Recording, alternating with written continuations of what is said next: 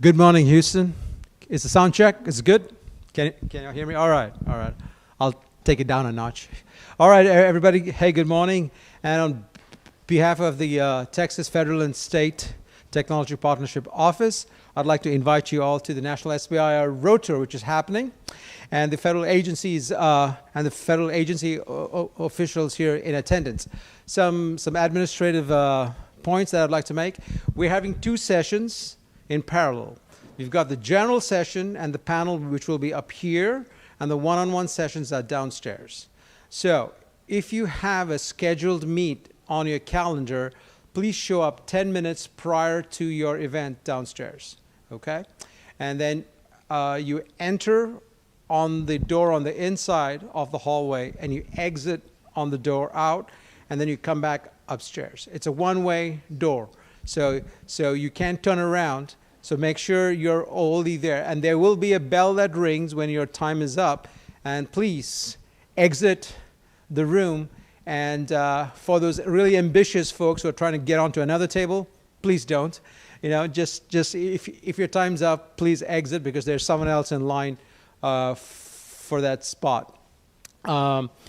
There's breakfast, snacks out here upstairs, and there will be lunch during lunchtime. So we are packed. We have a very full day going. And so for those of you who don't know me, I see a lot of faces of people I know. I'm Bijou Matthew.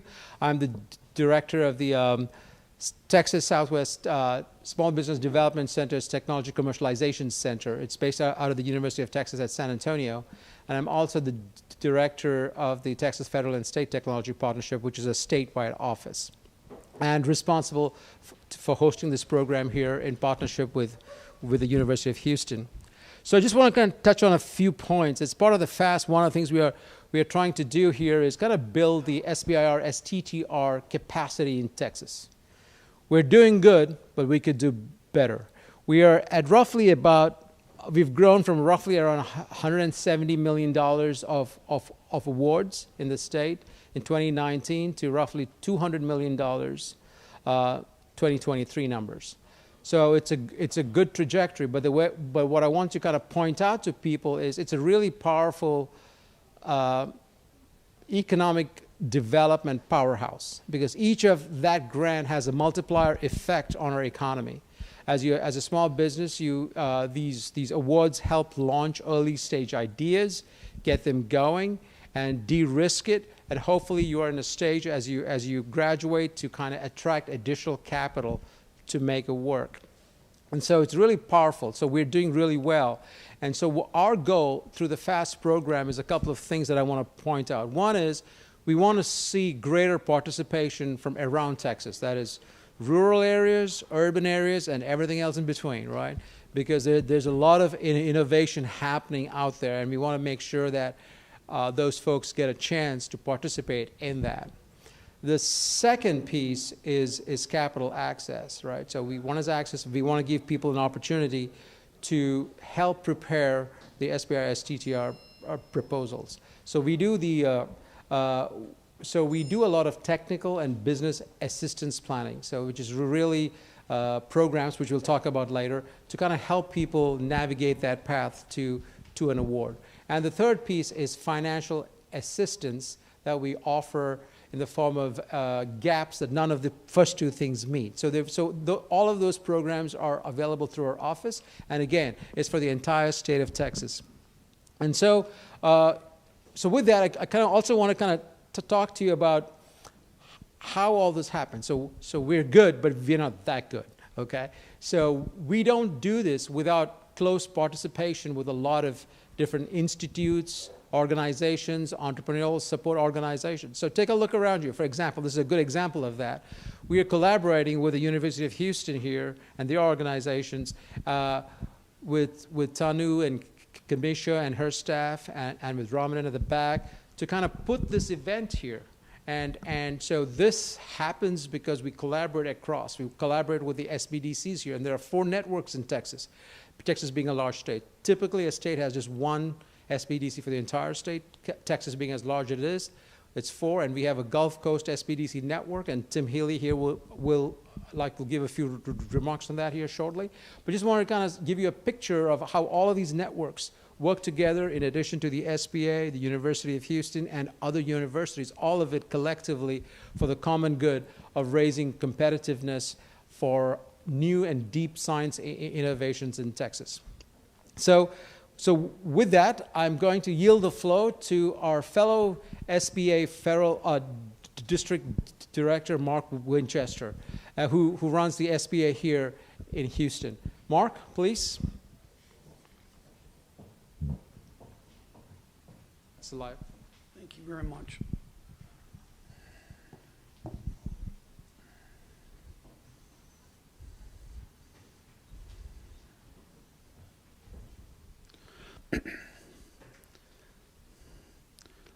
My name is Mark Winchester, and I'm the District Director of the United States Small Business Administration Houston District Office.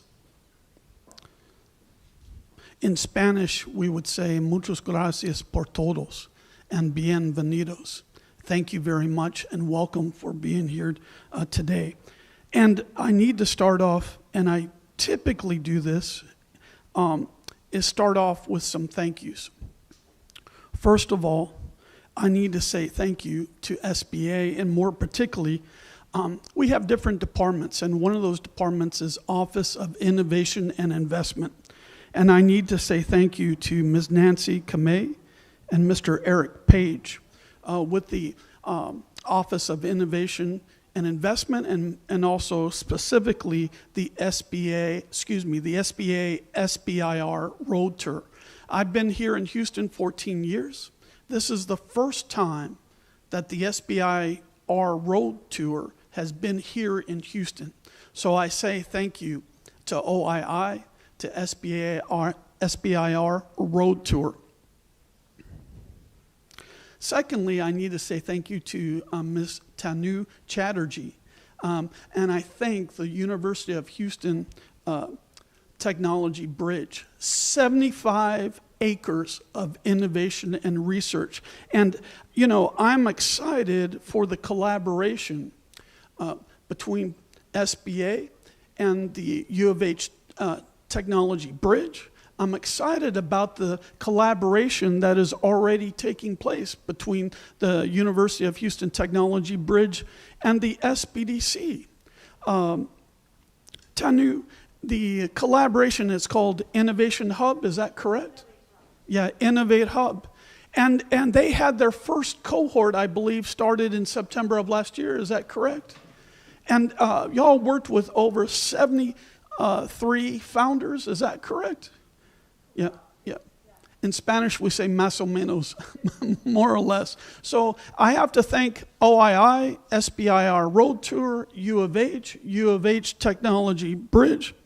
I also have to thank some other folks in the room as well. One of those is Mr. Bijou Matthew. Mr. Bijou Matthew has been part of this from the very beginning, planning this and working with U of H. There he is right there. And he made multiple trips. He's in San Antonio, and he made multiple trips here to Houston to ensure that this went flawlessly. So, Bijou, thank you so much. Okay, now I'll get to the heart of the matter. Founders. I was sharing with Chesley, I was sharing with Mohammed about SBA. And there are 4 things that I want to share with you briefly about SBA. And either make a mental note, text yourself, or write something down. But it's called the 4 C's. 4 C's of SBA. Number 1 is capital. And this is, we have traditional capital, but more specifically, SBA has traditional capital with a loan guarantee. And so we have funding from $500 all the way to $5 million. And I was sharing with Chesley and Mohammed that we have capital that goes up to $13,750,000. Now, founders, be aware, this is traditional funding. This is for businesses that are cash flowing. But I want you to be situationally aware, because I was sharing with Mohammed and Chesley that when you get to the point that your business is cash flowing and you need additional capital, we have the SBA loan guarantee. And you get that through lenders who participate in the SBA loan guarantee program. Number two, I was sharing with Mohammed and Chesley about contracting. Founders, there's federal contracting, there's state contracting, there's corporate contracting, there's municipal contracting. Founders, the federal government spends $750 billion in federal contracting. Over $750 billion annually. Founders, right here in Houston, nearly $2 billion in federal contracting to small business right here in Houston. So founders want you to be aware that there's federal contracting, the federal government spends funds, and number two, and more importantly, besides the fact that they spend $750 billion, $750 billion in federal contracting, SBA, we have certifications. We have 8A certification, HubZone certification. We have, for the ladies, we have women-owned small business certification. And do we have any veterans in the room? Any veterans? God bless you. I'm a Gulf War veteran. Thank you. Would you please stand if you're a veteran? Frederick, thank you. Outstanding. Thank you for your service. I'm a Gulf War veteran. Veterans, know that there's also, he's with Valkyrie. Sean, I was talking with Sean. He's a service-disabled veteran. So veterans, be aware that there's also a veteran certification program in contracting. Finally, so founders, I've mentioned capital, contracting, well, two more. Counseling. SBA, we have resource partners, and that includes SCORE. SCORE has over 300 chapters, and they have mentors. And founders, we have mentors who have expertise in R&D. And there's a chapter near you. And here in Houston, it's chapter 37. So founders, want to let you know we have SCORE mentors who volunteered their time at no cost to you. And they have expertise in 63 industries. The SBDC, there are over 1,000, just under 1,000 SBDC centers across the country. There's an SBDC here in Houston called the Texas Gulf Coast SBDC. We also have, I talked to some folks, there was a gentleman, he drove in from Dallas. So no matter where you are, whether it's Dallas, San Antonio, or New York, there's an SBDC near you. Ladies, want to let you know there's 137 women business centers across the country who primarily deliver technical assistance and business counseling to women-owned small businesses, and that's through the WBC. Veterans, I will share this. I believe we have 24 veteran business outreach centers across the country.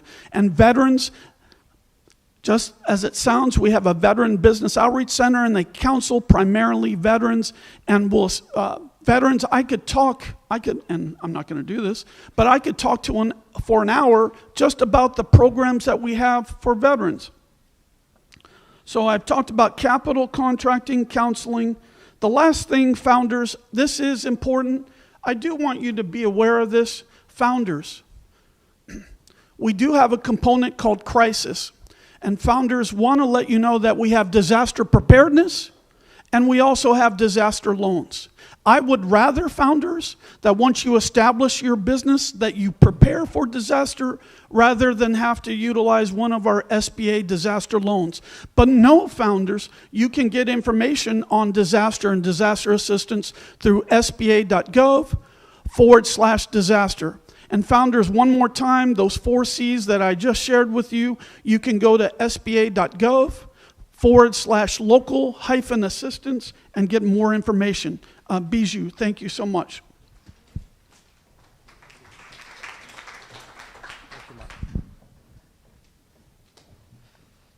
So next we've got Tim Healy, who's representing the Gulf Coast SBDC network. Tim?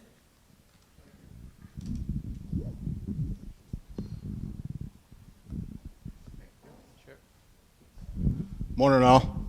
My name is Tim Healy. I am the program director for the University of Houston Apex Accelerator. I'm here on behalf of both the SBDC and the Apex Accelerator to talk some generalities, and we'll get into some specifics. What the SBDC does is they help with what I would call more general advisory and assistance services. For example, your business plan, that's one of the things that comes to mind. They can also help with funding and financing. They're not the funders and financiers. However, a lot of them are former bankers. They can put you together with the SBA for the different SBA loans.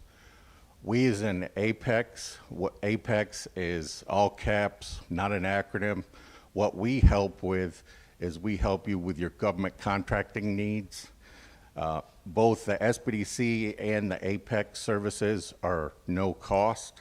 So this is your tax dollars at work, as I say it.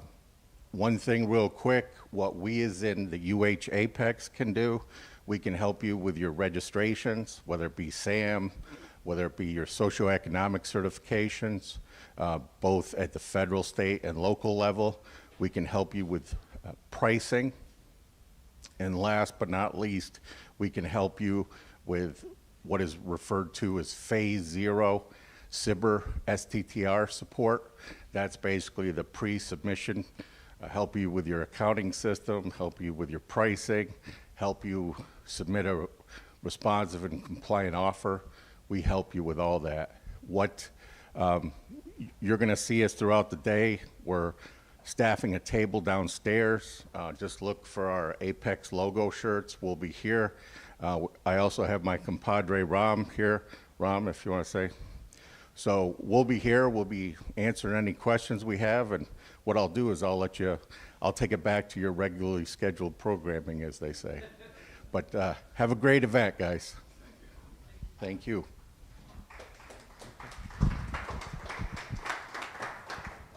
So next on the list, I've got Tanu. Tanu, would you please join us here from the University of Houston here at the Technology Bridge? Well, good morning, everyone, and thank you for being here. Bijo, thank you for giving us the opportunity to host it. We are honored to host the first road tour in Houston. UH TechBridge is excited to have all these founders in the room. I know today will be a day of a lot of interesting conversations with founders, excuse me, with technologies that are literally going to change the world. So I'm excited about that. At TechBridge, we are a 75-acre park, but we do have facilities here and programming here. So you are sitting in our co-working space, and so we lease out the space to startups. We work with students. We work with the community. Back there, the construction zone is actually an alumni lounge that we are building for UH alum to come hang out here. So we want our alum to kind of give back to the community. So we want all our entrepreneurs and leaders out there to come back and give back to the founders. We have wet lab space, 30,000 square foot of beautiful wet lab space. So if you're doing R&D, we have that facility here. We run programming, as Mark said, with SBDC. We have accelerators going, educational programming going. So we are here to help you all. And if you have any questions, please feel free to reach out to me. I'm here in my red shirt. We'll be running around all day. So I'm here. Hope you all have a great event, and I look forward to meeting some of you one-on-one. Thank you. Thank you, Tanu. So I think you should, by taking a look at all the different folks and organizations that need to come together to make this happen. So I kind of want to leave our keynote for Dr. Ramanan here from the University of Houston. Dr. Ramanan, would you please join us here? And to kind of showcase to you all the different partners that it takes to kind of put together a successive program here at UH and for Texas. So, Dr. Ramanan, the floor is yours. Bijo, thank you so much for everything that you've done for this community, for what we do within the small business sort of group here. Without the leadership that you've demonstrated, I don't think we'd be anywhere. So thank you. Likewise, Tim, amazing work you do We really appreciate your partnership with the university. And Mark, thank you for your support. Without your support, we would not be able to really move the needle here. But before I sort of get into tell you more about the university, what we're doing, two things. One, there is no emergency alarm system or anything that is planned. So if you hear an alarm, it is real. We'll all get out safely. We've got two ways to get out. One is the way you came in, and the other is at the back end of the site. There's a staircase that takes you out. The muster point is the visitor parking lot. Please make sure that you pay attention to those alarms if they happen. So I want to just put that out there, just make sure everybody's comfortable. There are restrooms on this floor. There are also restrooms on the ground floor. Please feel free to use any of those. And if there's anything we can do, look for anybody with a red T-shirt. We'll be happy to help you with navigating UH and the entire tech bridge here. The second point that I wanted to sort of emphasize is there is a team that works at the University of Houston that really puts a priority into coming out and working with our groups of customers that come into the space. Whether it's students, whether it's faculty, whether it's small business developers, this team is incredible. You've met Tanu. Tanu is the leader of that group, but then there are a couple other people that are very, very important, Darrell and Kamisha. If they aren't here, I think, because they're probably running around doing things that are important to make sure that this event works well. They have worked tirelessly to make this happen. And so if you've got any compliments you want to share, please share it with them and with me. But if you've got complaints, bring it to me, because it's me. If we have failed in any way, it's because of somebody like me who has not adequately supported the team that's done an incredible amount of work to really drive this event to a success. So let me now tell you a few things about the university, just because I think the university continues to be a hidden gem, as many of you probably found out this morning driving to the tech bridge. Navigating to this place is challenging. Google Maps will take you to all kinds of places except the tech bridge, right? So you've done well, but that's part of the challenge. And so let me tell you a little bit about the University of Houston. The university is a public university. First and foremost, it's a public university. We service 47,000 students, most of them from Texas. About 90% of them come from Texas, and about 85% come from within 75 miles of Houston. The beauty about our students, when they graduate, they stay in the greater Houston region. 75% of our graduates end up living in the greater Houston region, making an impact to this community. We have an annual impact of about $7 billion, the last time we did the analysis, and this is sort of in the local community. This group of students that we teach come from perhaps some of the most diverse backgrounds for a research university. We tag number one or number two in terms of diversity with Rutgers University in New Jersey. They go number one, we go number two, and then this year I think it's flipped. But the beauty about our students, 47% of them are first-generation students. 48% of them are on Pell Grants. And the success those students have, whether they're Pell or non-Pell, you can't tell the difference.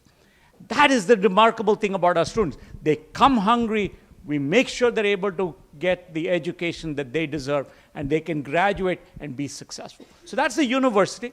We've got a couple programs here that are truly outstanding global programs. One is our Wolf Center for Entrepreneurship. It's been around for a long time, but over the last 15 years, we have been number one undergraduate entrepreneurship program anywhere in the country 7 times out of the last 15 years. And for 5 years in a row, we've been number one. So it's a program that comes out and delivers entrepreneurship at an undergraduate level that is par excellence. And those students who graduated have created 1,000 different small businesses in the greater Houston region, and they have an annual impact of about $1.4 billion.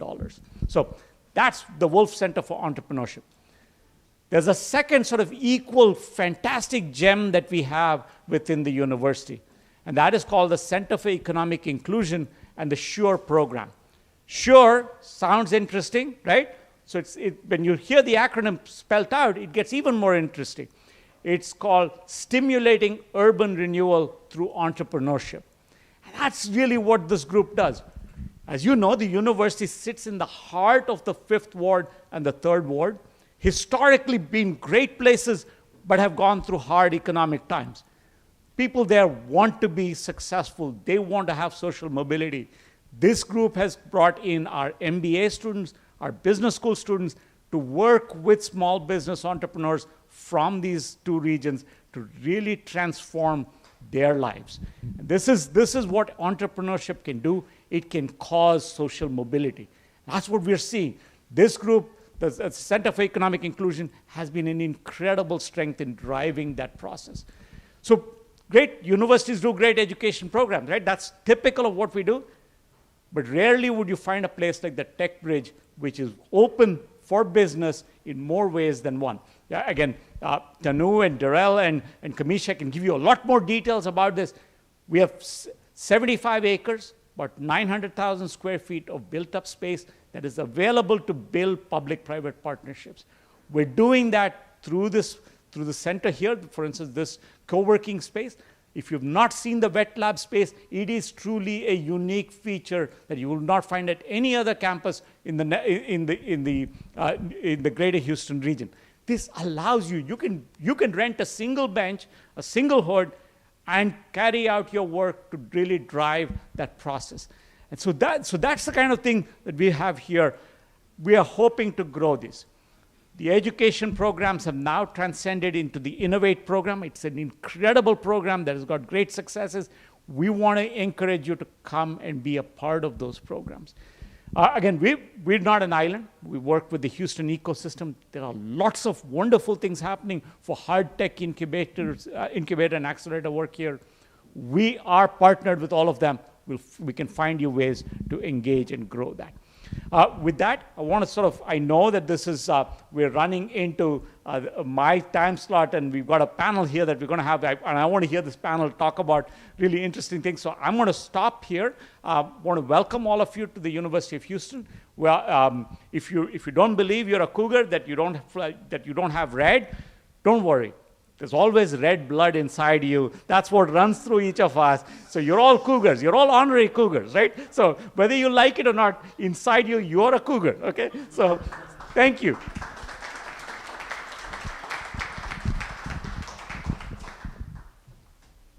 Thank you, Raman. And lots of, hey, by the way, I've got a red and a blue tie there. So blue for University of Texas at San Antonio and the red for University of Houston. So there we go.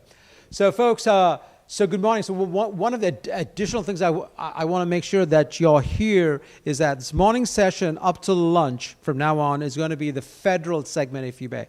So it's going to be all the agencies talking, pitching, panels, etc. So make sure you're connected to the agenda. It's on a QR code, so you can see it on your phone, and you can see the list of events. Next, in the afternoon session, which is right after lunch, we've got 2 important meetings which I think would be incredibly valuable. One is going to be the Texas resources, all the resources that were talked about, sort of unpacked. And then you can have a roundtable discussion about how you can participate and questions you may have. The second piece is I've got Richard Sear from Frost & Sullivan, who is going to join us, and he's going to cover the critical technologies and the emerging trends over the next 40 years.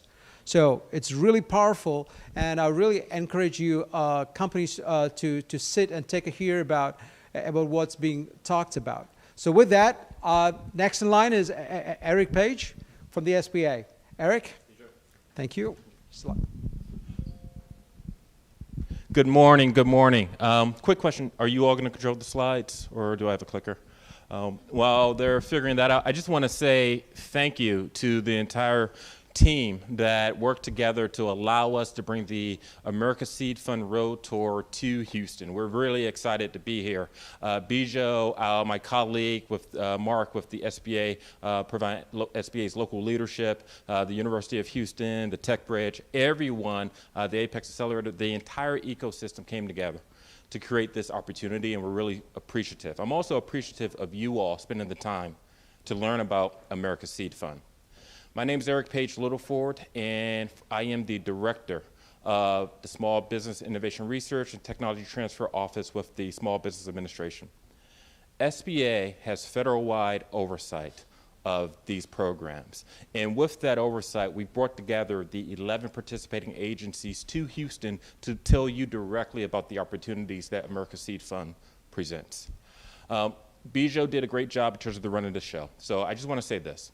If you have a one-on-one meeting, feel free to excuse yourself. We will not consider it rude, okay? We want to make sure you make those meetings. Over the course of the morning, what's going to happen is I'm going to set a real quick foundation to really help you understand the value proposition that America's Seed Fund provides. And then the individual agencies are going to do really quick 4 minutes, and we keep on a tight schedule, 4-minute reverse pitches. The key is this. When they're doing the reverse pitches, you want to understand their processes, but you really want to listen to what they fund, what type of innovations they're looking for, and when they align to your technology areas, those are the agencies you want to really try to look deeper and understand a bit further. Following those reverse pitches, we're going to have a series of panels just to really help you all sort of further understand the program, some ways to really access it. And then the afternoon portion is going to be more of the local support. With that, let's begin. Great. So anytime I do this presentation, I like to start with the underlying value proposition right up front.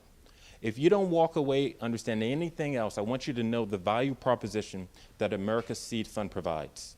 First and foremost, it is funding. America's Seed Fund provides funding to support the research and development to develop innovative technologies. This is real money that America's Seed Fund provides. Within that funding, the next key element of it, it's non-dilutive. What do I mean? When you receive these funds through America's Seed Fund, you don't give up any ownership in your company. You maintain all ownership. What you give up is you commit to doing your best effort to try to take that innovative idea and commercialize it. We benefit when you are successful commercializing these technologies into product services. The other thing is the intellectual property. You maintain ownership of all of the intellectual property that you develop under America's Seed Fund. That's the basis of the value in this program. You don't lose that. You can commercialize that intellectual property. So if nothing else, when you think about America's Seed Fund, remember this. It is funding. You don't give up any ownership in your company, and you maintain all ownership of the intellectual property. This program is a significantly large program. Every year, close to 4,000 companies receive SBIR or STTR awards through America's Seed Fund. These awards are geographically dispersed, and what they're fundamentally doing is funding very innovative small businesses. Over the last few years, the program has averaged right around $4.6 billion. Annually, it's over $4 billion in funding through America's Seed Fund every year. So this is a large-scale, scalable opportunity. It is very competitive, but it is a standard and large-scale opportunity for small, innovative small businesses. And again, I'm going to say this multiple times. You maintain ownership of the intellectual property. You maintain all of the equity in your company when you receive awards through America's Seed Fund. Non-dilutive funding. This is one of the most critical elements of the program, is the fact that there is no dilution. You maintain the ownership. And I'm probably going to say this another 2 or 3 times because we really do want to drive home this point. It is the heart of the program, is we want you to really put yourself in a stronger position, because I would just tell you, while we provide significant funding through America's Seed Fund, it may not be enough to get you from an idea to a final commercialized product. But this early non-dilutive investment, what it allows you to do is to de-risk that technology. So when you are going after other capital sources, you're in a much stronger position. So I always bury this slide. Not everyone's enamored with the fact that this is federal funding, but this is a federal funding program. And with that, there are processes you have to go through. But it's a worthwhile effort to consider. Okay. One, that $4 billion that I talked about, the design of the program is actually brilliant in my opinion.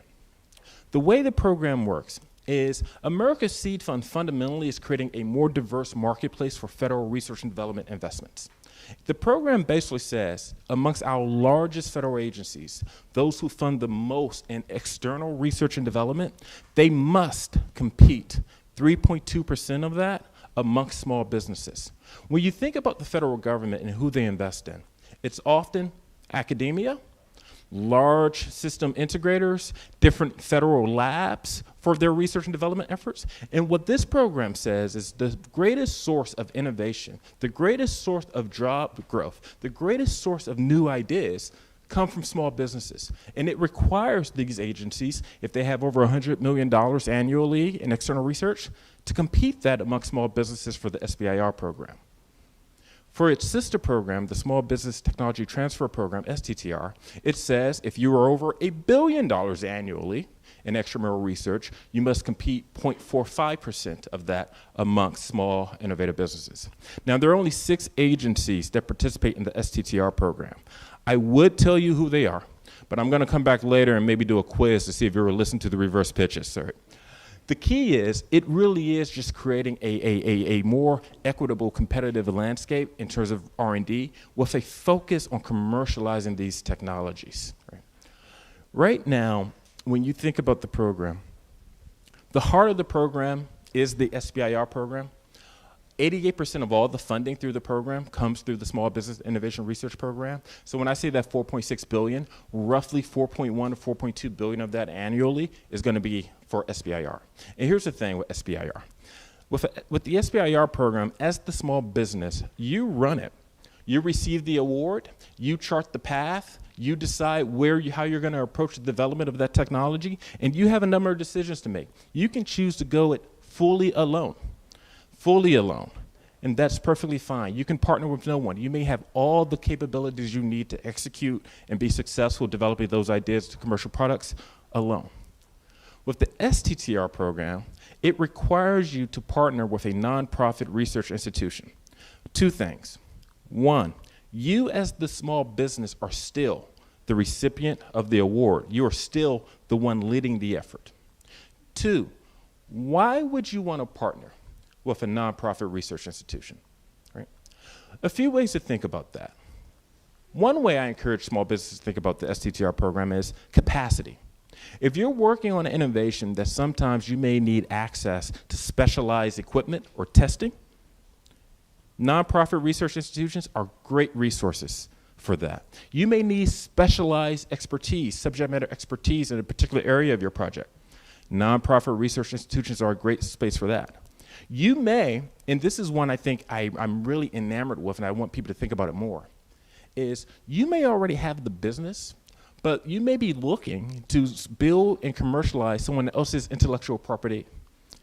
In universities, they have a ton of intellectual property that they're willing to license out and allow a company to go forward and commercialize that. STTR is a great mechanism to pursue that. For a few years, we've actually been tracking what we'll call our equity measure. And one of the reasons we track this is because amongst the original goals of the program is to increase participation from diverse communities in the federal research and development marketplace. And what that really means is women-owned small business, socially economically disadvantaged small businesses, rural small businesses, veteran small businesses.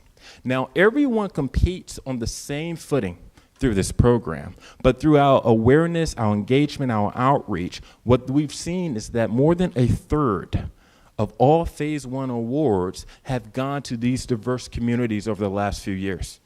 Why am I sharing this? When we are thinking about innovations and sources of funding, I want everyone to know that America's Seed Fund is an equitable, competitive opportunity for all. What we are interested in is one thing: funding the most innovative technologies, small businesses, and startups who are going to be able to commercialize their technologies. So let's talk a little bit about the process. This is a phased program, and I'll just tell you, 95% of you are going to participate in this program at Phase 1.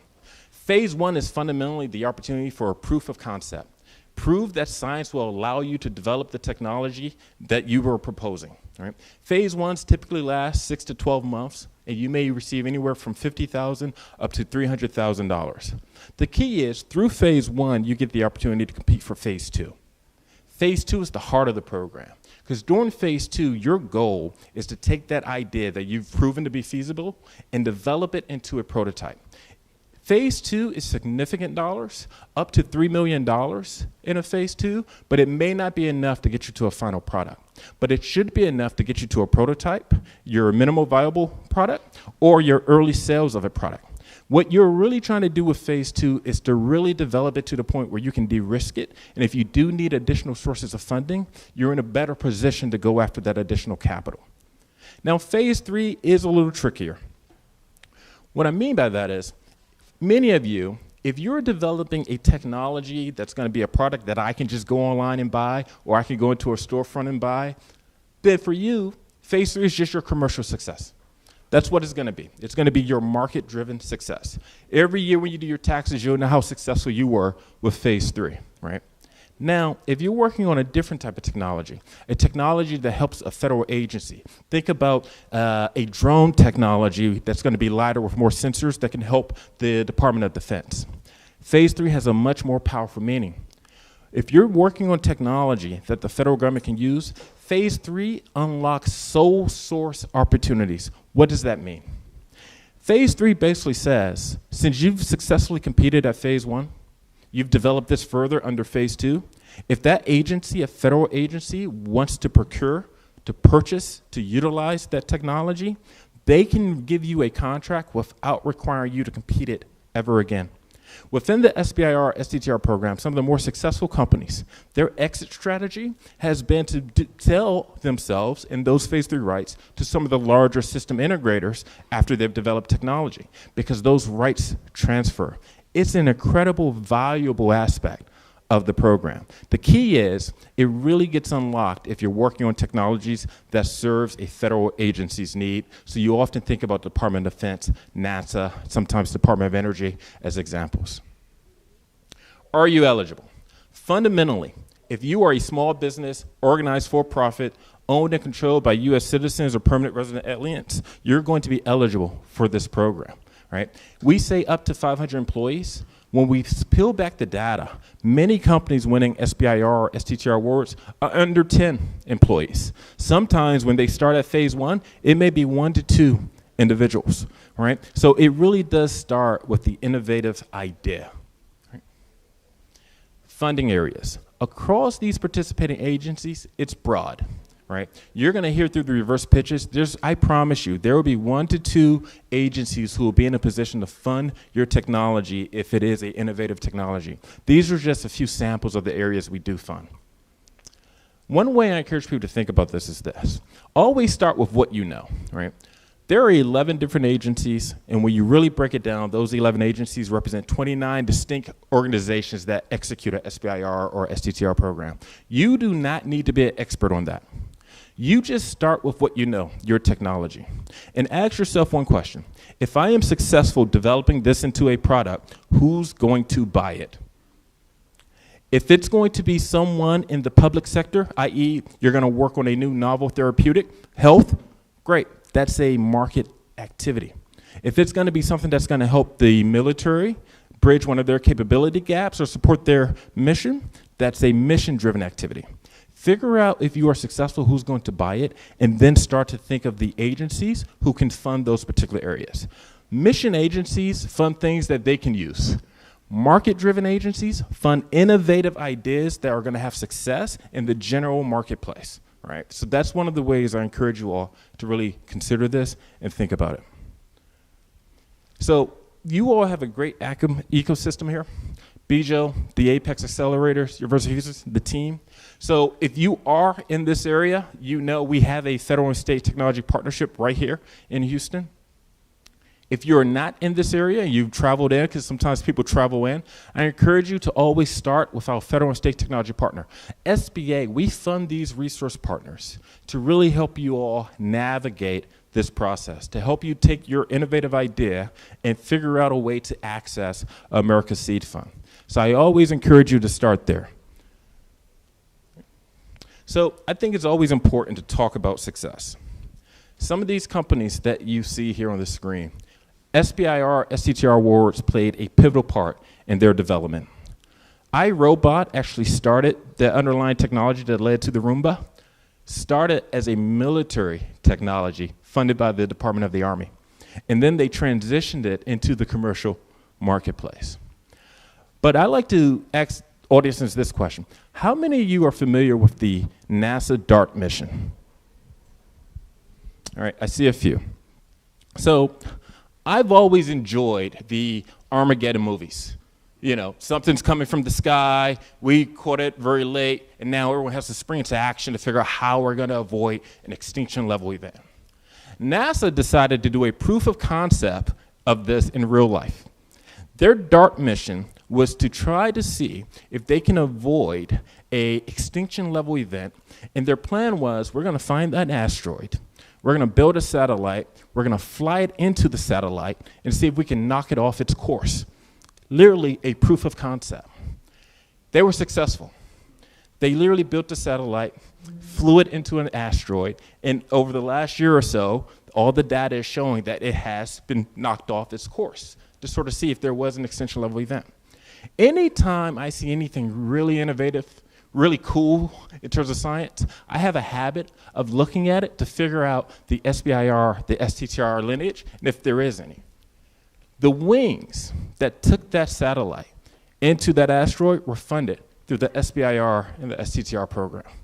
One of the reasons I share this story, we don't know what the challenges will be, but we do know if innovative small businesses like yourselves are a part of this process, coming up and pursuing the hardest ideas, we'll be in a much stronger position to overcome those challenges. So thank you all. Over the course of the rest of the morning, we're going to transition to the reverse pitches, and we're going to start with Noah. No? All right, we're going to start with NIST. Sure.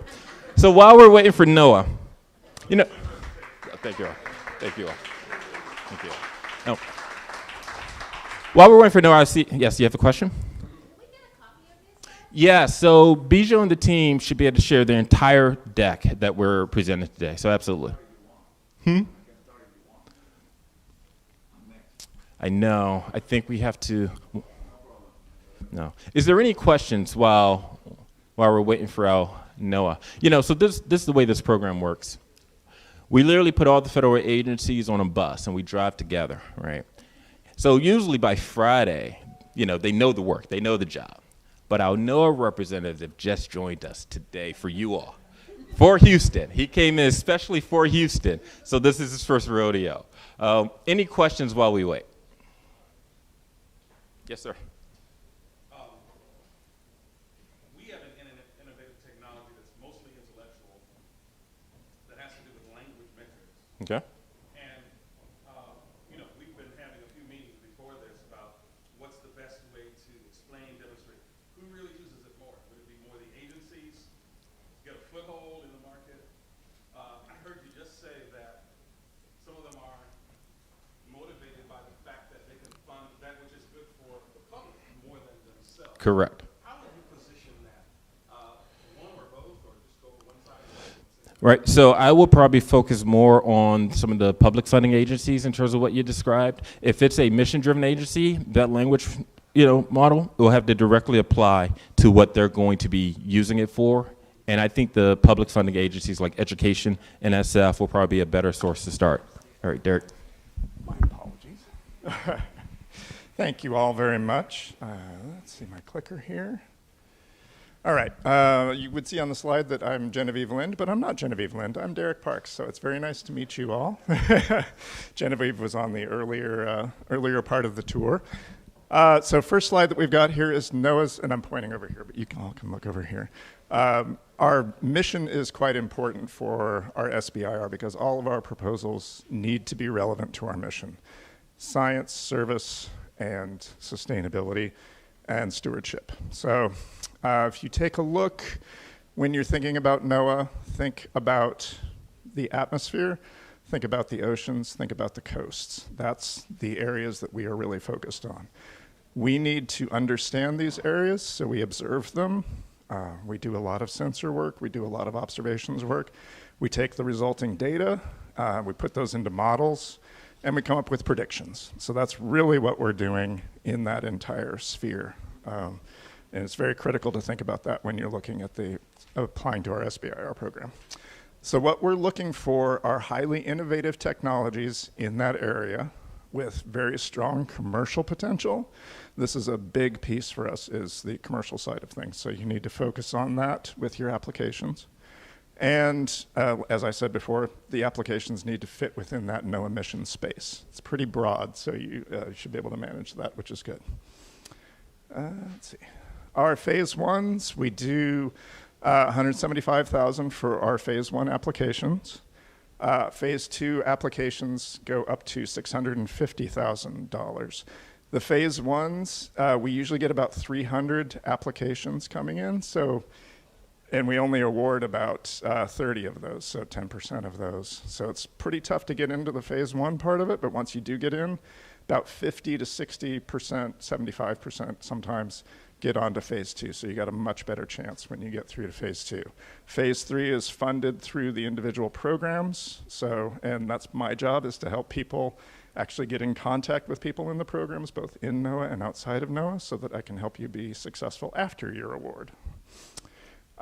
Research topics, we're looking at the full range of oceans, coasts, and atmosphere, so just keep that in mind. You can always reach out to me if you have questions about that.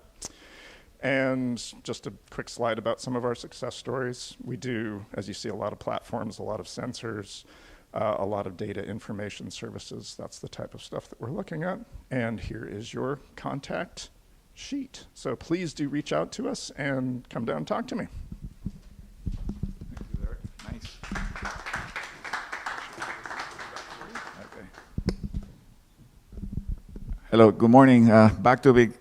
Glad to be back in Houston. Actually, you mentioned Red. If you go to the recreational center, I played volleyball there in a tournament like 35 years ago. So you can find my blood there somewhere. I mean, very intense. So let's see, am I here? Oh, not yet. Sorry. I'm Jose Colucci Rios. My partner in crime, Jacqueline Ray, is now actually at the booth. So you can find us there. We're from Commerce. We're from NIST. So let me go very quickly. Everything that Eric said, yeah, that's what I'm going to be talking, but I'm going to be very specific of the things related to the NIST. And also Derek, we're very similar to Derek's on NOAA too, so you'll see that in the slides. The reason I'm going fast because my first time of doing a reverse pitch was yesterday, and they put the hook on me, so that's the reason I'm going very quick on it here. So honing in on the differences or the subtleties, we basically phase one is 6 months. We are one of those little guys, so it's $100,000 for the phase one, and then we have $400,000 for the phase two. Kind of similar to Derek, slightly different, but as you can saw from Eric, other agencies have much bigger budgets and different time frames for that. More details? Hello? Anyway, moving on. Areas of research, Eric mentioned market-driven versus mission-driven. We're definitely market-driven. Okay, so every sector that you can imagine, that's where we're in. Notice if you look at there, the word measurement, I think it's said like 6 or 7 times. So we're about measurement success. But that doesn't mean a fancy equipment. It means basically what you do. We want to be sure that we are tracking exactly what you're doing. So if any market that you think so, please try to get an appointment with us, because we are basically all over the place. We're not very specific, and we would like to hear from you. 2 minutes, all right. So success rate, similar to Derek, 10% on the phase one, 50% more or less on the phase two. But as you notice, we're little, 10 to 12 awardees on phase one. And then half of those awardees, actually, if they go to the phase two, are successful. Whoa, what happened here? Oh, I got a wrong order. I missed one here. Oh, there you go. Sorry. Okay, so phase one. Now, please, if you're going to talk to us or even later, go to nist.gov and please scroll down. Just don't look at the page. You got to scroll down. And then when you scroll down, you're going to see a lot of really good stuff in there. For those of you that have appointment with us, we're going to show you where to go to figure out where do you fit. And one of the things I want to say, 1 minute, yeah. One of the things I want to say is that critical, if you want to work with us, you got to identify the researcher at NIST that is interested in what you are doing. And we're going to be showing you that if you go and do this. Projects. So to wrap it up, you really want to look at basically the previous notice of funding opportunity. You know, check that one between year to year. There's not that many difference. So get acquainted with the previous notice of funding opportunity. Check it out. We actually discussed that in detail in your one-on-one. And the way to get there is go to nist.gov/SBIR. Any questions, feel free to contact me, jac8@nist.gov, or just send an email to sbir@nist.gov, and I promise you that you will be contacted. Thank you.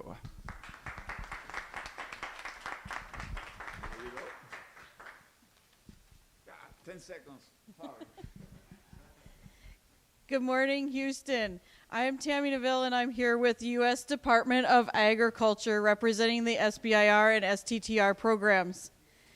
There's a lot of words on this screen, but at the end of the day, what I want to say is USDA is an equal opportunity employer, provider, and lender. I want to get you start thinking a little bit about agriculture with a big A that's really all-encompassing. And in order to do that, I've put a few of the technology areas that are maybe outside of the box that have been recently funded through one of our 10 topic areas in SBIR or STTR. These are our 10 topic areas. They're very encompassing, and they range from food science to aquaculture and forest and related resources, just to name a few. I want to take a hot second to talk about the two that you see in the lighter blue bars, rural and community development and small and mid-sized farms. Those two topic areas are very unique because they can utilize off-the-shelf technologies in new and innovative ways. The other 8 topic areas have to have those new and novel innovations from the start. Because those 2 topic areas can utilize those off-the-shelf technologies, they are funded at the lower $125,000 level, whereas the other 8 topic areas are funded at $175,000. For SBIR, our time will be 8 months, and for STTR, the phase 1 projects are 12 months. When we move to phase 2, you see all 10 topic areas funded equally, and the duration of the program for both SBIR and STTR is 24 months. Some of the unique features of the USDA SBIR program is that the ideas are investigator initiated. We will not typically be the end user of your product. Our awards are based on scientific and technical merit, PD and company qualifications, as well as the commercial potential of your innovation. We do allow for subcontracting. In fact, for STTR, it is a requirement for the program. And we do have a technical and business assistance or allowance program as well. Our typical timelines will see phase 1 released in July. This year, we're hoping for June. We'll see how that works. The deadline will typically be in September or October, and we'll make notifications during the winter, and the award start date will be July of next year. It is a competitive program with a success rate of approximately 15%. For phase 2, only phase 1 awardees are eligible to apply, so we see a higher success rate of 50%. And those applications usually are open in December, closing in the spring, and starting awards in the first part of September. To wrap that up, I am Tammy Neville with USDA. We do have open slots in our schedule, so if you would like any one-on-one meetings, head on downstairs to that walk-up one-on-one table and schedule an appointment with either my colleague Chris or myself.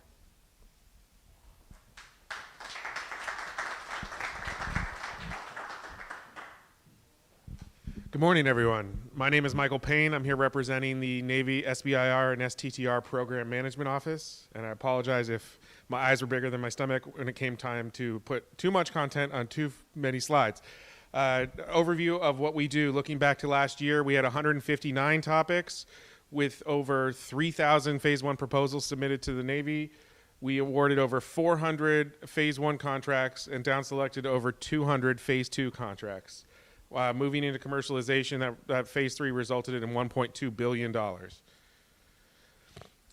Looking ahead to our broad agency announcements, in 12 days we are participating in the 24.2 and B BAA. We will include in there some direct to phase 2 topics. We'll also be participating in the 24.C, but 24.3, and that's usually our smallest of the year, so it's only a handful of topics typically. But in June, we are participating in the 24.4 open topic cycle. Approximately 60% of Navy topics are front-loaded to the .1/A BAA. So while the next one is for FY25, so it's not listed on the slide, I would say end of November we will pre-release for that 25.1 and A. Really take a look at that because that's the majority of our opportunities, and that opens for proposal submission right after New Year's. So how our program works, phase 1 is a 6 months base period with a $140K budget, and then an option for another 6 months and an additional $100K. If selected for phase 2, it can go up to $1.8 million and up to 2 years of period of performance. Last year we had 30% of proposals for phase 1 were new to the Navy, and using our open topic system, we brought in 40% new to the Navy proposers. We have several programs that are detailed here, but much more on our website, navysbir.com, that are worth looking at. The primary focus is working with our phase 2 awardees on how to best transition to commercialization, bridge that value gap to phase 3, and partner with folks in industry and academia to leverage what they bring to the table so they can be most successful. Our biggest one is the STP, the Navy SBIR Transition Program. That's our legacy program, but we have several newer ones that have come out recently or in the last few years, including our SBIR Experimentation Cell, and Navy launched our new private capital education program. That's a boot camp working with the small businesses, teaching them how to employ these skills and leverage these opportunities.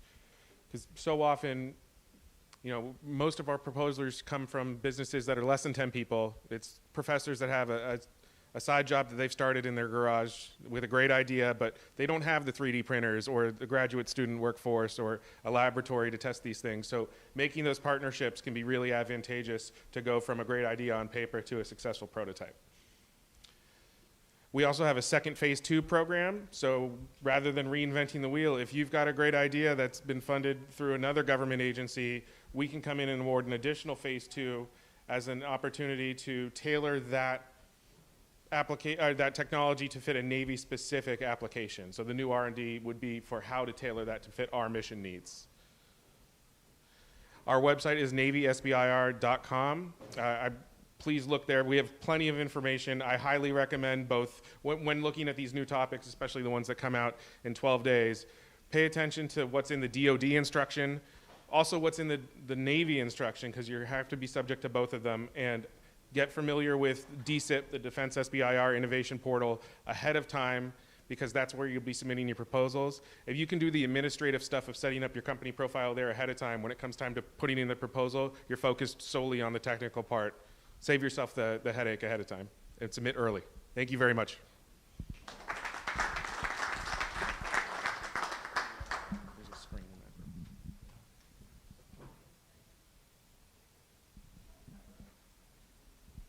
Hi, I'm Manny Oliver. I'm director of the Department of Energy's SBIR and STTR programs. So just going to give you a quick overview today. We are the third largest of the federal agencies that have SBIR and STTR programs. Our budget's about $300 million a year. We do have 2 funding opportunity announcements each year. There are different parts of DOE that participate in those announcements. Some focus a little more on clean energy. So there are 2 separate technology areas. Gosh, I'm sorry, so sorry, I can hardly read what's on our slides. And again, the things we fund, there are plenty of folks here in the Houston area working on energy, and a lot of them have signed up today. But we do other things, including artificial intelligence, cybersecurity, advanced manufacturing, those kind of things. So don't just limit your thinking to energy when thinking about our agency. In terms of what we fund, we, again, fund phase 1, phase 2 like other agencies, but we will also fund a second or third phase 2. So we can fund you, up to about 7 years and $3.5–4 million. We do focus on a lot of sort of deep tech things that take a little time to get to market. So our award size is typically $200,000 for phase 1, $1.1 million for phase 2. Our success rates, if you're interested, about 20% success rate for phase 1, and about 40 to 50% of those move on to phase 2. In terms of what we, when we're looking at your proposals, what are we interested in? The biggest thing is, are you proposing something that's a significant advance over the state of the art? What's the, the innovation itself? Another thing we care about is the team you put together to, to do the research. A lot of people do focus a lot on the, we do have a lot of, small companies, startups, or 1 or 2 people, but would encourage you to get partners, particularly with a DOE national lab or university, to make sure you got the right team to be able to do the work you're proposing. And of course, finally, there's the impact of the proposed innovation. I think in the interest of time, I'm going to skip ahead here. I think, as Eric probably told you earlier, that one of the goals of the program is to encourage women and minorities to participate in innovation, so that is a big part, so we definitely welcome applications from those groups. Just want to point that out. Things that we have available to help you, we do get a lot of, and we encourage a lot of new people to apply, but recognize that it's a daunting task to submit a, federal proposal. Can often take, I think estimates vary, but maybe 100 hours to put everything you need together into an application. So we do have a contractor. We pay the contractor, no cost to you. So if you're a first-time applicant to DOE, we very much encourage you to use our Phase 0 program. We do have a lot of other resources online for everyone to use, and we're always trying to make those simpler to use. Please reach out to us with any questions you have about the programs. Behind the we're not trying to be a black box as much as possible. We do answer your questions. You can send us an email at any time to ask questions, whether you're a good fit. We'll try to find a home for you in DOE in one of our topic areas. So I will end with that. We also, I mentioned before about the importance of partnering. We actually have a partnering platform that we're standing up to help you find those partners, so I encourage you to utilize that as well. And I will stop there.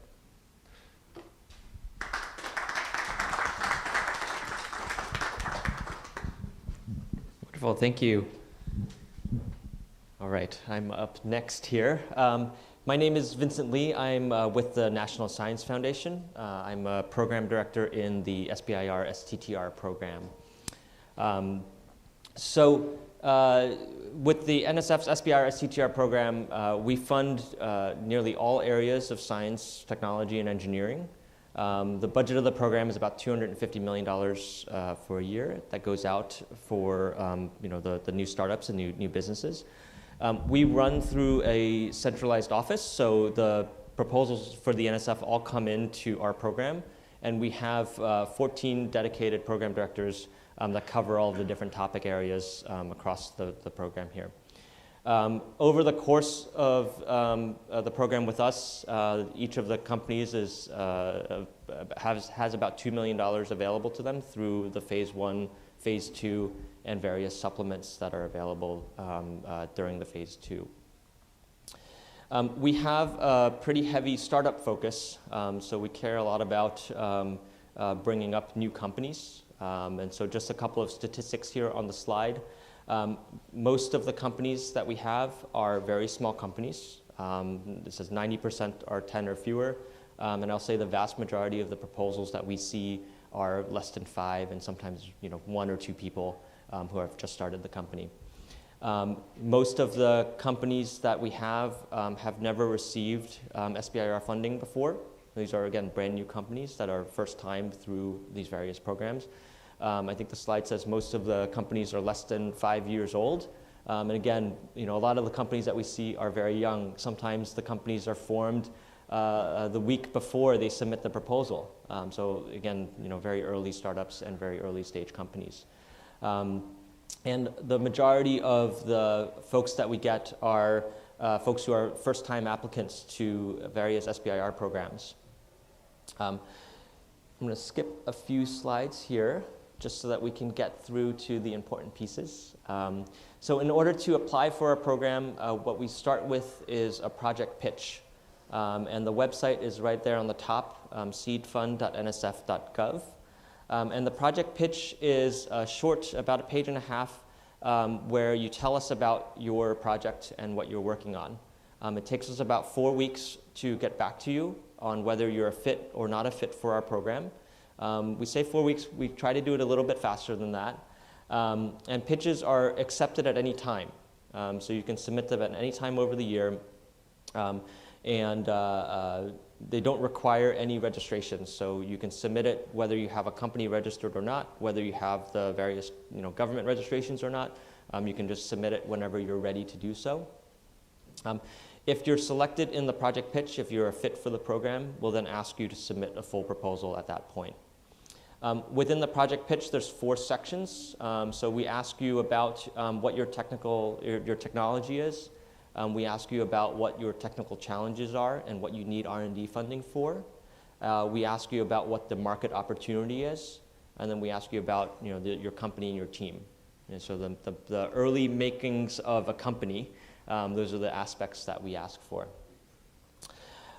With that, I just wanted to end with a couple of websites here. We're fairly easy to find. So again, seedfund.nsf.gov. And you can go there in order to find all of the information about our program. The other website that I'll point out is the second one on here, the one that says /events. We have monthly webinars to introduce the program. So if you want to attend those, all of the dates and things are posted on the website there. So with that, thank you very much.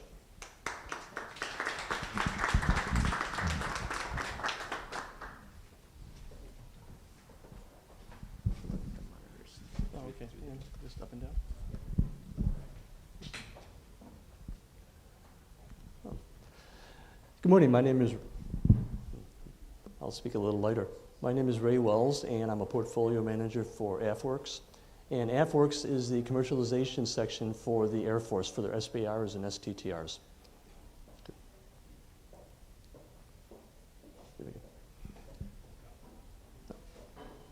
Oh, there we go. What makes our program unique is that we have a budget of over $1.35 billion a year. That was FY24.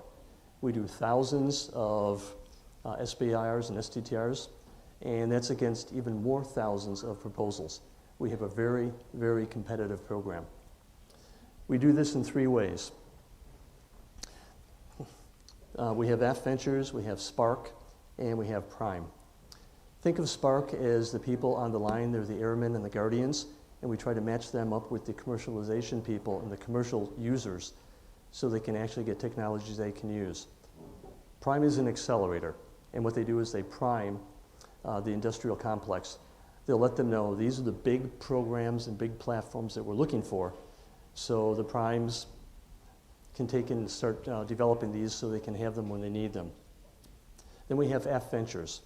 AF Ventures is where the rubber meets the road. That's us, and we're the people who actually control the money, go through the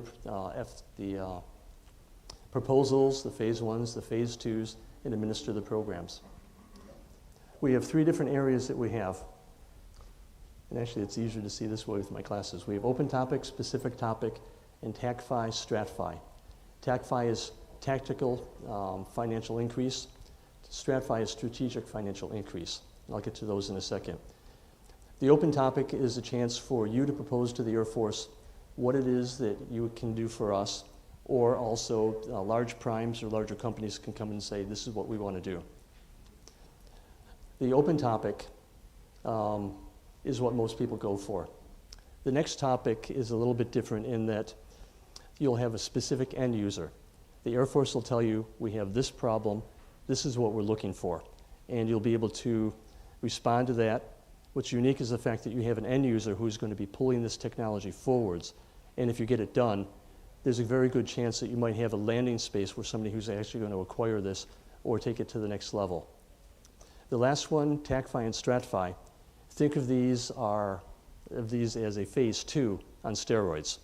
A TACFI can go up to $1.9 million, with SBIR funding. A StratFi can go up to $15 million of SBIR funding. And each one additionally will have government money which is attached to it as a qualifier. Right now for the first one, we're doing a little over 4 solicitations a year. The second one, we're doing 3 solicitations a year. And StratFi, we're doing roughly, and TACFi, 2 a year. But look at our site because those dates change all the time. And this is just an overview. You can go through this.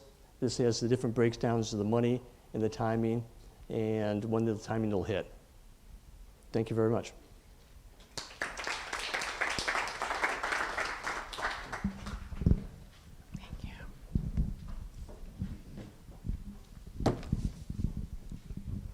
Good morning. I am Colleen Gibney. I am the Deputy Project Manager for the DHA, SBIR, STTR programs. I got this working.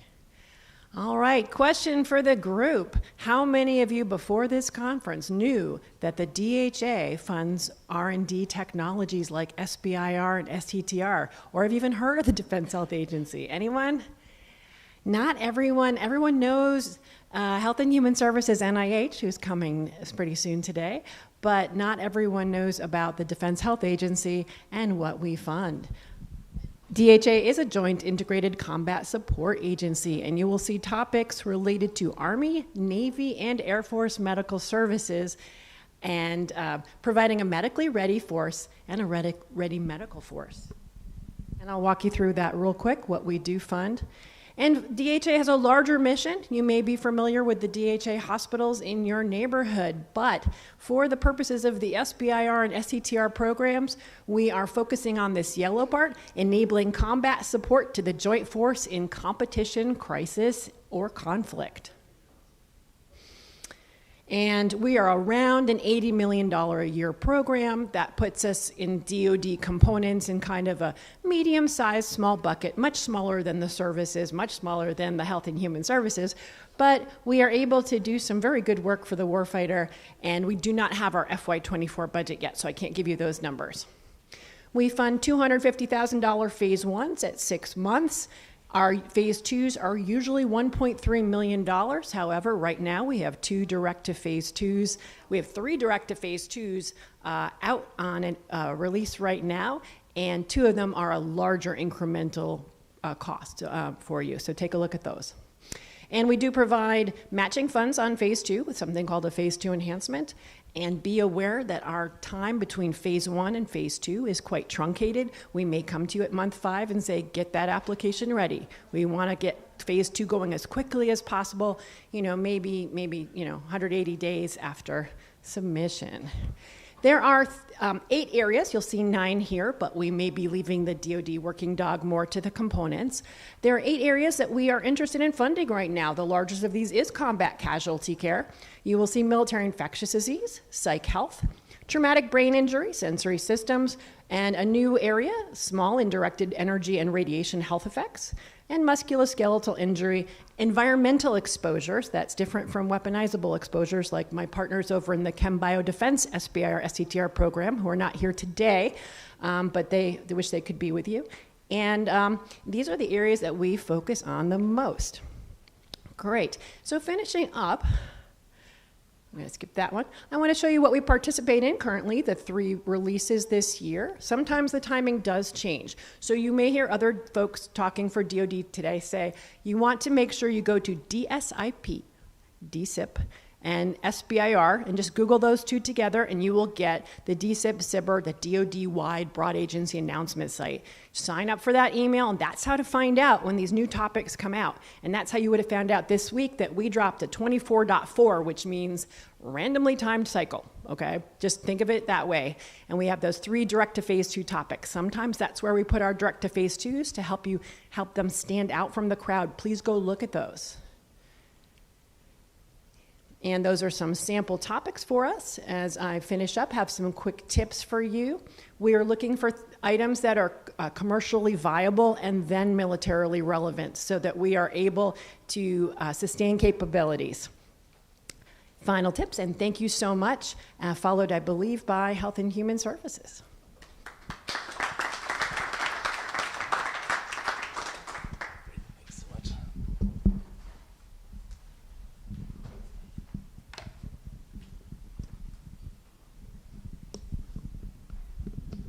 All right, good morning, everybody. Apologies. I am Adam Sorkin, the Small Business Policy Manager for the NIH Seed Office, and I'm here today to discuss the small business programs for the Department of Health and Human Service, also known as HHS.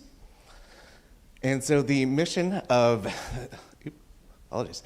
The mission of HHS is to enhance the health and well-being of all Americans, and our small business programs support that by getting important innovations into the hands of clinicians, caregivers, patients, and researchers that need them.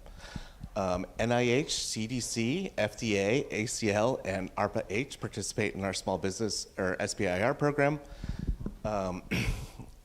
NIH and ARPA-H also participate in the STTR program as well. So collectively, our programs are the largest source of early stage capital for life science in the US.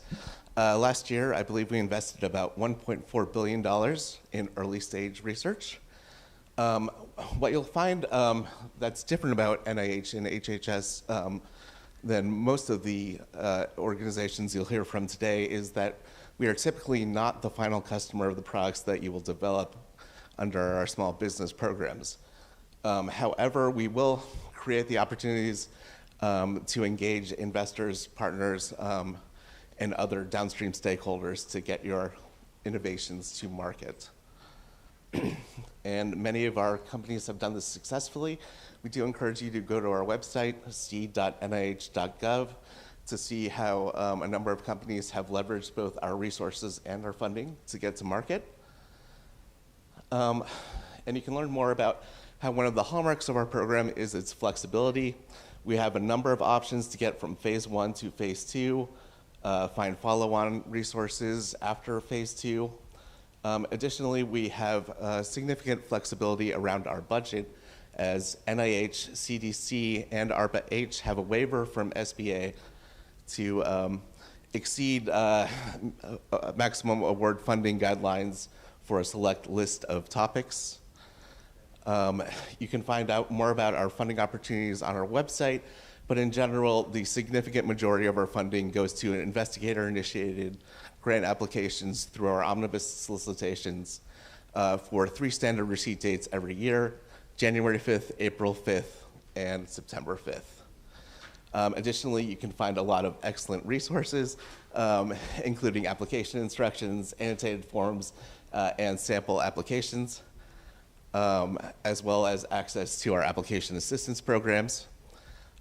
We run a couple excellent technical and business assistance programs to get either funding or expert support for both phase 1 and phase 2 awardees, and provide access to a number of entrepreneurial support programs such as I-Corps at NIH, access to expert consulting, and opportunities to participate in investor and partnering events for our awardees. We do strongly recommend that you speak to our program officers at least a month before the deadline, and you can reach out to my office at seedinfo@nih.gov to facilitate those introductions. Very excited to meet with you all. Thanks for having me today.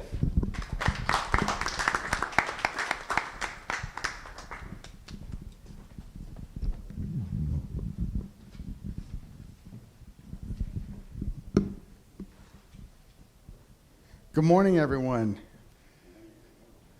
Let's see if we can get there we go. My name's Doug Goodman. I'm with the Johnson Space Center, the SBIR program. Specifically at JSC, I'm in the Business Development and Technology Integration Office. We're going to talk to you a little bit about what we're doing at NASA. Now, currently, we do have a solicitation that's ongoing. It opened up in January. Proposals were due in March, and we're going through the review cycle right now. But I want to give you a little bit of data about, or not data, a little bit of insight what happens with this stuff. And one of the questions we often get is, well, where does our technology go?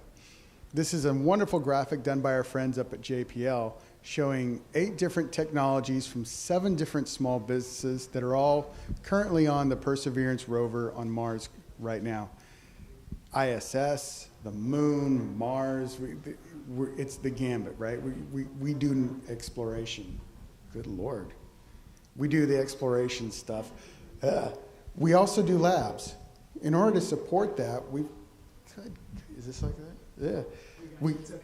All right. So we also do the labs, and that's one of the things that often gets overlooked, is that the labs, they got to support the people up there. So we're not only needing technologies to get up there, we're needing the technologies to help the people here learn how to get things up there, okay? So we always look at it, it's not just what we need up there, up in space, it's also what can affect us on Earth as well. Like I said, it's a phase 1, phase 2 program like the ones you're hearing. Thank you. And on that one, the real key thing is I'm on a blackout right now, actually. Because it's open, I can't talk about the current solicitation. So just FYI, if you're meeting with me later today and you're working through the current proposal process, great, congratulations. We can talk about SBIR in general. I cannot answer questions specific to this solicitation, though. However, we usually have just the one solicitation. It's one of the things that makes this a little unique. We're changing things up a bit. We're trying this program out. It's called SBIR Ignite. This is a more commercialization-focused program. So we're looking at companies that are trying to get their commercial products, move things through quicker, so we have a much more abbreviated process on it. If that is something that you're interested in, take a look at it. We're doing events throughout April and May, with the solicitation being open this summer. And the last thing I want to stop on is this. So we've done a bit of a change up. We always talk about at NASA that we have a technology roadmap, and then we'll have subtopics. We've changed it up for starting this year. We just have the roadmap and everything is linked to it. So when you're looking through our solicitation, which is on our website, sbir.nasa.gov, you'll see everything is centered around these areas along the technology roadmaps that NASA has set up. When you go through them, they will then break it down by the very specific subtopics that go into each one. Everything from artificial intelligence, information systems, propulsion technologies, health and human maintenance and research, all of these will fall under a technology area, and those are the things that we're looking for. And that's it. Thank you all for your time.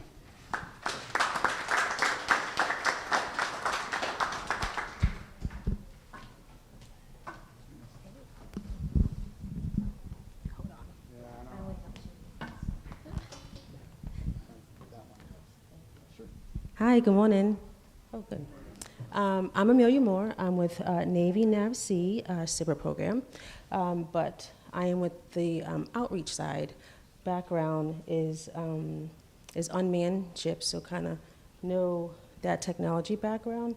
All that to say is kind of wanted to get into what our NAVSEA SBIR program, I know Navy spoke a little bit earlier what our programs are and with small businesses. So with our SBIR, we have 3 phases. Our first phase, which is 240K, it's about a year to 2 years. That's phase 1, and it's kind of our concepts. You have ideas, we like it.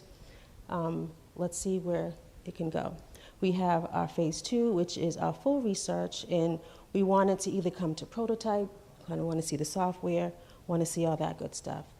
That can be about $2 million, and it's about 3 or 5 years, and then we have our commercialization. And that's kind of where we kind of judge and we kind of gauge our success for our SBIR program. And that's where we may not have, or we don't have SBIR dollars, but that's where we help you get to commercialization. If there's other funding out there as far as primes, other companies, that's where we're trying to get you to. So as you can kind of see, Navy overall is really good at our commercialization. NAVSEA does really well at our commercialization, so we're really proud of that. So some of the ways that we do help small businesses, or we help kind of get over to that side of commercialization, is our STP program. And that's where we're either helping market, we're helping bring primes, or we're bringing other companies that need that similar technology. So we kind of get that as far as workshops, as far as networking events, and even other small events just to kind of showcase your technology or business. So this is some of the areas that we need.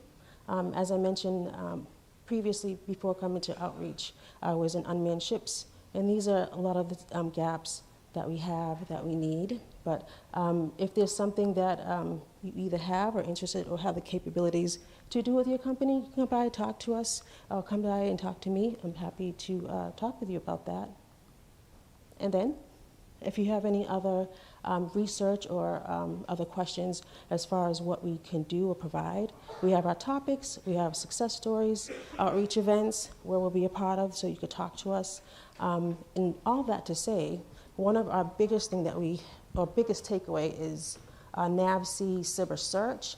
That's where you can kind of see old topics that we've done, see what companies have been awarded, and also what SysComs, which other small programs or which other Navy programs have also accepted or awarded that technology. But Navy is here as well, NAVSEA is myself. We also have these little little flyers. And again, it tells you the gaps of technologies that we need or we're looking for, and also our other program offices that if you want contact numbers for. So that's all I got. Have a good day.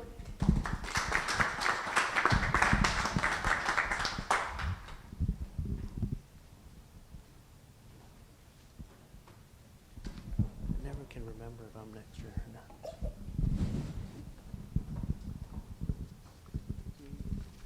Hello, everybody. Ooh, that's a little loud. So I'm with the, I'll let you go. I'm with the U.S. Patent and Trademark Office. So we are here to help educate people on intellectual property. So do know intellectual property has been with us since the beginning. Our founding fathers recognized the importance of intellectual property. A lot of it was because themselves, they were inventors, so they embedded it in the U.S. Constitution. We are part of Department of Commerce. We are a fee-based agency. Pretty much what that means, we operate based off fees that we collect off patents and trademarks. So we don't receive taxpayer funding. That allows us to be a little bit more aggressive. And we really try to do more IP education. We're trying to educate people on intellectual property, what it is, and how it can be used. At the end of the day, it's a tool. You see all these SBIR awardees out here. It's your responsibility to protect your IP. There is some leeway there with some of the contracts to allocate for IP protection, but you have to use that appropriately. So this is a snapshot of the USPTO. Most of the employees that we have are actually patent examiners. One of the reasons why we take a little bit longer to examine patents, it's always a big priority for us to recruit new patent examiners. They do have to have technical backgrounds. So a lot of engineers, scientists, physicists can qualify to be a patent examiner. We also have trademark attorneys that do all the trademark applications, and administrative patent and trademark judges, and they help with the ex parte appeals. In the middle and in the right-hand side, you'll see the volumes of patents and trademarks that we get every year. That IP protection is a direct correlation to economic growth, so it's one of the reasons why we have the system the way it is. You get temporary monopoly rights for disclosing your technology. So with trademarks, you get protection of your brand. So it's something that we like to educate people on how to use. This creates unique selling propositions. We're in Dallas, so the Dallas Cowboys. I know probably Houston, he doesn't want to hear it, but they do have trademarks outside the NFL. One of the reasons why they're valued more than any other franchise. We do have regional offices around the nation, thanks to the Americans Invents Act, which changed the U.S. from a first to invent country to a first to file. Now we're allowed to have regional offices around the nation to be more accessible to people. And what we do with the trademark attorneys and patent examiners that we have is educate people on the process and what to look out for in intellectual property. We do have a new office coming in soon, which will be in Atlanta at the end of 2025. Stay connected with us. We have newsletters to get you into the innovation ecosystem. This helps you connect with others within the realm, and also helps you get intellectual property updates. So as you know, AI right now is a big topic. We're one of the agencies working on policy. We just gave some guidance out in November, late November, early March, for inventorship in AI. And then follow us on social media. We share a lot of information in IP and updates and events such as this that we try to promote to the public on IP education. Thank you very much.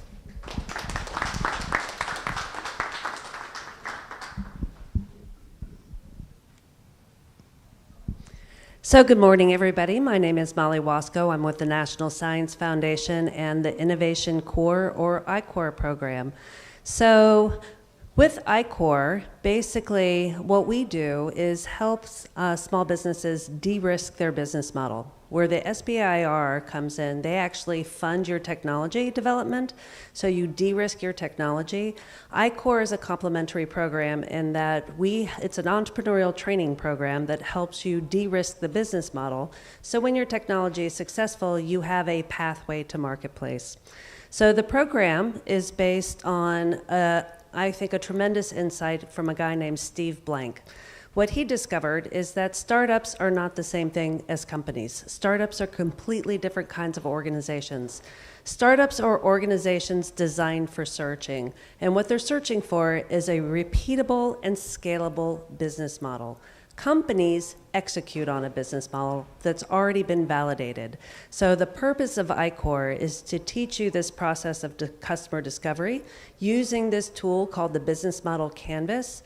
So once again, this idea that when your technology is successful, we can help you translate that out into the marketplace as quickly as possible. So the I-Corps program mission, it's really to help you guys accelerate the translation of ideas out of your lab out into the marketplace. Because the number one reason that startups fail is because they build something that nobody wants.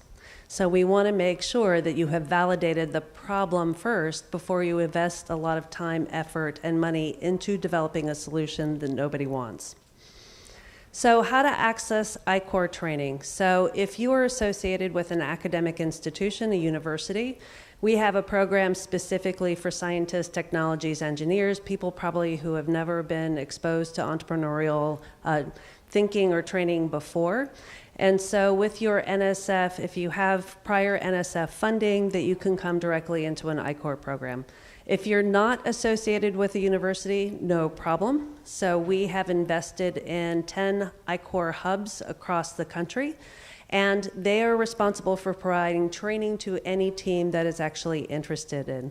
So you would look for the I-Corps Southwest hub based here in Texas, go to their website, and be able to access training through the website.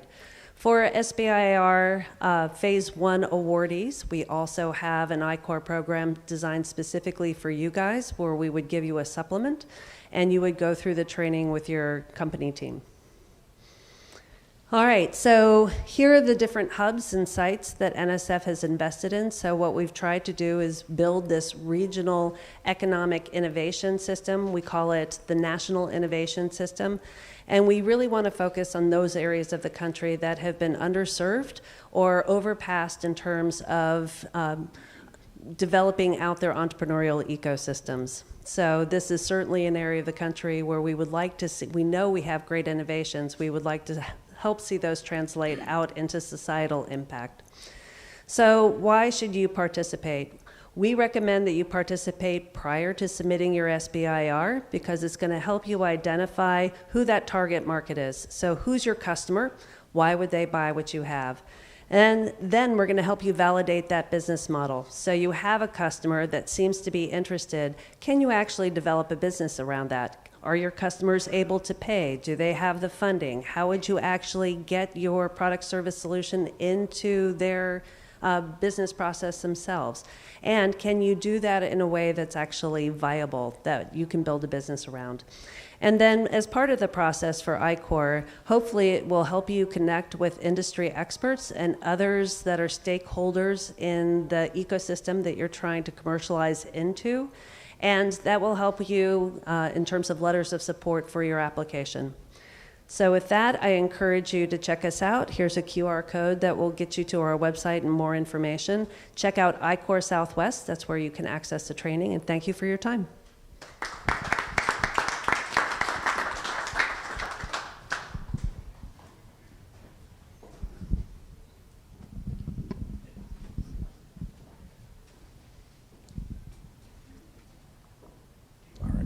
Hello. I think I'm the last in this session, so congratulations. My name's Andy Myers. I'm here representing the Federal Laboratory Consortium. I'm a little different from the people you've heard of this morning. I am not representing a funding source or a research program. I am offering partnerships, available technology, and ways that you can grow your business and expand based on technology developed at our federal labs. So every year, the United States government spends over $180 billion in research at universities and federal labs. All of this is done under laws that tell universities and federal labs that we have to protect the results of those inventions. We do that through patenting, copyrights, publishing, etc. The same laws, though, that tell us to do that prevent us from competing with you in the marketplace. So the government develops technology, pushes technology in areas we think are of national value, but can't compete with you to commercialize the results of those of that research. So we rely on people in the public sphere to partner with us to develop commercial markets for technologies that the government has invested in. So these are technologies that we have tried, we have proven, we have spent the money to protect, we have patented or copyrighted, and they are available to you through licensing, through partnerships, through other mechanisms that help you.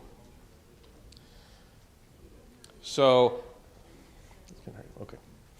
Basically, your success is our success. Again, we're prevented from being the commercial element to the technology we've developed, so we rely on you to do that.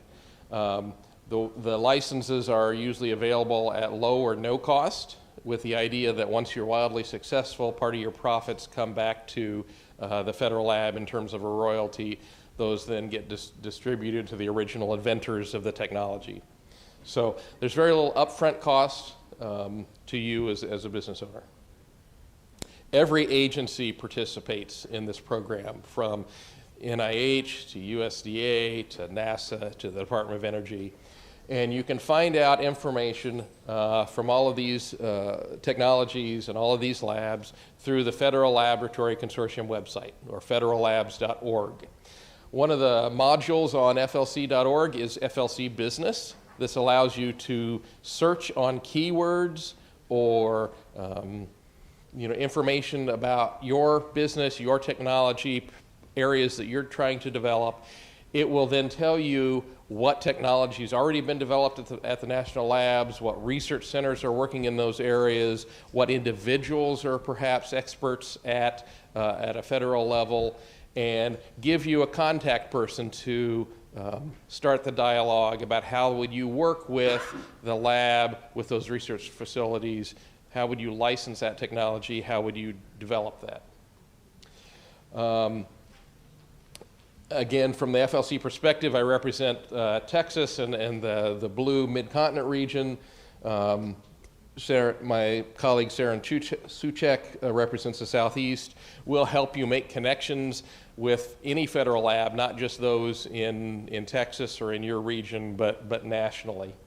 So here are our socials, information to contact us or to find out other information. One thing I also like to add is that at no point does the government ever get any control of your business. Your IP stays your business, your ownership, anything that you've developed before that stays with you. There's no mechanism where it becomes part of the government. Anything you develop jointly, you share. So you would be a joint owner and do that. So thank you very much. Good luck today, and come talk to me if you have other questions.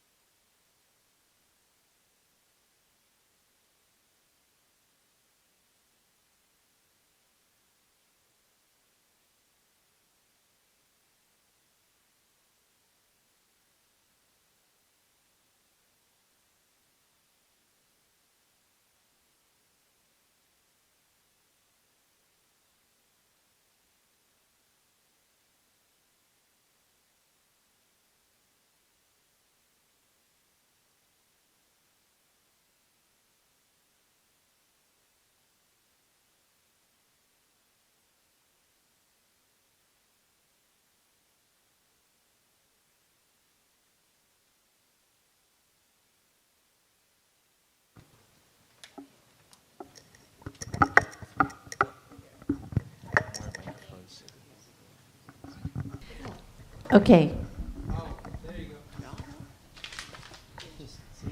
Hi, I'm Nancy Kamei from the Small Business Administration, and this is our first panel of the day, which is talking about how to match your research and development project to a federal agency that has SBIR or STTR funding. We got a great panel today, so we're going to start by letting them introduce themselves, your agency, and something unique about your SBIR, STTR program that differentiates you from all the other panelists this morning. Adam? Do you want to do dates as well? Can you hear me now? Yeah. Hello. Hi, everybody. My name is Adam Sorkin. I am the Small Business Policy Manager for the NIH SEED Office, representing not only NIH, but the Department of Health and Human Services, including NIH, CDC, ACL, FDA, and ARPA-H. One of the unique things about our agency is that we are the only granting agency that funds clinical trials through our SBIR program. I'm Colleen Gibney. I am the Deputy Project Manager for the Defense Health Agency SBIR and STTR programs. We work with Army, Navy, and Air Force capability gaps for force health protection.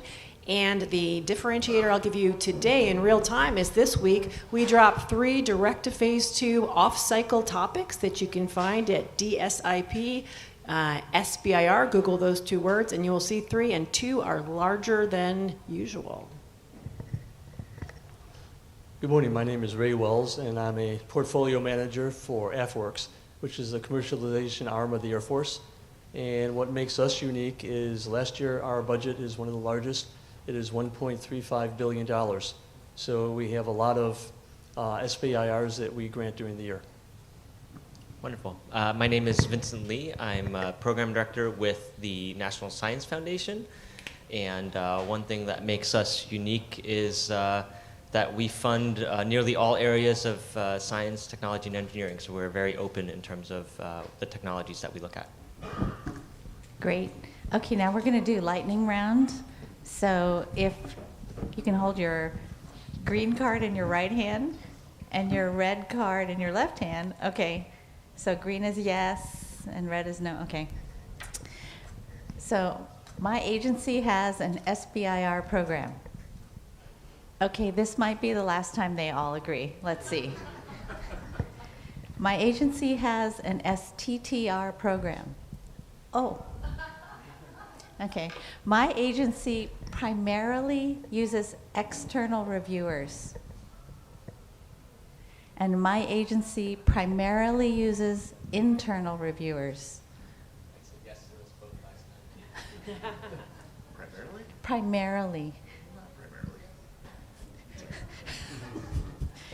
Primarily. My agency primarily uses grants for SBIR. And my agency primarily uses contracts. In phase 3, my agency can become your company's customer. Okay, so this lightning round is to bring home the point that even though every single one of these agencies and all the agencies you heard from this morning, they all use this funding mechanism called SBIR or STTR. But there's lots of differences between those agencies. And as a company, you really want to try and narrow down the list from this very broad list of agencies and programs to a few that really seem to fit. So here's the bonus question. For one single product or innovation that goes through your agency's SBIR program, if it was to get phase 1 and then phase 2 and phase 2B, if you have something like that, what's the total number of dollars that one project could get by going through? I'll start with Vincent. $2 million. 1.9 million. It depends. If it's just the phase 2 or the phase 2 with plus. Well, so give the low end and the high end. 1.9. Okay, what's the high end? The highest could be if you had a StratFi, and if you're talking just the first phase 2B, okay, or Well, just the I first don't phase 2. know. If you get a second phase 2, and you had a StratFi, a strategic funding increase, that could be up to $15 million of SBIR funding. Okay, so 1.9 to 15. Okay. 1.9, and then there's a depends also for us, because as I mentioned, we have 2 topics that are larger than normal on our cycle right now, and those are $3 million direct to phase 2s. They would be eligible for up to $1.5 million in one-to-one matching later, bringing it to 4.5. That is the exception. It is usually 1.9. So at HHS, a project that goes through the full cycle of phase 1, phase 2, phase 2B, and our commercialization readiness pilot program, up to $10 million, give or take. Wow, that was the big number today.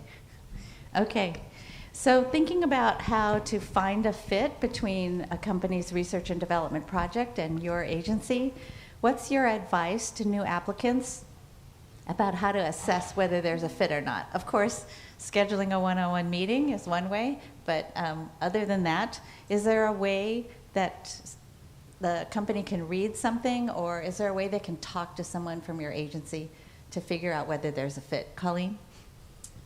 There are a few ways, and we do try to be present in the community. We do have a very large event in the summer, August, TBD until June what the date is, the Military Health System Research Symposium, and we provide constant SBIR support during that event to help small businesses find their way around. And that, if you just Google MHSRS, you will find it and get on the email list to be told when it opens. Is that virtual or in person? That is an in-person only conference. There is no virtual aspect. And where is it? Well, we can't say for sure because they have to make that contract. In the past, it has been held in Kissimmee, Florida. Okay, great. Ray? Typically for the open topics you're proposing, and there's no specific person to talk to, although I would recommend that maybe you go to different conferences, different things run by the Air Force, and ask them what technologies are you looking for. For the specific topic, you're going to be having an end user that'll come with their open solicitation saying, we're looking for a solution in X, Y, and Z, and you'll propose to them. You may be able to reach out to somebody within the agency, maybe not. The other thing I would say specifically is look forwards, look for the problems that you see happening right now in the world and where there might be a need for a solution. And those are the things that you can actually propose to and get ahead of the curve a little bit. That's probably the best way to get something that would fill our needs. Do you have sessions where you interact with potential applicants or proposers? No, we don't. Although we do have Ask Me Anythings, AMAs, and these are particularly for the TAC-FIs and the STRAT-FIs. And you can go to our site, you can look at those, and they have them all recorded. And that'll give you a little bit more oversight of either technologies or things that are available out there that you need to respond to. Okay, so just checking, the Ask Me Anything sessions, they're not live, so you They're send... live. Oh, they're live. They're Okay. live. You can specifically ask questions, but a lot of them won't be, I have a specific technology, will you fund this? But it'll go into the grants and the needs, but a lot of times you can get a little bit of insight of the types of companies who are asking the questions and know which ones might be responding to different types of solicitations coming up in the future. You read between the lines, but you can draw a little bit of inference from what's being asked. Gotcha. Vincent? So the original question was about finding a fit for our And program. Can you talk to somebody, or how do you figure that out? Yeah. So we have I'll call it a formal mechanism for finding whether or not you're a fit for our program. So we have a project pitch, and that project pitch is done online on the website. There's a lot of information on the website as to what we're looking for in that project pitch. So both on the website and on our solicitation, there's information on the specific pieces that we're looking for there. We also have webinars that we host every month. That's on seedfund.nsf.gov/events. And you can go there. It's a program director will be hosting those webinars where you can ask questions about the process and about the program. If you can't attend those events, we have pre-recorded versions of those webinars as well, also available on the website. So can you just maybe give a pointer or two about what really makes a great project pitch? Sure. So the project pitch piece of it, we're really looking to understand what your technology is and what is the new high-risk innovation that you're working on. I've been telling folks all day and all week that if you are to focus your energy on putting the project pitch together, focus the majority of your energy on talking about what your new technology is, and really diving in deep for us why that technology is new, why it's differentiated, and why it's that high-risk innovation that we're looking for. So NSF likes high-risk innovations. That's right. Okay. Adam? So at HHS, we have something like 24 different institutes and centers and 5 operating divisions that would love to speak to all of you a month in advance of submitting your application at least. So you can go to our website at seed.nih.gov and look up a small business program manager point of contact for each of those institutions or centers. If the thought of trying to navigate 30-odd different same-sounding acronyms is making your head spin a little bit, you can also reach out to my office at seedinfo@nih.gov, and we'll be happy to help facilitate those introductions.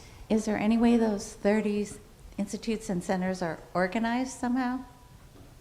Well, there are 24 different institutes and centers within NIH, and then the remaining operating divisions, CDC, FDA, ACL, and ARPA-H, all operate a little bit independently. Okay, well, within the 24 at NIH, can you name some of them bigger ones or more famous ones or something? Sure. A couple of the largest that you may have heard of, particularly recently, are the National Cancer Institute, the National Institute of Allergy and Infectious Diseases, the National Institute of Aging. Okay, so are those all organized by like a topic area or a use area? Well, they all have their particular mission areas.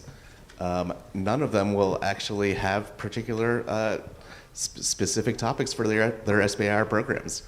But like the National Cancer Institute only funds things that have to do with cancer? Absolutely. Okay, got it. Okay, so here's some advice about making an application or a proposal. Should I make my application broad, like a platform, or more specific, like a use case? Which is more attractive to your agency and the reviewers, Ray? For us, since we're a contracting agency, we want it specific.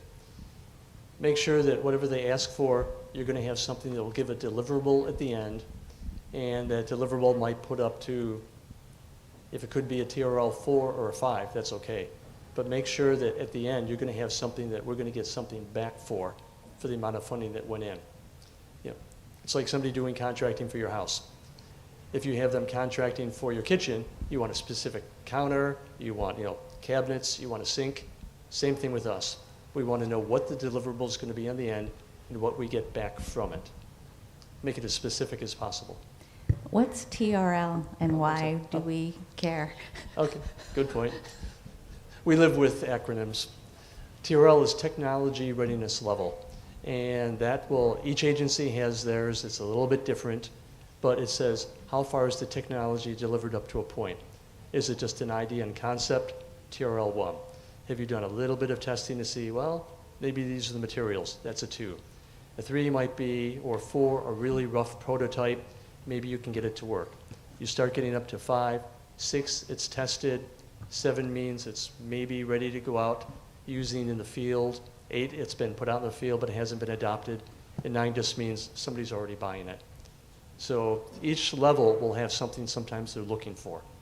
And you'll be asked to respond to these, but it's all made up.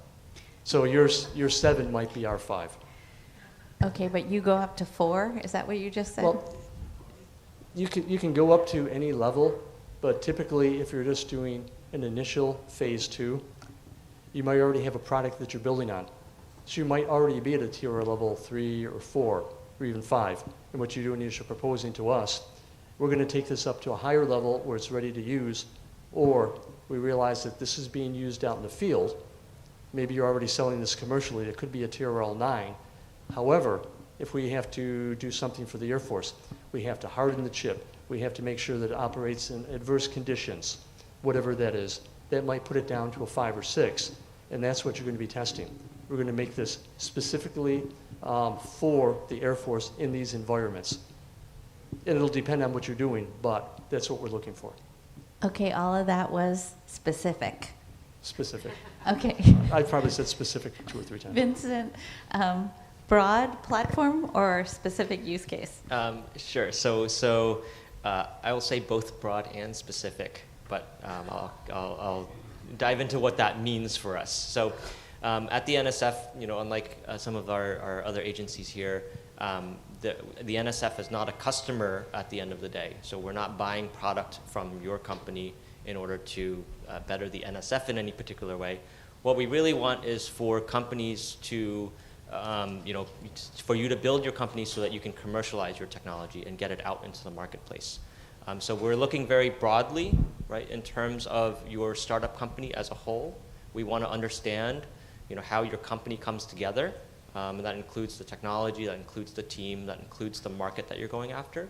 But the specific part of this is we want to see detail in all of this. So we want to understand, the detail of your technology. We want to understand the details of your team, and we want to understand the details of your market and how does your market, really tick. Great. Adam? So in most cases, we tend to recommend specific focused projects. Well, we have a couple institutes and centers that do focus development of underlying platform technologies. Most of them have pretty clear missions in one area of medicine or another, and like to see projects that will clearly lead to the next step in development of a product, process, or service that is going to have a specific public health impact in their mission space.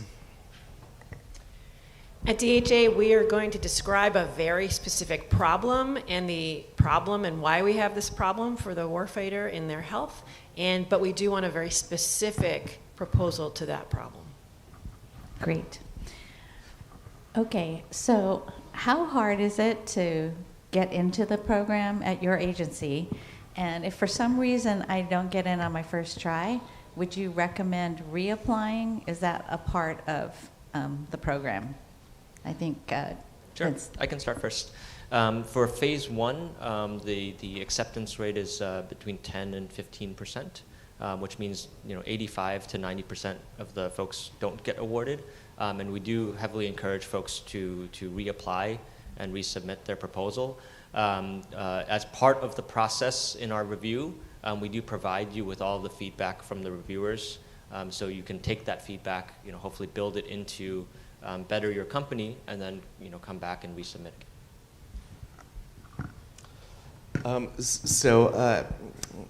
Within HHS, we do see new applications coming in, and this is new whether it's a phase 1, a combined phase 1, phase 2 fast track, or direct to phase 2 application, have a success rate of about 15 to 20%.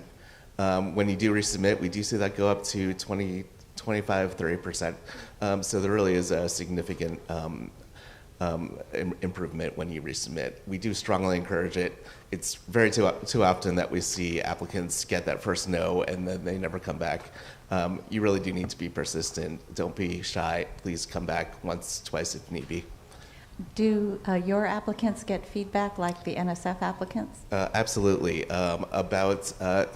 Within 3 to 4 weeks after your application is reviewed, you will get a detailed summary statement providing all of the reviewers' feedback about your application.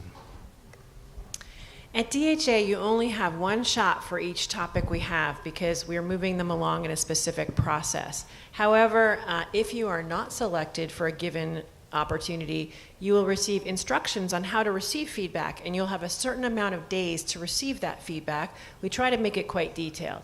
I would say that I do see quite a few projects come in and it's their first attempt. I don't always know if they have been working with NIH first. And then, so it might not be their first time at the rodeo, but it's the first time at their rodeo with us. Typically with us, you don't receive feedback, but we tell you sometimes the technology that you submit, try it again, try putting a different spin on it. If you have something with an end user, like a direct to phase 2, something you're applying to, We won't give you direct feedback, but you can ask the technical point of contact, the person that you had as an end user, to request feedback. A lot of times we might be able to give it to them and they can pass that along. But keep trying. Great. Okay, and now how long does it take? So from the time a company actually submits an application, how long is it until they hear something, yes or no? And then how long is it from then they actually get the money, if the answer is yes? Adam? So within NIH, we tend to be on the longer end of the spectrum. It'll be about 7 to 9 months between application to award. That said, after about 3 months, you will get the feedback from your initial scientific merit review. You'll have a score, and that should be enough to start getting an idea of what to expect down the road. It's really a great time to reach out to your program officer, discuss your summary statement, and start planning out next steps. Yeah, sorry, Colleen? Tell me the question again. Sorry. How long does it take? How long does it take? It takes longer than my head does this morning, but I would say it is about 90 days to selection, sometimes faster, and then another 90 days to execute your contract award. Because we do use contracts, there is a negotiation period, and so you can actually impact the speed of your award by getting back to your procurement official very quickly. And then, so 180 days in total about. Ours, I'm going to say it depends on which program that you try for. Typically, after the solicitation closes, right now we're getting everything screened up to about 2.5 months, and we're trying to get that down to 2 months. Then after that, to get it on contract, the depends who's doing the contract. If we do that internally to AFWorks, it could be several months. However, some of the ones like the TACFIs and the StratFIs go out to other different groups and agencies. They're on their own timeline, and sometimes it could take 6-9 months, depending on how you negotiate things back and forth and what they need to iron out. For the NSF, we have a 2-step process in order to apply for phase 1. So the project pitch, it typically takes us about 30 days to get back to you. And that is whether you're a fit for the program or not a fit for the program. If you are a fit for the program, we'll ask you to submit a full proposal, and that full proposal takes us about 6 months to review. So in total, about 7 months, and you'll receive funding if you are accepted for the award. You'll receive funding within a few days of the award notice. Great. Okay, so let's think about the most exciting thing that's going on in your program right now, or recent new additions to your program, or maybe something that's coming in fiscal 25. So what would you like to share, Adam? Sure. So as you may have heard, NIH has the HHS has recently welcomed ARPA-H into the program. They have an SBIR program as well, really focused on high-risk, high-reward research in a number of key areas. So do certainly encourage you to reach out to my colleagues at ARPA-H, take a look at their website and see what they're interested in, and if anything, there might be a fit for you and your technology. Great. As the DHA research and engineering portfolios evolve, we are switching from a 3-bucket system of looking at our topics to 8 areas that I described in the 3-minute earlier today. But it's really nice because it's a greater focus and breakout in some areas that I know folks in this room care about, and I'm really excited to see leadership and new topics in those areas.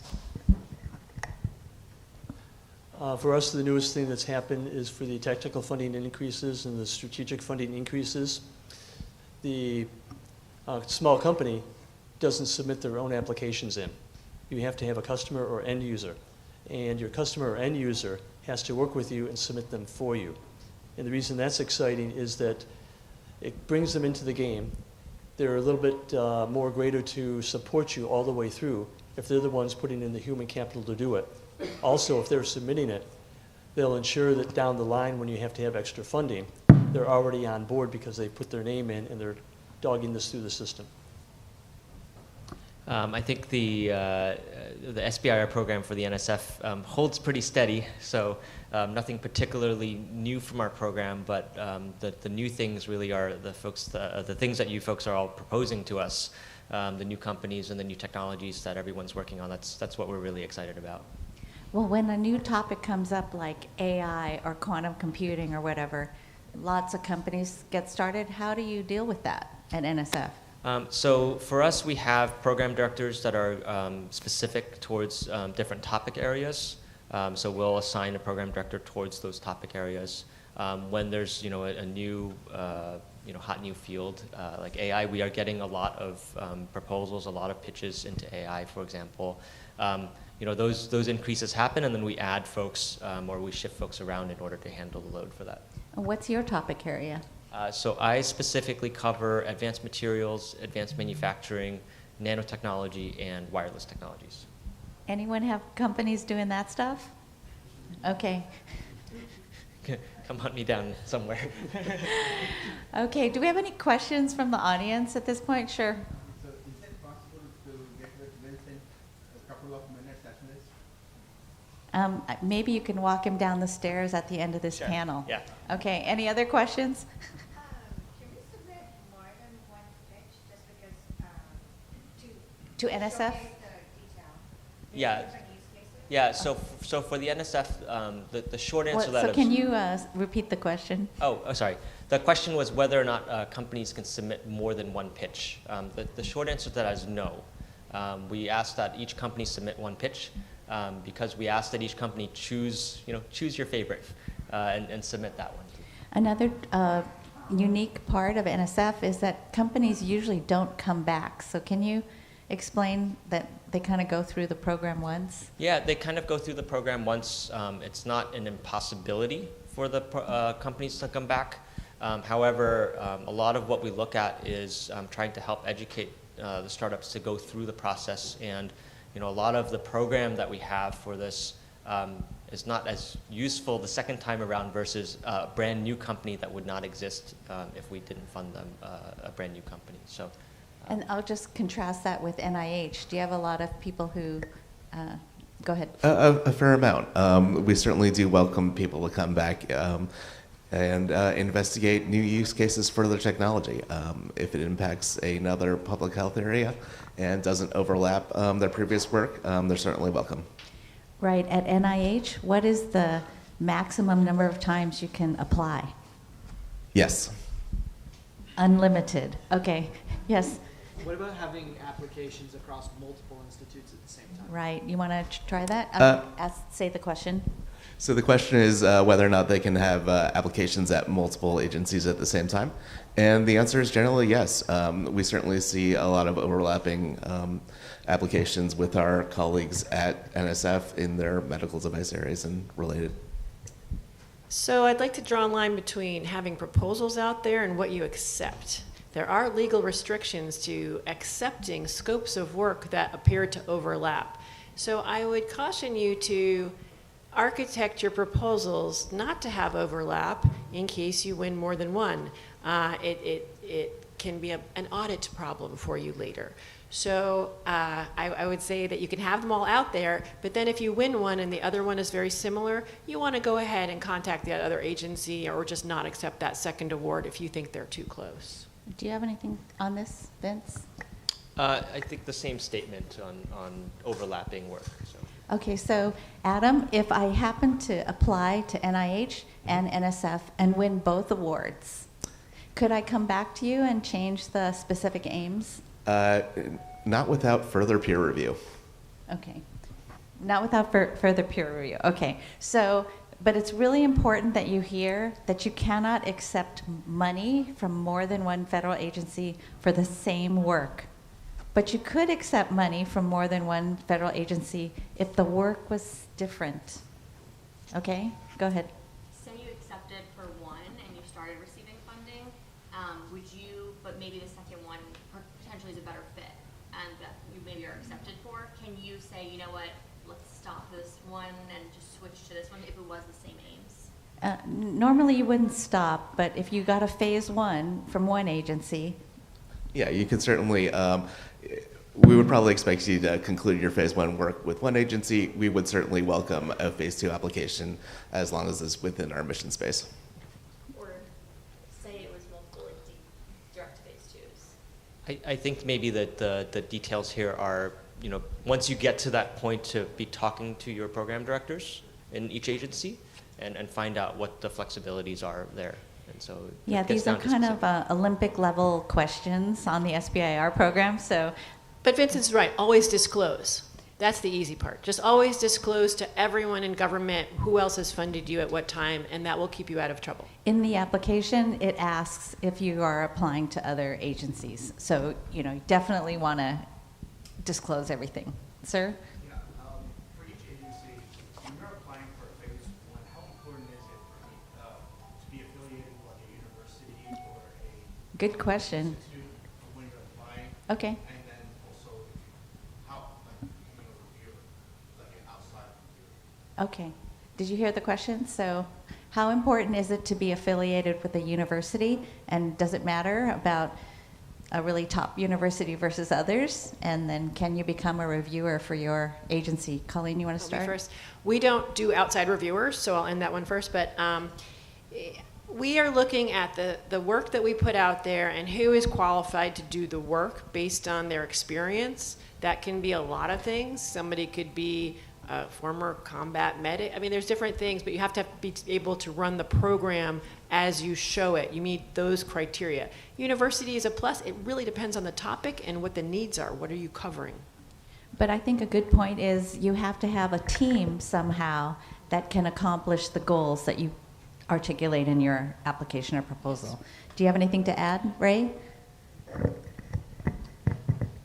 You don't have to have a university. What we look at is if you do it in STTR, yes, you do. If you're not, does the work that you're doing, does it have to be done by the university, and what are they adding to the process? They're there just to supplement what you're doing. If they're needed, fine. If they're not, you don't need them. Anyone else want to add? I had a comment about external reviewers. Sure. So we do look for external reviewers, and if you're interested in becoming a reviewer for the NSF, the easiest way is to just send me an email with your resume or CV, and I can help direct it to the right folks. How many people are going to send their resume to Vincent to become a reviewer? It is one of the best ways to learn about what good SBIR proposals look like, is to be in those review panels. Yeah, and I would certainly echo that as well. You can send a CV to seedinfo@nih.gov, and we can forward that to the Center for Scientific Review to get you in the queue for potential reviewers. Right, so at NSF, Vince looks and has relationships with the reviewers, but at NIH, it's so big that it's a separate part of NIH that manages the reviewers. But how many people are going to write to SEED about becoming an NIH reviewer, or write to the Center for Scientific Review? Yes, okay. Who asked the question? Yes, sir? Yeah, for NSF, you said the acceptance rate is 10 to 15%. Is that for the full application or for the project pitch? That's for the full application, right? What is the acceptance rate for the project pitch? It depends a little bit on the topic area. So I don't have a specific number for that. We were talking about sort of hot new areas these days. Like, for example, in AI, we see an explosion of pitches, in those areas, and so those tend to be a little bit lower. But like I said, the project pitch, focus on your technology. Don't worry too much about it, and that's how you get through the project. Could you give a range of the project pitch acceptance rate, just across? I actually don't know those numbers off the top of my head. It's actually from very low to very high, because there are 16 NSF program directors. There's 14 program directors, and I don't even know how many topics there are. There's probably 30 or 35 topics. So there's a program director sitting behind that decision, and some of them like to see fewer proposals, and others like to see more proposals. So there's some personal choice of the program director in that answer. Way in the back, I see a hand. Yes. You. Yes. Sorry.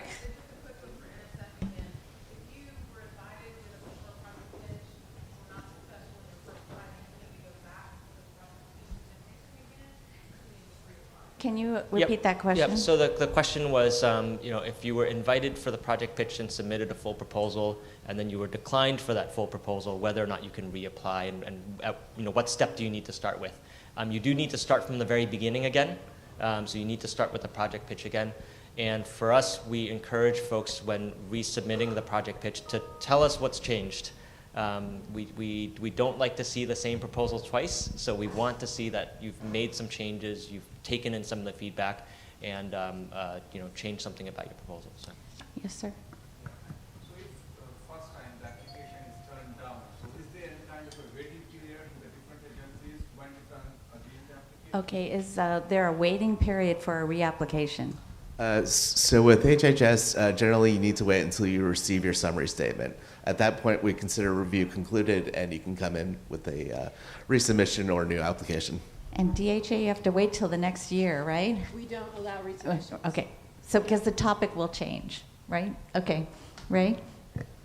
You can submit just on, if you have a new idea or if you want to revamp the current idea, you can just do it with the next solicitation. So for us, you have to wait until the next open window. The windows happen every 4 months or so. And the idea behind that is most of the time the feedback that you receive requires some work. And so, we want you to put in a little bit of that work before coming back to submit again. Okay, yes. Yeah, it's actually related. So, but how about the pitch phase? If the pitch, you submitted the pitch, because you can take the pitch anytime, right now. Yeah, so for the pitch phase, it's the same. So you submit a pitch. If we say no for the pitch, you wait until sort of the next open window to submit the pitch again. Do you provide feedback? We do provide limited feedback on the pitch, but to be honest, we receive about 10,000 pitches in a year, and so it is a little bit difficult to provide very specific feedback on those. Yes. If you have successfully pitched to NSF, can you, and right now there's not a window open yet, can you still apply, send in your application now, or should we wait until that window is open? So we do have a current hiatus in our window. Normally it's open all the time. There's some administrative things that we're working on the back end. You cannot submit any proposals at this point because there's no open solicitation for you to submit to. So you will have to wait until it reopens in order for you to actually submit that. It is somewhere in the process of reopening, though, It right? is somewhere in the process of reopening, yes. I don't have specific dates. Okay, right. Yes, sir. If the reviewers' opinion are quite different, how do you decide? Who you listen to? So if the reviewers have different opinions, how do you deal with that? At NIH and HHS, one of the great resources that you'll have access to is your program officer. They'll be printed right on the top of your summary statement. One of the first things you should do after getting that summary statement back is setting up a call with them, really have them walk through the reviewer feedback and help you plan your next steps. They can provide context that is not necessarily clear from the text of the review and really kind of walk you through it. Anyone want to add?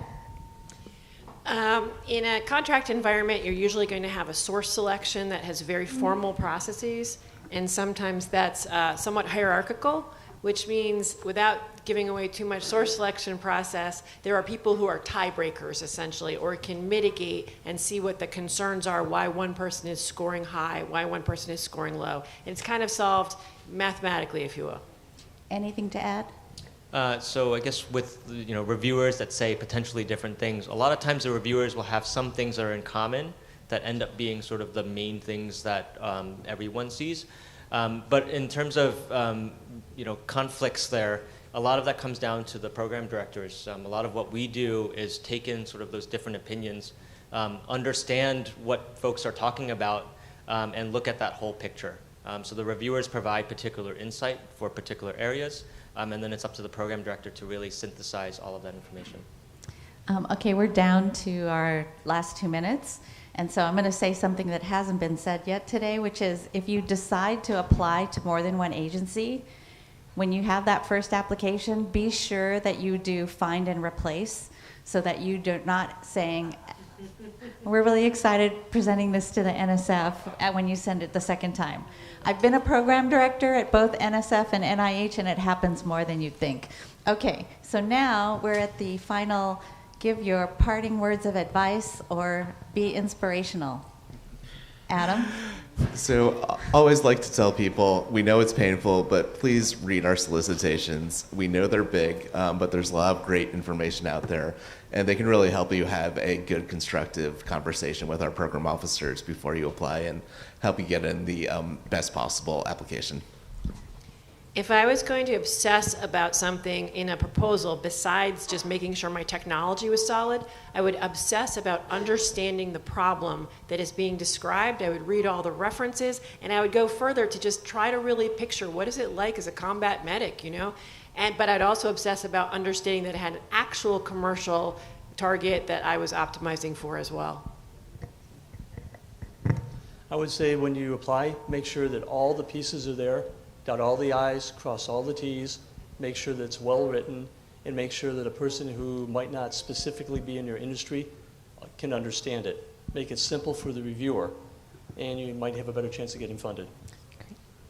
Last but not least, I would say, we understand that the startup journey is a hard one, and you go through lots of ups and downs. Be persistent so that you can get through some of the down periods. So even if an agency says no, come back and apply again. And then the second piece that I'll say very quickly is we are all talking about government grants, and the companies that you're running may not be a perfect fit for government grants. So think about what your company needs and grow your company. And if it fits our grant program, please come to us. But grow your company first. Great. Can we have a big round of applause for this amazing panel?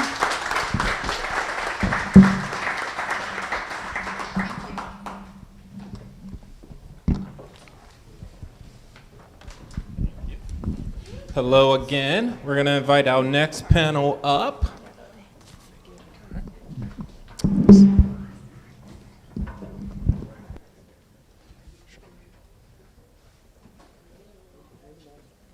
Great.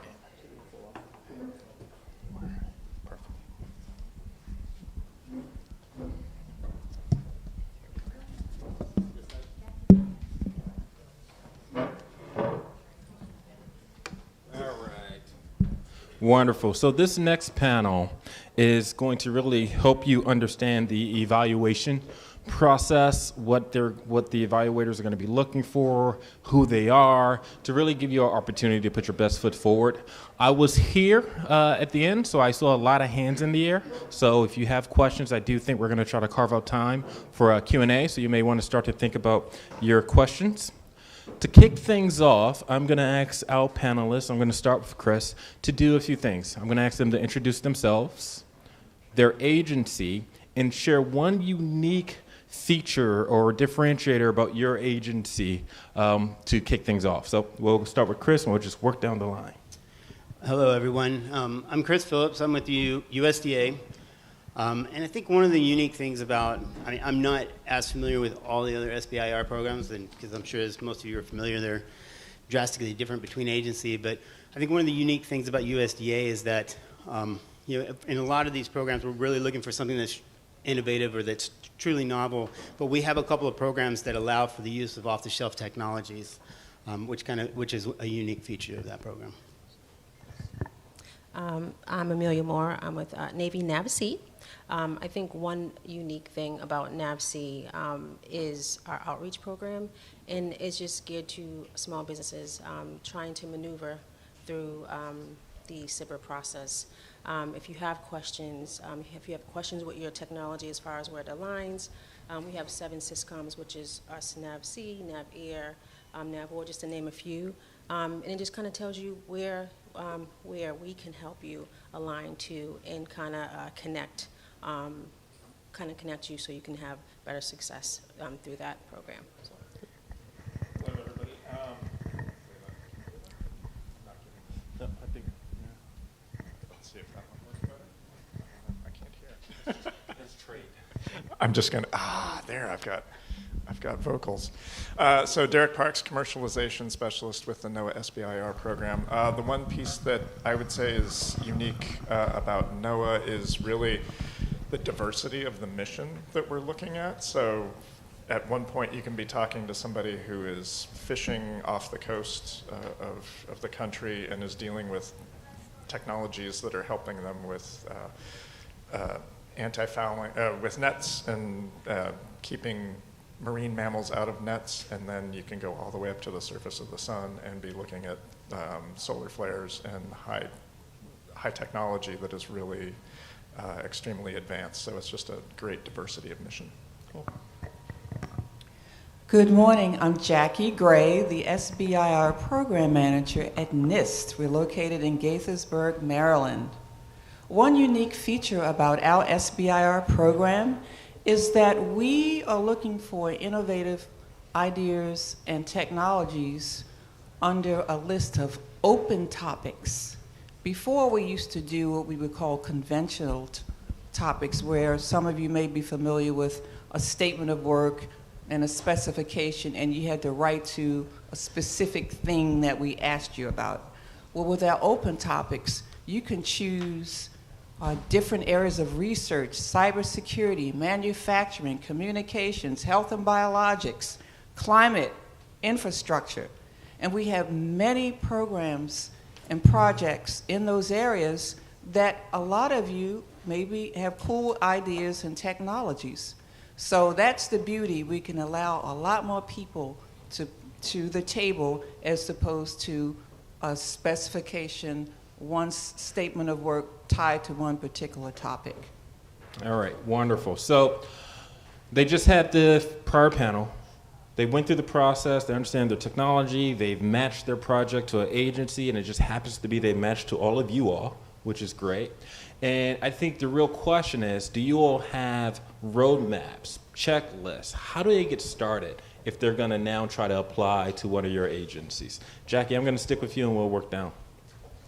It's really simple.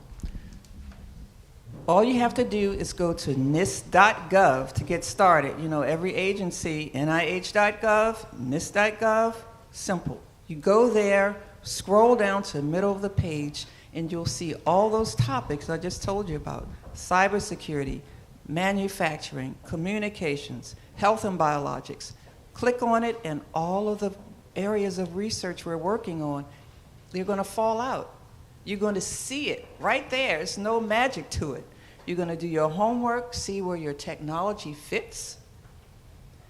And if there's a fit, you're on your way. You can start getting that proposal ready, submitting it, and be in line to win one of our Phase 1 awards. And I'm going to say a similar thing for NOAA. Techpartnerships.noaa.gov is our website resource for that information. You can get on our mailing list to know exactly when our solicitation is coming out. But in the meantime, our topics are fairly broad and general, so you have a good shot at starting to pre-develop your material in advance of the solicitation itself. And always go back at sbir.gov and look to see what successful proposals have been funded in the past, and that'll give you a good sense of what we're looking at. Okay. Hi. Actually, if it's pretty easy. If you go to NavyCyber.com, we have that roadmap on there as well. But we also like to pass out these handy dandy flyers. It kind of gives you a roadmap too. It has QR codes on there. It tells you all of our topics. It also tells you our pre-release date, a solicitation date. It even tells you how you qualify or if you're eligible, and it gives you templates. So that's kind of our roadmap, and here to help you. So at the USDA, we don't have a checklist per se, but in our request for applications, there is a list of all the documents that are required and kind of how they should be set up. Plus, at about the same time that is released, we also do technical assistance webinars that will walk you through the process, talk about any potential pitfalls or stumbling blocks that will walk you through that. And then we have 10 broad topic areas in our request for applications, and each one has a program leader that you can reach out to at any time to talk to. Wonderful. So this is where I go away from the script, and I just come up with other questions to keep them on their feet. You want to make sure they're really thinking, working hard here. So how many of you, raise your hand, if you only provide an opportunity for Phase 1s once a year? Right. Twice a year? 3 times a year? 4 times a year? So remember, there are different cycles. So you do want to make sure you're aligning to those particular cycles in terms of when those opportunities are going to be there. And although they shared a number of websites, I'm going to say sbir.gov, we do maintain links to every agency's website. All right. Chris, you said something. I think you said RFA, all right? And I also think I heard solicitation. What's an RFA? Well, that's, I've tried to train myself over the course of the week to stop saying RFA and start saying request for applications. So we call it the RFA, or it's a request for applications, or application of open funding. Okay. So one of the things with every agency, right, they're going to use these different synonyms. They're going to say a RFA, request for applications. With Department of Defense, they're going to say a BAA, a broad agency announcement. They may say a solicitation. They may say a notice of funding opportunity, right? Fundamentally, and you all correct me if I'm wrong, okay, these things are basically the rules of the road. It's going to tell you how many pages, it's going to tell you when you can apply, and it's also going to tell you how you will be evaluated, all right? So let's talk about that. What is the criteria that you all are looking at when you're evaluating proposals? Jackie, can I start with you? Sure. With our phase one notice of funding opportunity, and when we say that at NIST, they're cooperative agreements. It's a form of a grant where you don't have to pay the money back. Good news, right? You just have to do what you say you're going to do. If you have a work plan that says you're going to do X, Y, Z, when you win that award, we're going to hold you to that. Unlike with a negotiated contract, there are deliverables in that, right? And if you don't deliver, then you could be in big trouble. But in any event, I got off the mark. You were asking me what. Yeah, how are you all going to evaluate them? Yes, within we have this in grant? our phase one, we have 5 areas, evaluation criteria. And each one of them is assigned a certain amount of points. Some are top heavy and some are little. One of the big ones, in other words, of the 5, they all have to total 100 points. One of the big ones is commercialization. In that technical proposal, you have to explain how you're going to take your innovative idea and your research, the steps you're going to use to push that innovative idea, prototype, out into the commercial market space. That's the whole reason we're giving you the money, to have you do excellent research, develop a prototype, all for the purpose of pushing it out into the commercial market space, not just to benefit your company, but to help NIST reach its goals and to benefit the economy as a whole. Okay. Derek? And following on that, the same thing for NOAA. Commercialization is very, very important. Very much so in particular because NOAA, unlike Department of Defense, for example, we don't buy as much of the SBIR applications that we fund, the technologies that we fund. We expect that the majority of the procurement is going to come from the private sector or other groups. So I like to tell people, I shouldn't say this in public, but we're a pretty bad client for a lot of cases. So we try to really evaluate based on what is the broader market potential for these technologies that we're funding to make sure that that's there before we invest in it. All right. Amelia? Merit technical commercialization, of course, that's always one of our big things, but the need that we have, you're a small company, is it gonna, the technology that we need, is it gonna fit? Does it align? Is it gonna meet that need? Commercialization, it is important, but more so, is it gonna be able to fit the needs, what our ask is? So that's important. And also with that being small business, is that budget, the budget that we provide or the budget that you have, is that realistic? Is the timeline realistic? And also your staff, is that realistic for the ask that we're asking you guys for? So those are the things that we do. So from a USDA perspective, for a phase 1 proposal, it's almost 100% going to be scientific and technical feasibility. And when you get to phase 2, there's got to be some hint, for phase 1, there's got to be some hint of commercialization that you thought about this market and that there is a potential there. And when I say that feasibility, that includes team, but also support from end users. When you get to phase 2, that flips, right? You've already kind of proved your scientific and technical feasibility in your phase 1, so then it becomes all about the commercialization. Wonderful. So typically across the agencies, when you're thinking about these applications, you're really going to think about it, I think, in 3 ways, right? 1, technical innovation, right? So that's going to be a factor that's always very, very important. How innovative is what you're proposing? How innovative is it? Is it, state of the art? Then the people, right? The people within your team, are they able to bring this innovation to fruition? And then the commercialization aspect. Is there a market? So here's my thing. I want you to raise your hand if commercialization is less important in phase 1 than it is in phase 2. So typically the focus on commercialization tends to increase, but as Chris outlined, as Derek and others outlined, you have to have a sense that there is some commercial opportunity for this technology. Although I guess, Amelia, you're kind of talking about your need. Within NAVSEA or the Navy, do you all view commercialization a little differently than just the broader market? I'm going to say kind of yes. Say yes or no. Only reason why is because, as you were saying, phase 1, we wanted to make sure it's marketable. If we can't use it, or if there's another program, but overall, we're trying to meet a need of a gap. But as far as small businesses putting that proposal, we want you to do that. We're going to look at, is it going to be realistic? Can you do this? But when you go into that phase 2, we're going to look at that commercial market. So even though it's a small business or it's a startup, we're going to see if that technology is really going to be able to be applicable to us. So that it's important. Yeah, I wanted to sort of pick with Amelia because if you picked up on it, there's nuance between what Amelia was saying and what Derek was saying. So Derek, I'm going to rephrase the client part. They're a market-based agency where they're not going to buy it back.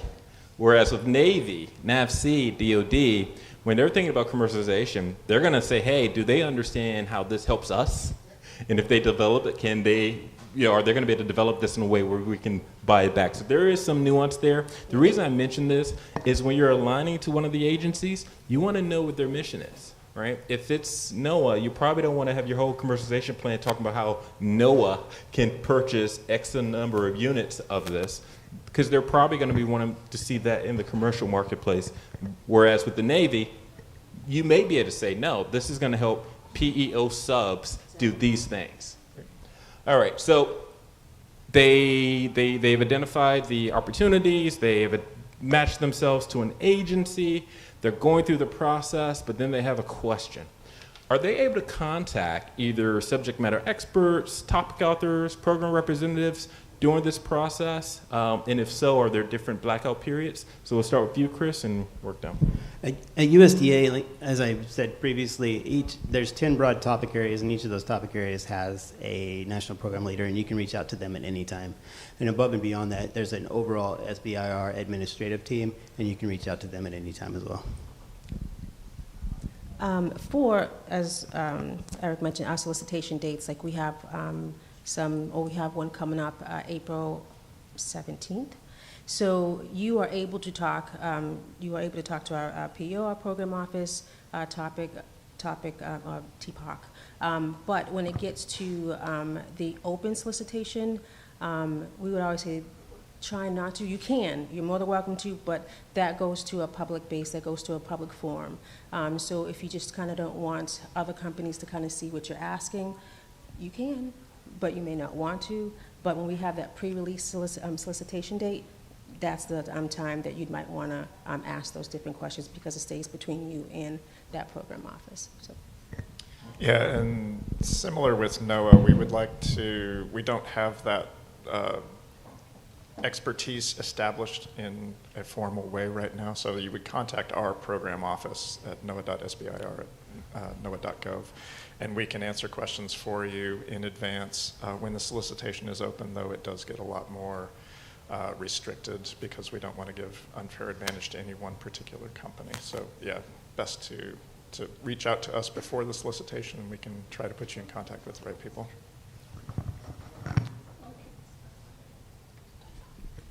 Okay, so at NIST, I explained earlier, to get you started, you could go to the home page and click on like 8 different topic areas. And then each one will have a drop-down list of all the projects and programs where we're doing research in. That's where you're going to do your homework to see if you have a good idea, solution, technology to help us solve a problem in that area. When those projects and programs fall out, you're going to see a list of researchers that are working in that area of research. You're going to pick one, send them an email, and say, "Hi, I'm Joe Blow from XYZ Company. I read all about your research, and I have a cool idea and technology that's going to help you in that area. Do you have 15 minutes to chat with me?" And so that ammunition, extra information, that dialogue is going to really help you solidify and have a good chance of you getting a good quality proposal that will score high. Now, we will only talk with you about that when the solicitation is closed. Once it's opened, we can't really talk with you about that because why? We don't want to give any one applicant a competitive edge over another one. So at NIST, the next phase 1 is coming out late summer, early fall. So you got all this time to get started and chat with these people before it comes out. That was a perfect pitch, okay? That's how you make an introduction and get that 15-minute conversation. Thank you, Jackie. Great, so the real question, who evaluates? Who are these evaluators? Chris, who are they? What's their names? Tell us. So the way we do our evaluation process is when you submit your application, the first thing you'll do is you'll go through an administrative review. And we lose a lot of applications in that administrative review. So when you hear follow the rules, page limits, spacing, margins, all that stuff, follow it because they look over it very closely. And then it'll come to each of those topic areas, and we put together a panel of experts. Each proposal will be, phase 1 proposal will be reviewed by 3 reviewers, all technical experts in that area, commodity, the approach. And for phase 2, we have 5 reviewers. 2 of those are dedicated commercial plan reviewers. We have 2 reviewers. It's either our program office, TPOCs, our engineers, and subject matter expert. So we have a group of team or a staff that will either ask if they can either do evaluates, have evaluated trading. So again, that's going to be our program office, TPOCs, and expert subject matter. We as well have the first administrative review, so that's people who are really just looking at page counts and are all the right boxes checked and everything filled in. The panels themselves are 3 people, and they may be of differing levels of understanding, scientific understanding. So that's something important to keep in mind is you may have somebody reading your application who's a generalist and doesn't necessarily know everything about this scientific area. So make sure that you include those broader aspects in there, especially when it comes to commercialization. You want to have a very complete application that's not just a science paper, because a lot of times you have people that are not necessarily scientists that are reading through them. So. At NIST, the evaluation process goes like this. We assign 3 evaluators to evaluate each proposal. We try to match each proposal with a subject matter expert at NIST, but we have hundreds of proposals, and you figure you have 3 for each one, that's 300. We don't have 300 subject matter experts on board. But the other ones where they aren't subject matter experts, they're all engineers, they're scientists, they're technologists. So they're trained to evaluate any well-meaning, well-thought-out proposal. And they're all inside NIST staffers. If we run short one year, we may pull, not so much from the outside, but consultants that are working at NIST, so they're familiar with a broad base of technologies. and that's how we do it. All right, so I'm going to see if there's any questions in the audience after this question. So start to think about your questions. Raise your hand if you use reviewers from industry as a part of your process. Okay. All right, and Not yet. Not yet. All right, and raise your hand if you primarily use government employees in your review process. Okay. So within the solicitation or with the guidance, they will tell you if they're going to be using external peer review experts or if it's going to be more so government employees. With that, any questions from the audience? Yes, sir. Bill Kent, BTL Technologies, San Antonio, Texas. My question is, can you go directly to phase 2 without going to 1, or does that be sequential? Can you go directly to phase 2? All right, so raise your hand if your agency does direct to phase 2s. So, the Navy. Across the federal government, there's only 3 agencies that legally can do a direct to phase 2, right? The Department of Defense, Health and Human Services, which includes the National Institutes of Health, and the Department of Education. So those are the only agencies where you can do direct to phase 2. I guess Amelia, want to add anything about the direct to phase 2 process for you all? Or? We could talk about it a little bit later. It is direct to phase 2, but we do have some qualifications for that. We would need to know kind of where your technology is at. We'd have to, of course, get it evaluated. Yes, we do have that, but there are steps along the way to get to that direct to phase 2. Any other questions? I have plenty. All right. So they're going through the process. They know how they're going to be evaluated.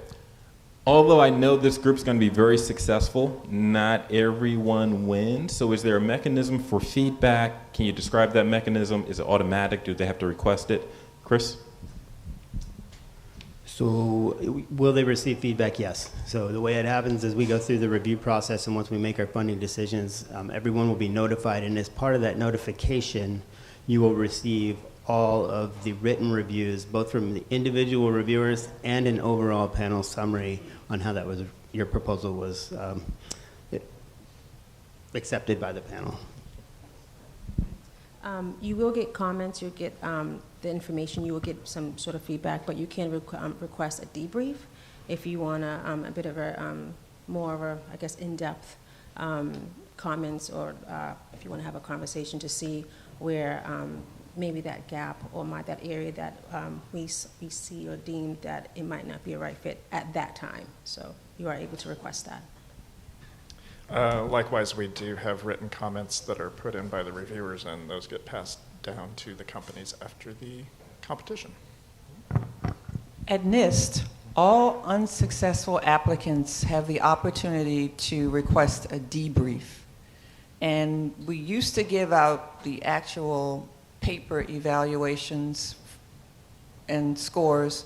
We don't do that anymore. We schedule the debrief via Teams or Zoom, and we tell the applicants how they scored. We give them each score, and we tell them what the evaluators said about their proposals, so they can use that as constructive feedback to apply for the next round. We only put it out once a year, but they can use that feedback to update, refine, embellish, and make it better for when the next phase 1 opens. Okay. Jackie, I'm going to stick with you, and then we'll work down. So one question I often hear from a company, actually, I'm going to pause because I saw her hand go up in the back. Yes. You, sir, and then we'll come to the front. So as an evaluator, is your performance based on the number of applicants that are accepted or are rejected? So as the evaluator, is your performance based on the number of applicants that are accepted or rejected? Right. That's the question? All right, so I'm gonna paraphrase it a bit. If I do too much paraphrasing, you let me know, okay? So in terms of the evaluators, whether they are government employees or if they're from industry, what's fundamentally how they are viewed in terms of doing either a successful evaluation or an unsuccessful evaluation? Like, how do you view that? Is it the, them, being able to go through the panel, giving their feedback? Is it a volume thing? How do you all consider if your evaluators are doing a good job? Well, Chris, you have panels, so I'll start with you. Yeah, that's a really good question. We try to provide a lot of guidance on what makes a good review and how they're supposed to review these proposals. And we look at those things, and every single review, every single written page from every single reviewer, I look over it and I read it and I go through it all and I make sure that it makes sense and it's clear and it's concise and it is actually what we discussed in the panel. So it all comes back to you. And so by doing that, it gives me a good indication on how that reviewer is doing in that process. For review, our program office, I think they do a pretty good job, meaning if the proposal is reviewed and either we need a little bit more feedback or we need some type of information that we know a small business will either need or will help them grow, that our program office will say, hey, can you elaborate on this? Can you do this? So we do have a bit of a standard for our evaluators, exactly like we do the training.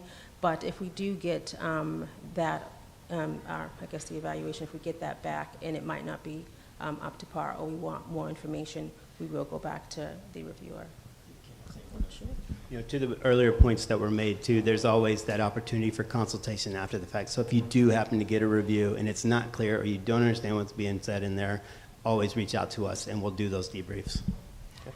Anything to add? Or? Yeah, and just for us, they're not professional reviewers, so we don't grade them in that respect, but it's just these are subject matter experts who know a great deal about their field, so we value that particular input.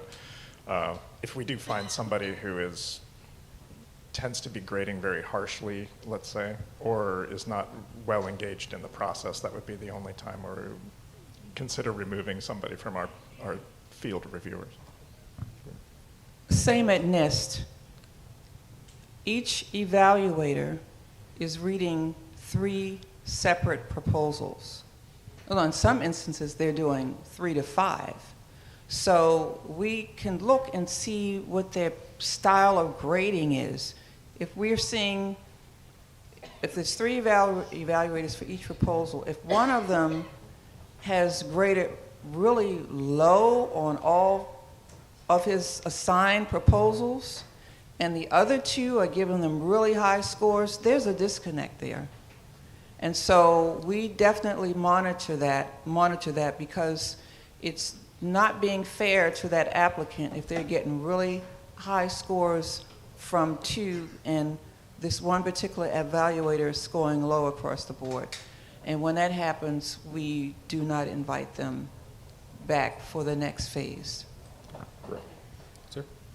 Yeah, so my question was more that certain agencies have a specific topic that they are soliciting for SBIR. So even if we get the feedback, there is not much we can do in terms of resubmission of that. Great. So I'm going to just, so everyone's aware, certain agencies have very defined topics where they're trying to solve a specific technology gap. You may often see this in the Department of Defense. So once you receive that feedback, can you resubmit, or what are the opportunities to resubmit? I know for us, NAVC, unfortunately, no, because we want you to take that time to step back, resubmit. So for us, no. But just wanted to kind of say that on that. Right. Does anyone allow resubmissions of proposals?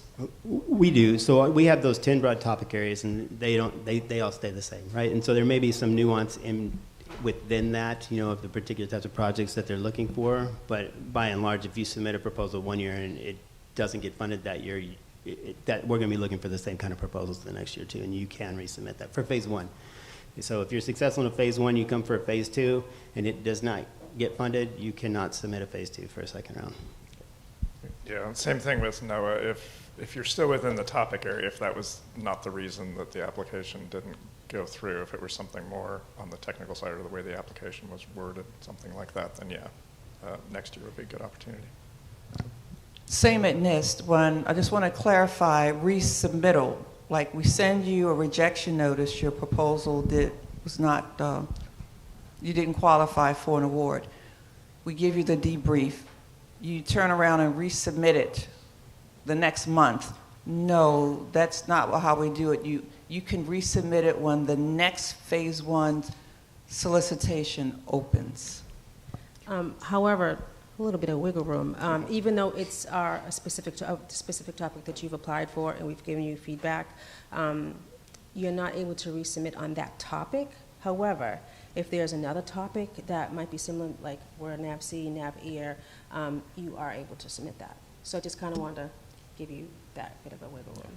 Yeah, and I guess I'll add, especially I guess within the Department of Defense or some of the more defined topics, the feedback is still very valuable because over the Department of Defense in a given year are going to have on the order of 400 defined topics across all the services and components. And they often continue to fund, maybe not the exact same thing, but things in very similar areas. And you still can leverage that feedback on future applications and proposals. All right, let me just do this. I think we may have time for one last question. And yes, sir? What are some of the major areas why proposals are being denied? Great question. What are some of the major reasons proposals are being denied? So I'm going to start with Jackie, and we can come down. Oh, there's a bunch of them. One. Only one? Darn. A lot of you know this, but please be registered in sam.gov. And once you're registered, do not let it lapse. Because if you submit a proposal and it's a winning proposal, we can't give you the money because you have to be registered in sam.gov. Don't wait till the very last minute to submit your proposal. It's human nature to do that and wait till the end of the deadline comes around. But systems go down, networks fail, all sorts of things happen, and then all of a sudden you're beyond the time period. And it's like, and it's just so painful. You don't want to turn somebody down for that, but get it in a couple days before to allow for any kind of technical questions that may arise. Just more requirements. If it says 10 pages, it really is 10 pages. If there's a font, it really is that font. So even those small details that we might think, oh, they're not going to worry about, they may not see it, they see it. So it's unfortunate if you get to that part and you get kicked out and you have a really great product or technology, we won't be able to see it because those minor details are really major things. So from my perspective, the main reasons that an application would not be successful would be clarity of methodology, so that there's no clear demonstration of the scientific or technical feasibility of that project because it's just not clear, or the team isn't assembled. If you're doing a plant pathology project and there's no plant pathologist on the team, that's a big red flag for reviewers. And then support from industry. This is going to revolutionize the vegetable growing industry, but there's no letter of support from vegetable growers saying this is important. It's a red flag. Great. All right, so we are near the end, so I'm going to ask each of the panelists if you have any recommendations, last bit of advice, anything you can share that will help them understand how they're going to have the best opportunity to have a successful application, successful evaluation. Jackie? I would say NIST, we only put out one solicitation a year, the phase 1. You can go at nist.gov/SBIR, download a copy of the solicitation that just closed, start tackling it now before it opens again because the thing is 90 pages. And if you get started now, you're not rushing when a new one comes out. So it just makes sense to get all of that stuff out of the way so you'll have more time to focus on that 15-page technical proposal that's going to get you over the line. And I would say if there isn't already a checklist in place for the agency that you're proposing to, go ahead and create your own checklist, go through all the requirements that are in there and make sure that you check every one of those things. When you're writing your application, make it clear, give a good technical background on there, but don't just cut and paste sections and have the exact same wording in there. It doesn't reflect well on your process if you haven't gone through and made things, tell a clear story in your application to let the reviewers know what you're really trying to get to. Two things, it's research and networking. One of our websites is NavyCyberSearch.com, and that's where you're able to kind of see your technology, where it's been awarded, what company was awarded. So you can do two things. You can either look at or research that company. You can see what Syscom, which program has bought that technology or software. So you're able to research. You have enough time. We're not going anywhere anytime soon. But so you have enough time. So if you're new to SBIR and you want to submit, as we have ours, April 17th, it may not be this round that you might want to do. You might want to take the other dates to apply. So take your time. Research is huge in networking. As Eric mentioned, as far as program officers, TPOCs, those telephone numbers, create that information, create that relationship. Hey, I saw that you have a technology. I found this, or I have this. So kind of have that build up and be in the position of help, not necessarily sales. Like, hey, I know that you have this problem. I know that you have this need. This is how our company can help you with this. So. I just have two points I want to make. One is, don't try to fit a square peg into a round hole, right? So, tell your story, but tell it where you need to be, right, based on your vision and your mission of your company. That's the first one, and then you got to write for both the novice and the expert. As Derek pointed out earlier, it's real important because not everyone that's reviewing the proposal is going to know all the details like you know them, but they need to understand exactly what you're doing and why you're doing it. And then I just thought of a third one, that inside the mind of evaluator, if you really want to know what it's like, sign up to be a reviewer. We're always looking for reviewers. Wonderful. Please join me in thanking our panelists. Our next panel is going to help you navigate this process by finding help and support.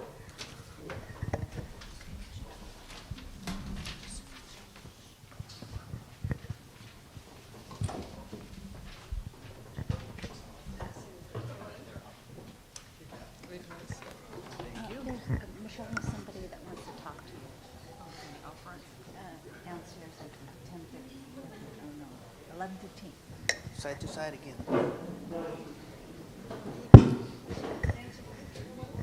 Testing.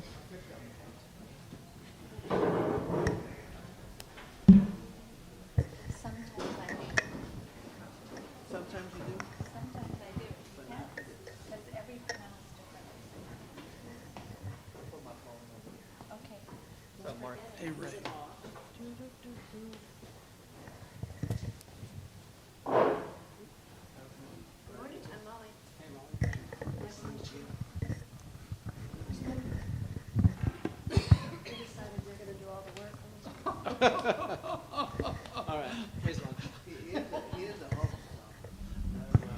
Okay, we're here for the final SBA panel of the morning, which is about finding help and support.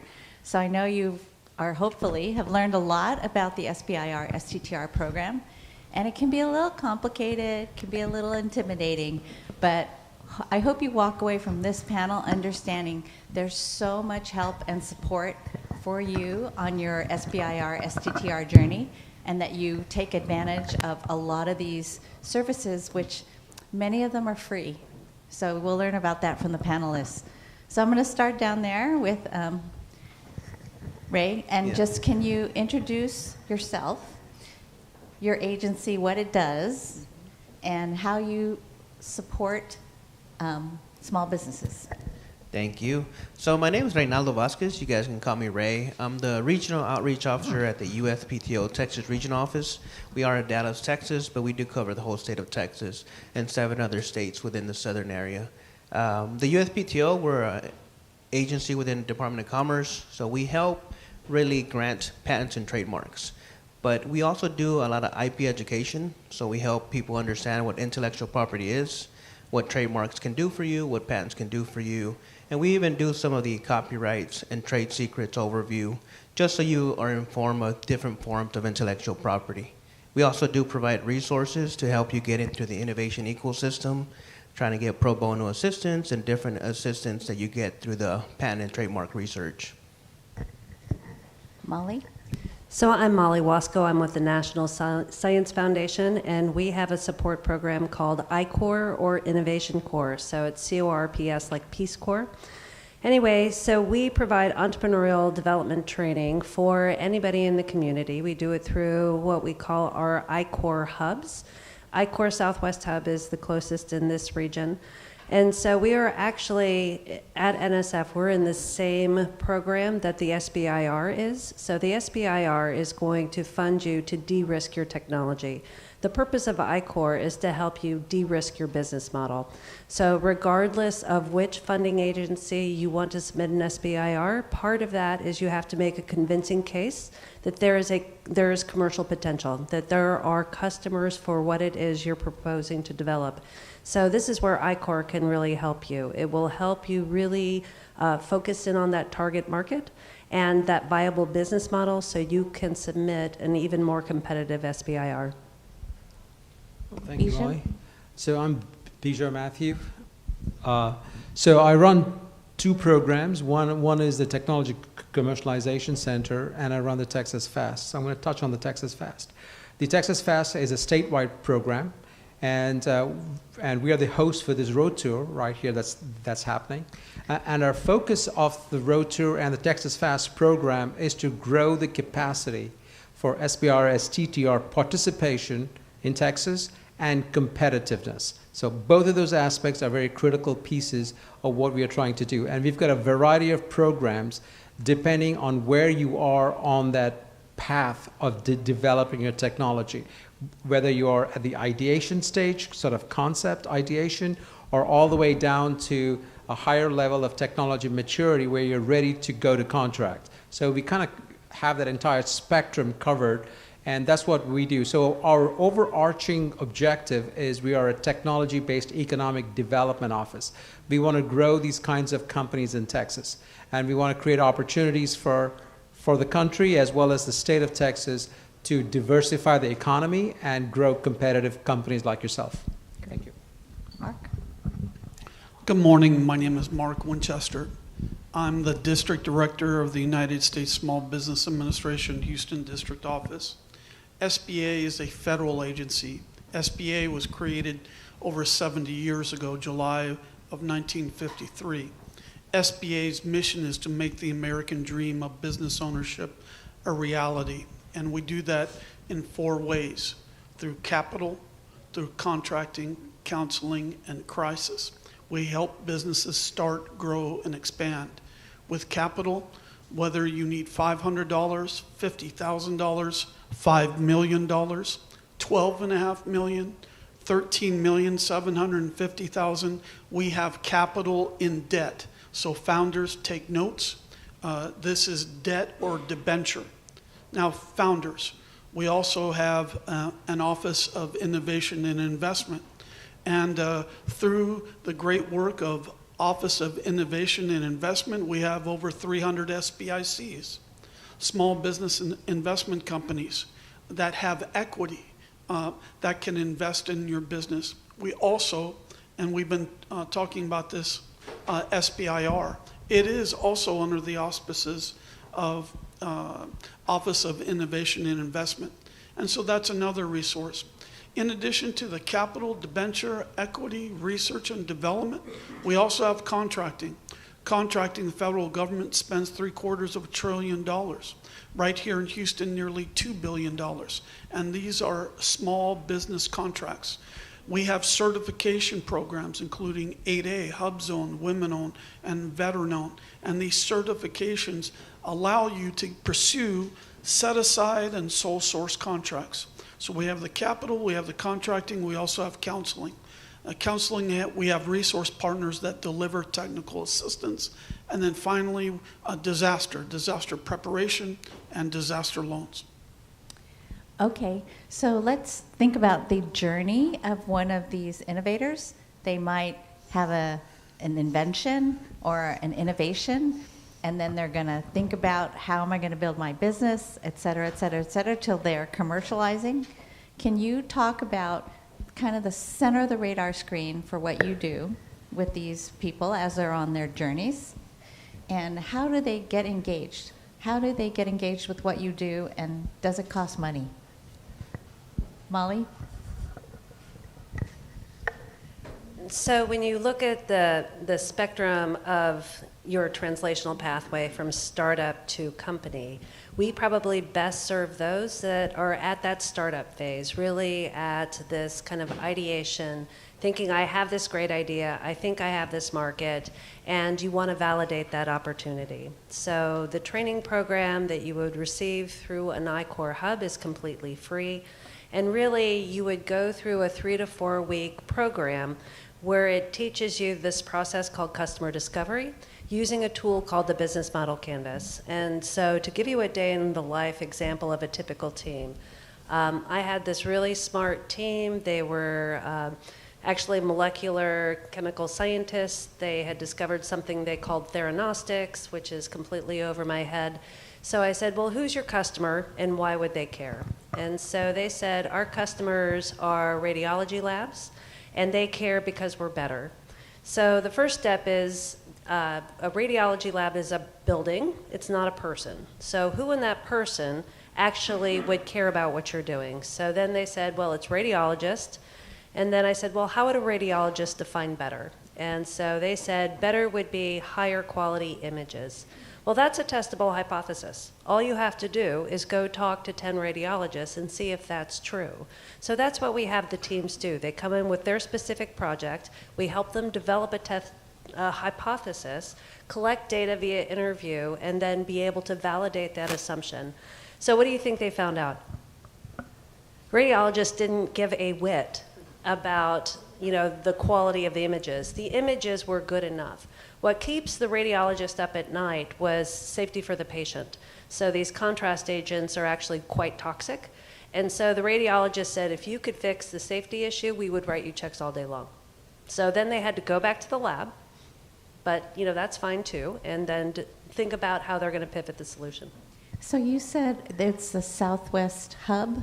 Southwest Hub. So how do you call the Southwest Hub? How do you get into Google. one of these? You Google them, okay. Google I-Corps Southwest Hub. It'll Okay. take you to their landing page, and then you can see who they are, when the training programs are. They offer one at least once a month, and it's completely virtual. So you just find the one that fits into your schedule, and there will be different days of the weeks as options as well. So find the one that suits you. If the one in the I-Corps Southwest Hub doesn't work, we have 10 hubs across the country. You can actually access training from any hub. So you could be in California or Boston. I recommend accessing the local hub because they have a regional innovation ecosystem of lots of resources. And once the teaching team, the coaches get to know your company, they will be able to better direct you towards other resources, including SBIR. Great. Bijou? Okay.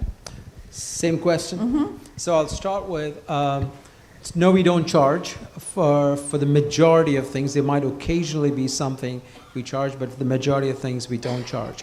Our particular sweet spot is so this is a very complex world of translating an innovation from concept to market. It's a jungle out there, right? And so we try to create some lanes for you.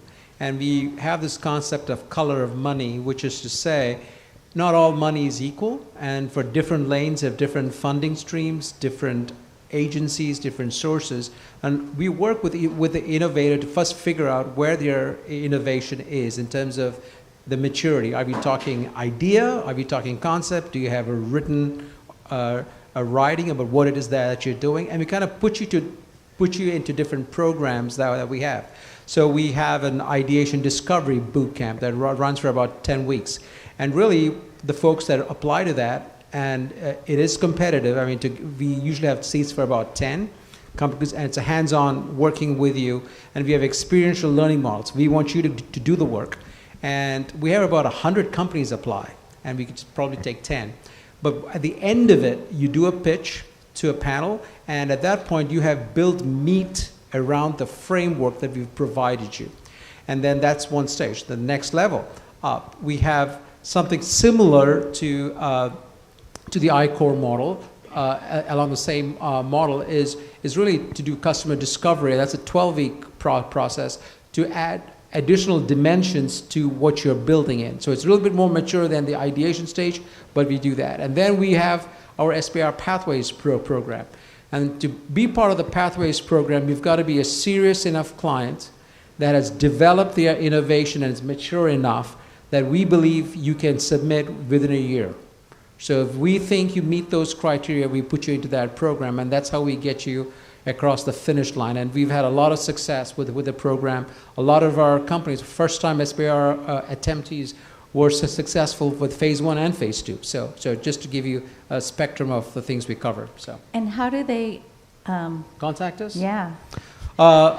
They contact us, well, if you're on the agenda, if you have scanned the agenda today on your phone, that's our webpage. So if you just click back a slash, then you're back on our website. So Okay. that's one way, but you can also Google it. So Technology Commercialization Center, Texas should. Okay, click back a slash. That's the first time I've ever heard that. Okay, but are you here in Houston? Where are you? Yes, so I'm based at the University of Texas at San Antonio. So we partnered with the University of Houston to host this event. So there we go. Okay, Yeah. so all of the things you described are out of San Antonio? They are out of San Antonio, but most of it is virtual, and it's available to anyone in Texas. So. Okay, Mark, when you think about like a technology innovator starting a company, what are the most relevant? You had such a huge menu from the SBA, so what are the most relevant to these folks? Absolutely, Nancy. And, you know, a couple of things. One, founders, I want you to write this down. Here in Texas, we have TMAC, Texas Manufacturing Assistance Center. And founders outside of Texas, you'll want to see if your state has a manufacturing assistance center. That's number one. Number two, Apex Accelerators. There was a gentleman, Tim. Tim spoke briefly earlier this morning. There are Apex Accelerators across the country. Apex Accelerators, founders, write this down, make a mental note. They help with research, register, and respond. We call it the 3 R's: research, register, and respond. And they also help with founders who are pursuing SBIR, specifically contracts. So that's another resource. Another resource, Nancy, is the SBDC. The SBDC, I shared this earlier, there are nearly 1,000 SBDCs across the country.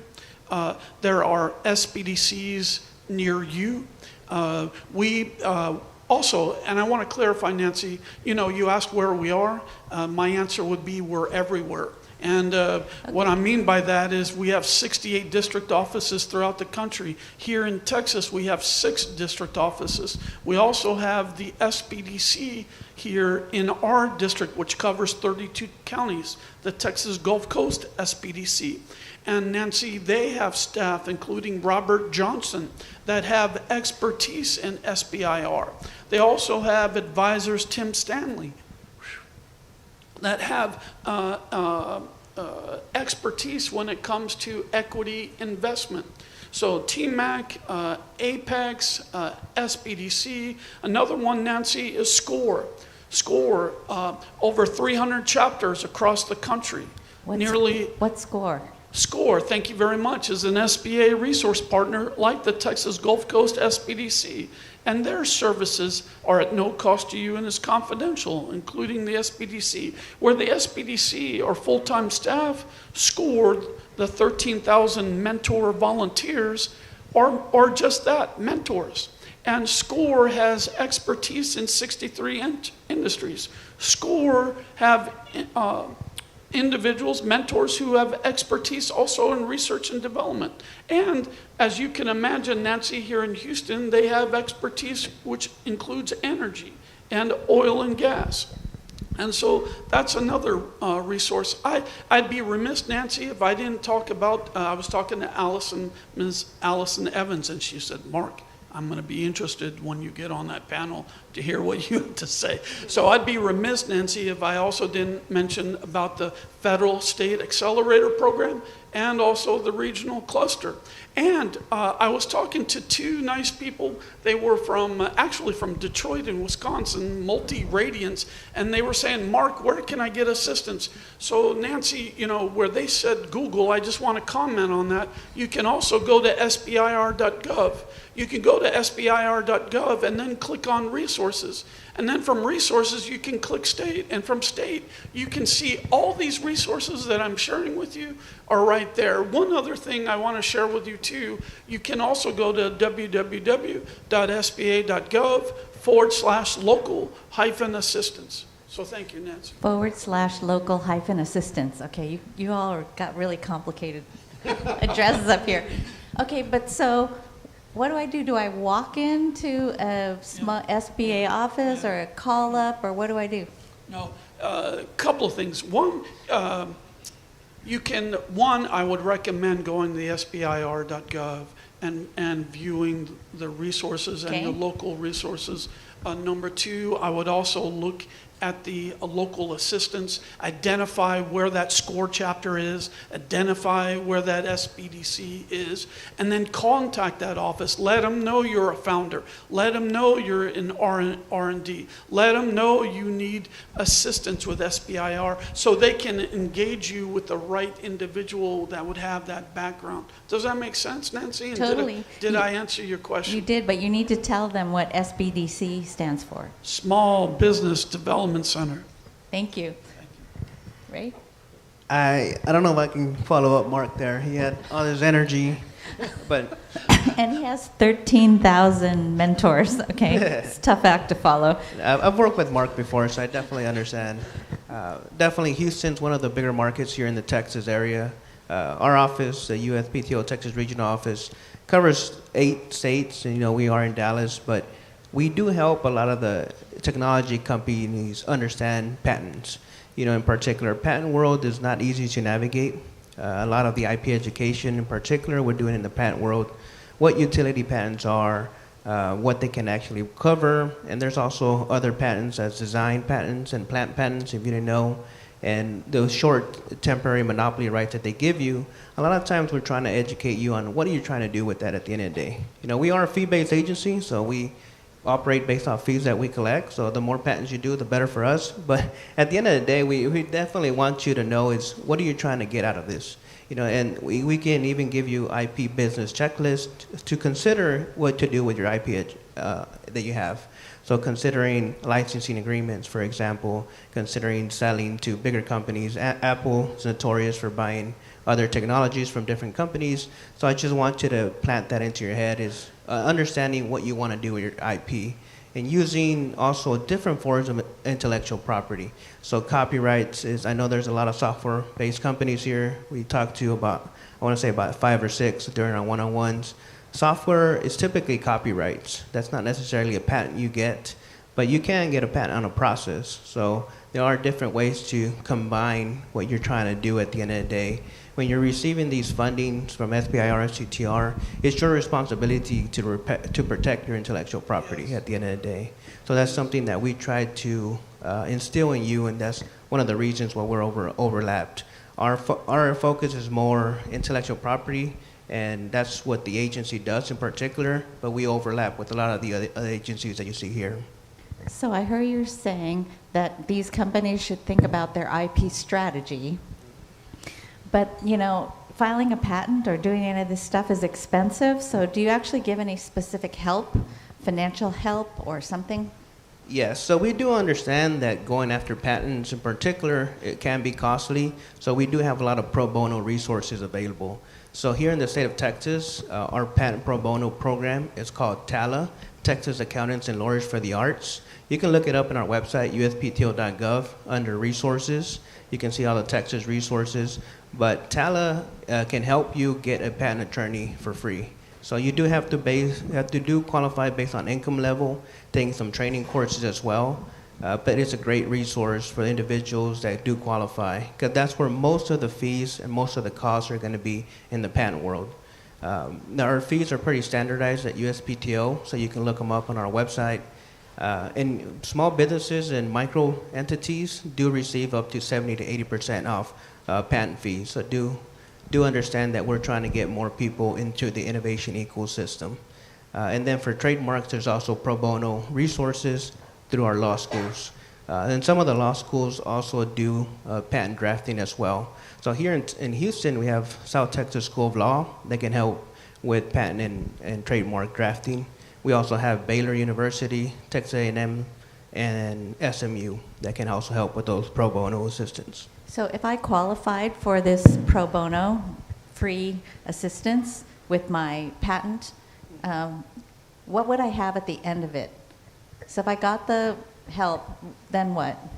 So you would get the application actually submitted through the USPTO, and that's where you want to get the rights. And those rights will give you the temporary monopoly rights that I talked to. It's up to 20 years. So especially for technology, I always tell people after 11 years, you may not need this patent anymore because the technology is obsolete. So you don't have to continue renewing your patent rights. I just want to make sure I heard that. For free, you're saying I can get my patent filed? Correct, the drafting side of it, which is a big resource because if you ever look into a patent attorney or agent, and that's really where the costs really come in. Okay, great. Now we're going to turn to common myths or the biggest misunderstanding that you run into with technology entrepreneurs. Think about what that is and bust that myth. Ready, Bijou? Okay. All right, I'll take it. So one of the common myths that we see from technology entrepreneurs is that they have discovered something that's totally unique, and they have made that assumption and discovery process all internal. It's them and their peers that have figured this out, that they figure out this is the solution to a problem. And so when we get into conversation, it's pretty clear that some of us may already be aware of alternatives to achieve that. But it's very hard, and this is universal almost, very hard to call someone's baby ugly. And all we can do is to kind of put the scenario back to you and have you go through questions to see, have you looked at this? Have you considered that?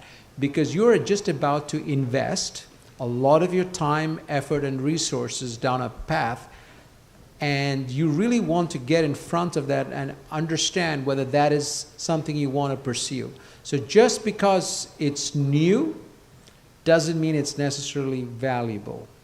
So people will always say, I've got a patent, so therefore I must be good. Not true. So I think that myth was called, if I build it, they will come. If I build it, they'll come, yes. You have a myth you want to bust? Yes, Nancy, and I got two if I can share two. Number one, Nancy, what comes to my mind is folks think that they have to go it alone, and you don't have to go it alone. And it gets back to what I shared. What did I share? I shared with you TMAC. I shared with you Apex. I shared with you SBDC. I shared with you SCORE. All these resources are available to you. And Nancy, even while I was thinking about what I was going to say, founders, you also have other resources. Like here, the University of Houston Technology Bridge. And they're collaborating with SBDC. And they have 75 acres. And Tanu shared about the 30,000 square foot wet lab. And founders, we have ION with 266,000 square feet of space. And we have Greentown Labs for alternative energy. So the point that I would make is not only do you have the resources that we traditionally have with SBA, but you also want to look at maybe secondary resources that are also available to you. The other thing that I'd share, founders, and this is critical too, is with SBIR funding. It may take, let's say you apply, you pursue, you get funded, there may be a valley or a time period where you may not get funding. And so another thing that you want to look at is, do I have working capital to keep my business going until I get that SBIR funding. So another thing that you need to look at too is do you have that funding for that valley, that time period while you're working with SBIR? And there, you want to work with your local SBA, you want to work with local lenders, you want to look at lenders that perhaps not only fund debenture and conventional financing, but may assist businesses with R&D. And so you want to talk to your local SBA district office and have a conversation about that. Okay, I think that myth was called, I have to do this all by myself. That was the name of the myth. Thank you. Okay. Ray? I'm going to go with a different myth for Houston. We've been doing it for a couple other cities, so I'm going to do a new one for you guys. So one of them is that we're in the USPTO is in the business of denying patents. So that's a big one. We get that a lot from. Good one, Ray. We get a lot. Like I mentioned, we're a fee-based agency. We're trying to generate more fees. So that's not our business goal at the end of the day. But we do want to make sure that your rights are valid. So that's one of the reasons why there's a lot of back and forth with the office and inventors. We want to make sure that your invention isn't already infringing upon prior art that's already out there, inventions that are already out there. One of the reasons why we focus a lot on patent searching and a lot of trainings that we do, or specifically in patent searching, is to help researchers and inventors understand what's already out there. So you're not infringing upon, and even like indirect competitors can also have your technology. So even if you're looking at autonomous vehicles, there may be that technology being used by radar systems somewhere else. So it's a complicated thing actually looking into these. That's why we actually make ourselves accessible, and we love talking to entrepreneurs and inventors, anything from a restaurant, so they can understand trade secrets and trademarks, to high-tech, innovative businesses that should be protecting their intellectual property. Like I mentioned, the SBA here in Houston is our biggest market that we have, and they send us a lot of referrals. So I know Houston, in particular, the market is very innovative, and we're always getting consultations with them. So that searching the patents for competitive technologies, is that something that I'd have to pay for, or is that something you can help? That is free, and the patent searching trainings that we do is free as well. And it's one of our more popular ones. That one and trademarks, because trademarks everybody really qualifies for. It's just up to you to decide how valuable your name it would be and your branding that you want to protect. Okay, so that myth was the USPTO is in the business of denying patents. That's a good one. Okay, Molly? All right, so I-Corps doesn't deny anybody, so you're welcome to come to us. We're happy to take you. I think the biggest myth is I don't have time to engage in customer discovery. It's this idea I am way too busy executing on my technology to actually go out and do the exploration needed to have the same care with my business model. That is a big myth. So I'm an academic entrepreneur. I made a discovery in my lab in 2008. I thought, boy, this has commercial potential. So I raised about $250,000 from friends and family, and it took me 4 years to finally get to a customer. I did 2 iterations. So basically, I built something, showed it to customers. They said, we don't want it. So then I raised more money, and I did it again. I built something that I loved, showed it to customers. So imagine, we love our baby. I love the technology. Imagine offering your customer a Maserati when they're driving around a jalopy and they say they don't want it.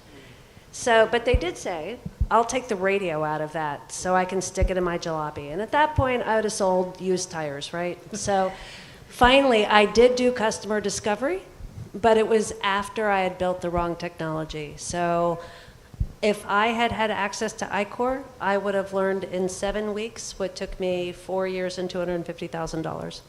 Wow. So that myth was, I don't have time to do customer discovery. Okay. Do we have any questions from the audience? Yes, sir. This is for Renal. So basically dealing with proprietary information. Do you guys offer advice in terms of whether to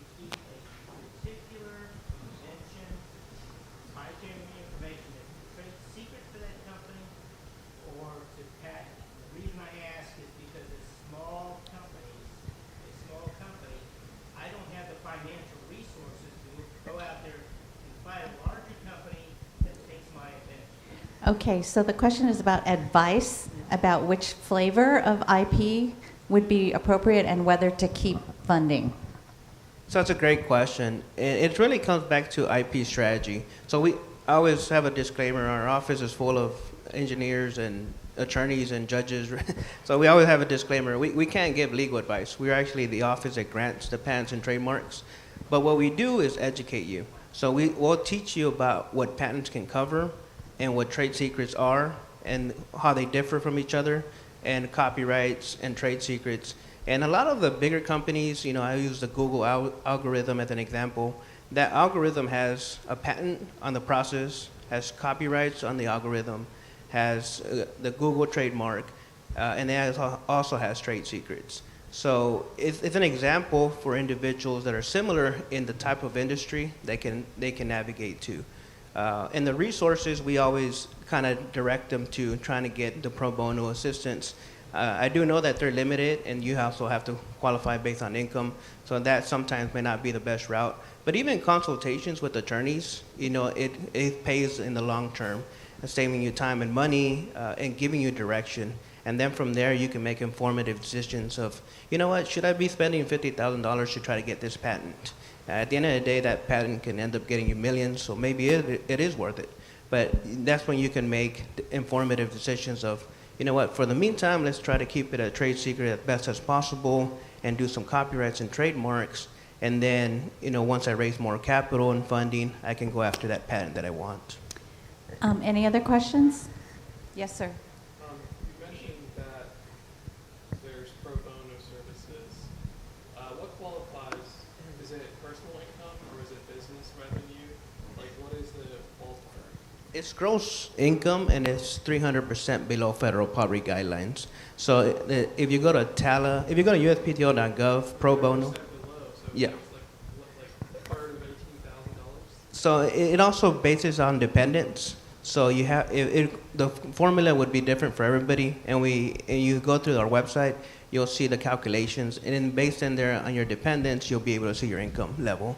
So it is, like I was saying, about income required, but the law schools that we work with, they don't have income requirements, and those have trademark and patent clinics. Their issue is bandwidth, so they could only go as much as the law school students that they have and the clinic supervisor. So that's why Houston, South Texas School of Law, I know they're hungry because they even take on Louisiana as well. So they cover the state of Louisiana. So do you have to be an adult to get the pro bono services, or could a child who has no income get the pro bono service?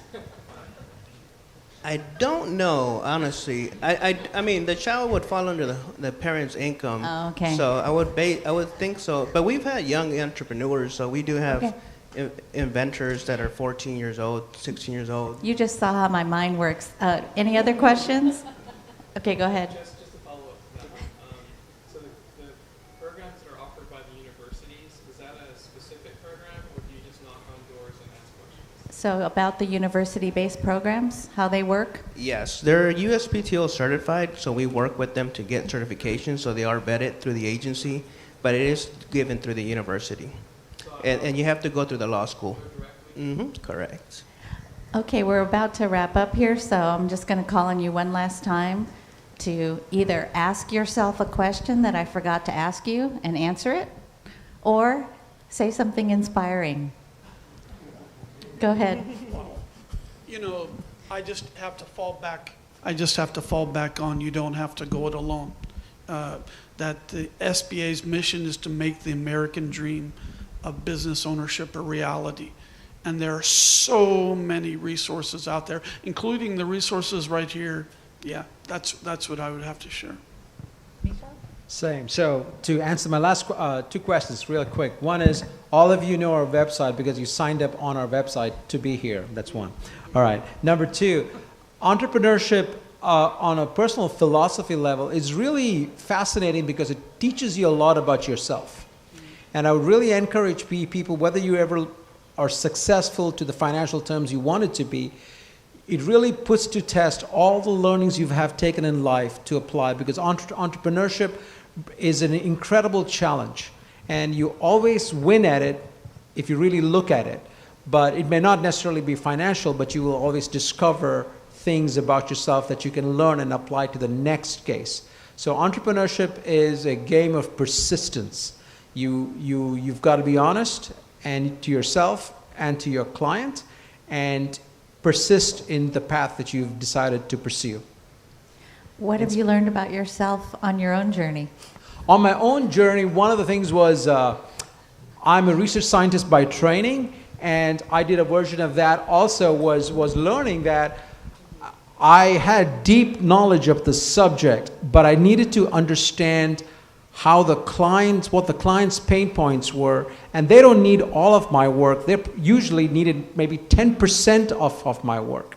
And if I understood that first, I could guide the work just to do the 10% and craft a business model that generates the profits that I need with the 10%. So I didn't have to prove that I could do the 100%, I just needed 10%. So that came from understanding what my clients needed. And it is a game of conversation. And that's another thing, is most scientists and entrepreneurs like the labs. And I think if you can kind of get in there and talk to people, and I'm a much better talker now at this stage of my life than I was in my research stage. So that was a learning that there's a lot you can discover by just having conversations. Molly? So, building on this, customers do not care about your technology at all. What they care about is how you're helping them solve a problem. What is that job they're trying to do, and how you help them achieve that. So, actually relieving their pain, helping them gain something that's important.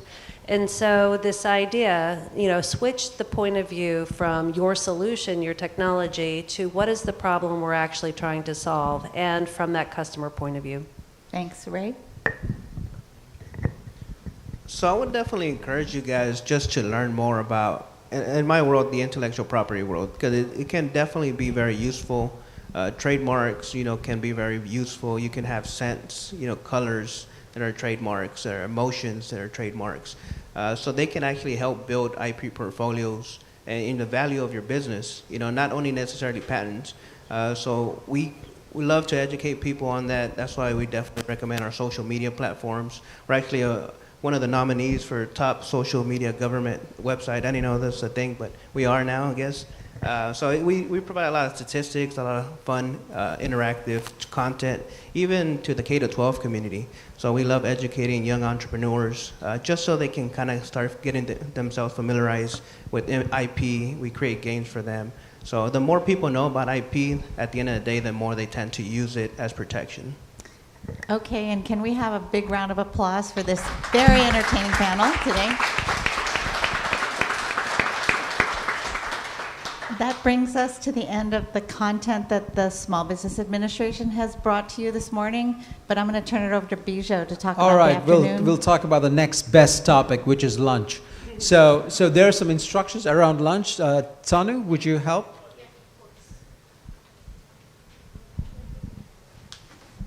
All right, lunch is served. We have box lunches, and we have, I think, 6 different kinds. If you go out from the main entrance door, they're right outside by the tents. You can choose to sit under the tents. The weather is pretty nice. Or you can bring your lunch up here. Or there's green space just behind the building if you want to sit there and enjoy the weather. We will reconvene in about an hour. Yes. We're running a little behind, so 12:45. 12:45. So please come back up here. We have more exciting things that we're going to talk about post-lunch. You're running behind?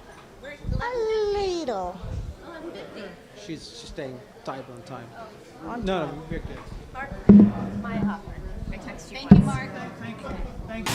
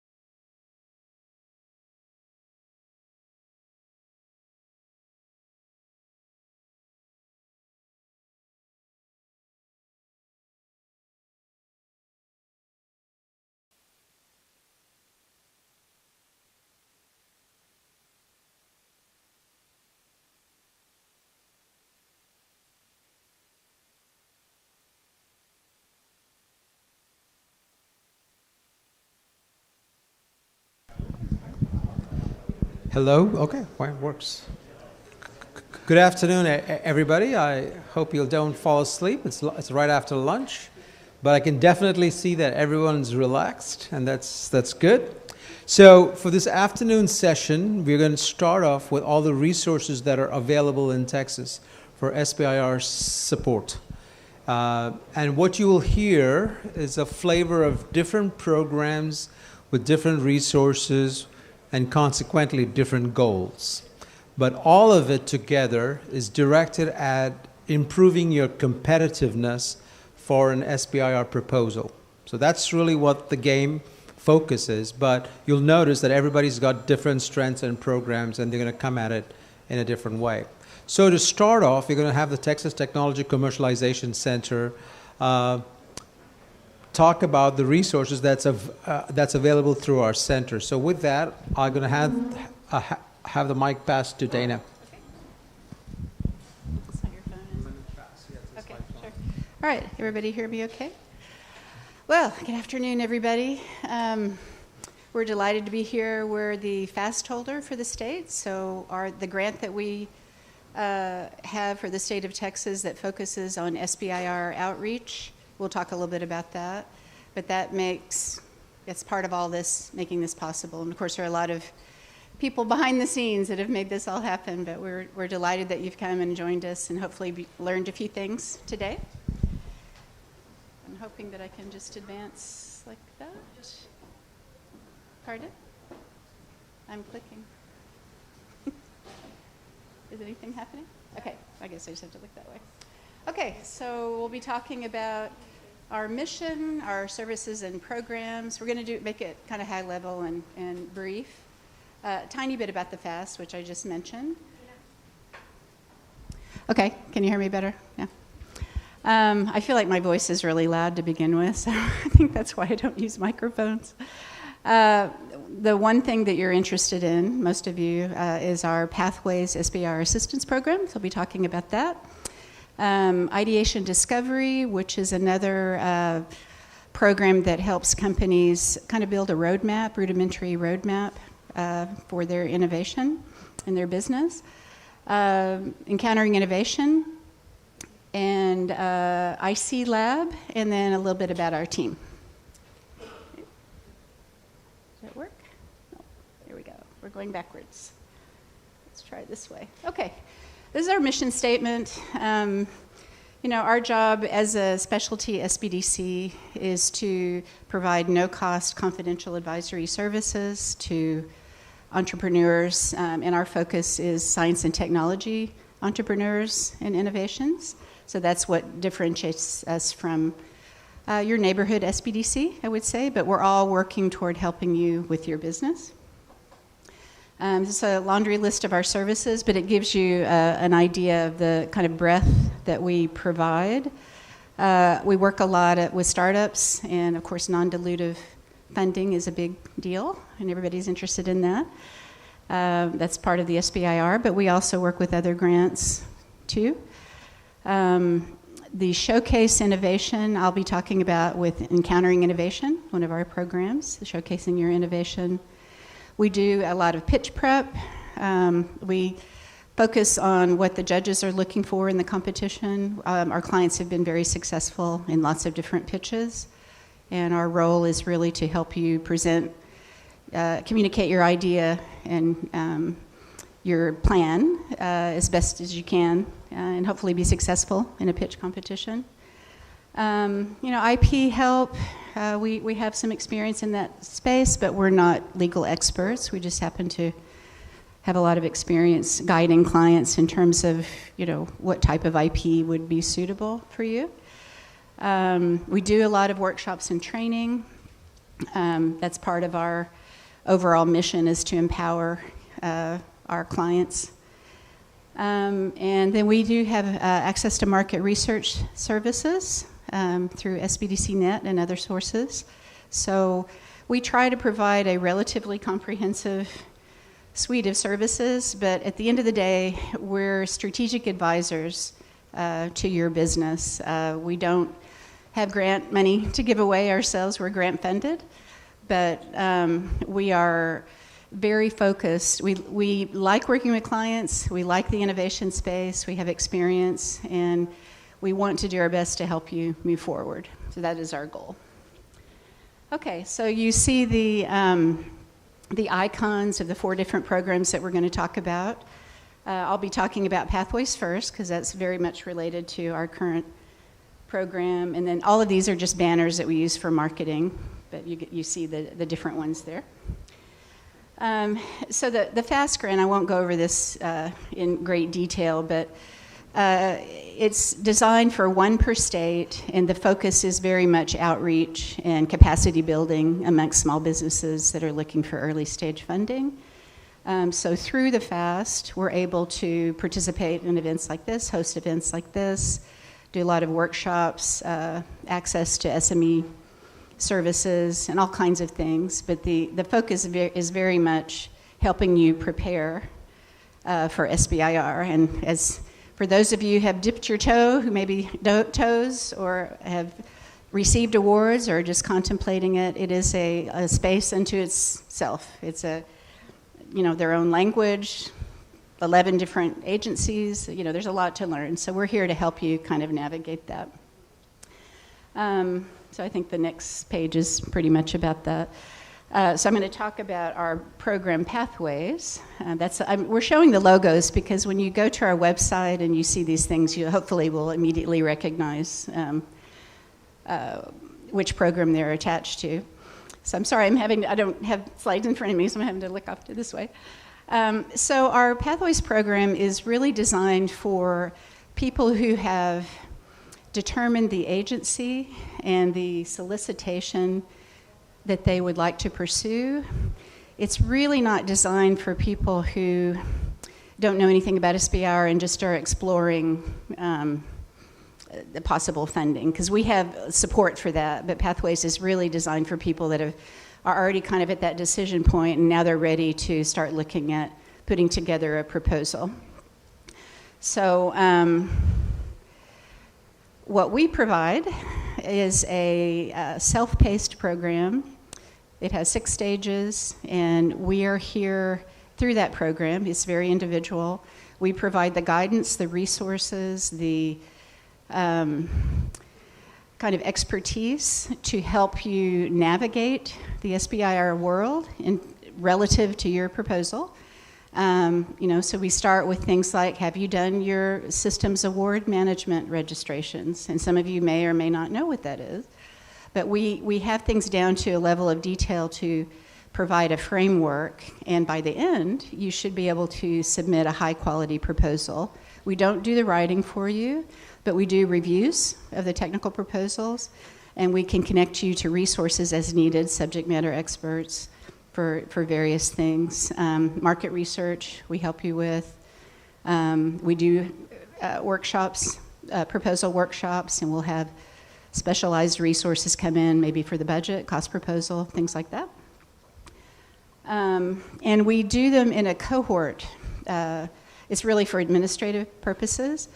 And we're getting ready to launch a new cohort that will be April 18th. We're going to have an informational webinar for the next cohort, which will cover essentially 6 months. And it's designed for people that plan to submit kind of by the end of October. If you're thinking that you're not going to submit until next year, then I would hold off applying, because we'll be offering another cohort. So there's no urgency to join a cohort if you're not ready to get serious about writing and participating in that program. So I've put a link up here, but everybody who has registered and in attendance will receive an email about the upcoming webinar on the 18th of April. And that's at 10 a.m. It's virtual. I'll record it, so we can also put it on the website. And it's really designed, like I'm talking to you now, to kind of help people decide, is the right program for me? Should I get involved? Should I wait? What should I do? So you'll hear more about that. And now I'm going to let Lizeth talk about IDB, and then I'll come back in a minute.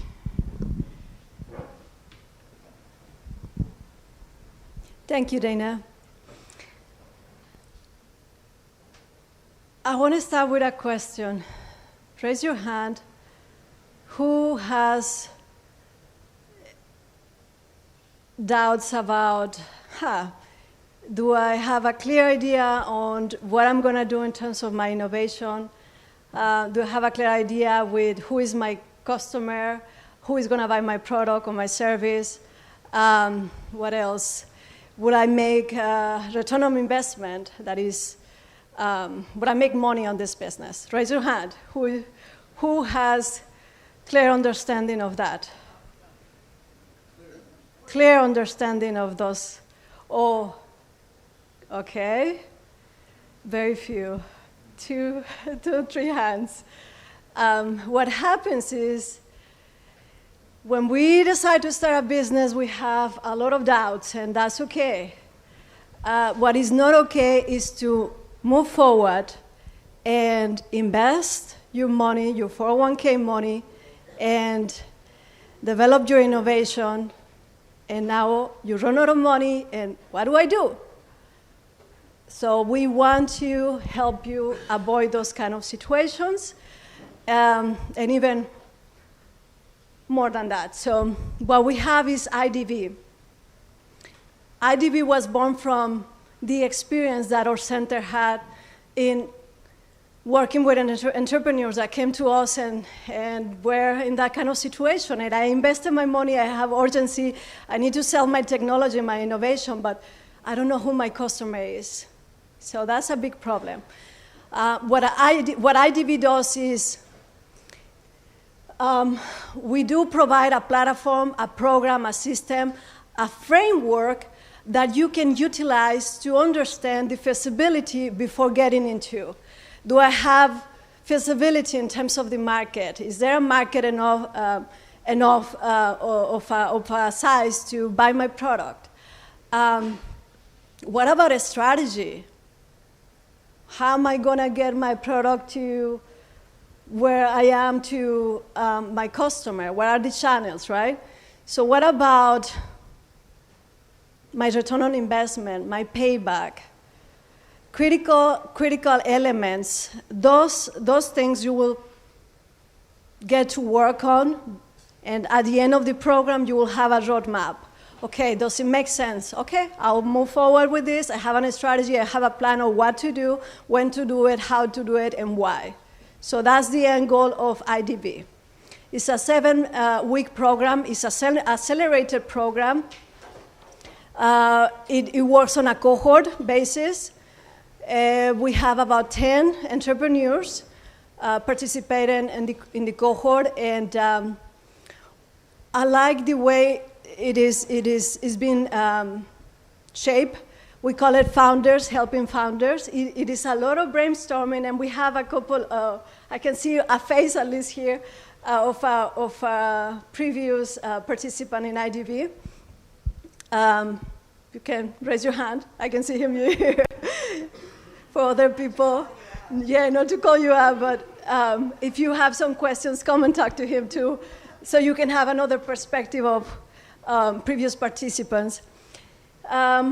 What else I want to add? So what it is, it's a 7-week program. It is a framework that will help you go through the different stages of putting together a business with your idea, with your innovation. So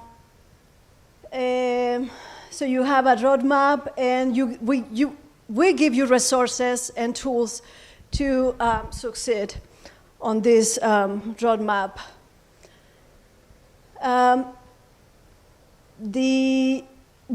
This is starting on May 16, and it's a 7-week program. We have the application process already open. We're going to upload it on the website. So if you are interested in participating in this program, go to our website. You will find the application link there. At the end of the 7th week, we have a graduation, and this will happen in San Antonio, a venue in San Antonio. And the process is a competitive process. You apply, there's going to be an assessment interview, an intake activity. The cohort will be announced, IDV starts, and then a graduation. That's the flow that we have here. Another comment, IDV, we like to recommend people who is in very early stage of developing their idea of a business or an innovation, get to IDV first. After IDV, we have the following program, which is called, well, Dana is going to talk about Encounter Innovation, but I want to mention about IC Lab. So IDV, the first stage, second stage, IC Lab, and then the next stage is Pathways. So for people who is interested in getting into the flow, so you finish IDB, then we recommend for you to do IC Lab. What IC Lab is more in-depth into customer discovery. You go and talk to your potential clients, ask a lot of interviews, and refine. What are you learning? What are your lessons learned? A lot of that cycle. So you do interviews, stages of interviews, come back, what is the insight, what did you learn, and incorporate that into your flow. What else is I was going to say? This comes as a need of deep dive into understanding your customers. Don't make assumptions for them. Really try to understand. It's a lot of open-ended questions. The what, the why, when, and coming to understand more of the, yes, have your customer persona, but really get in depth. But yeah, that's what we recommend. And then the Pathway program. And I know we have short time, so I will pass it on to Dana. Thank you, Lizette.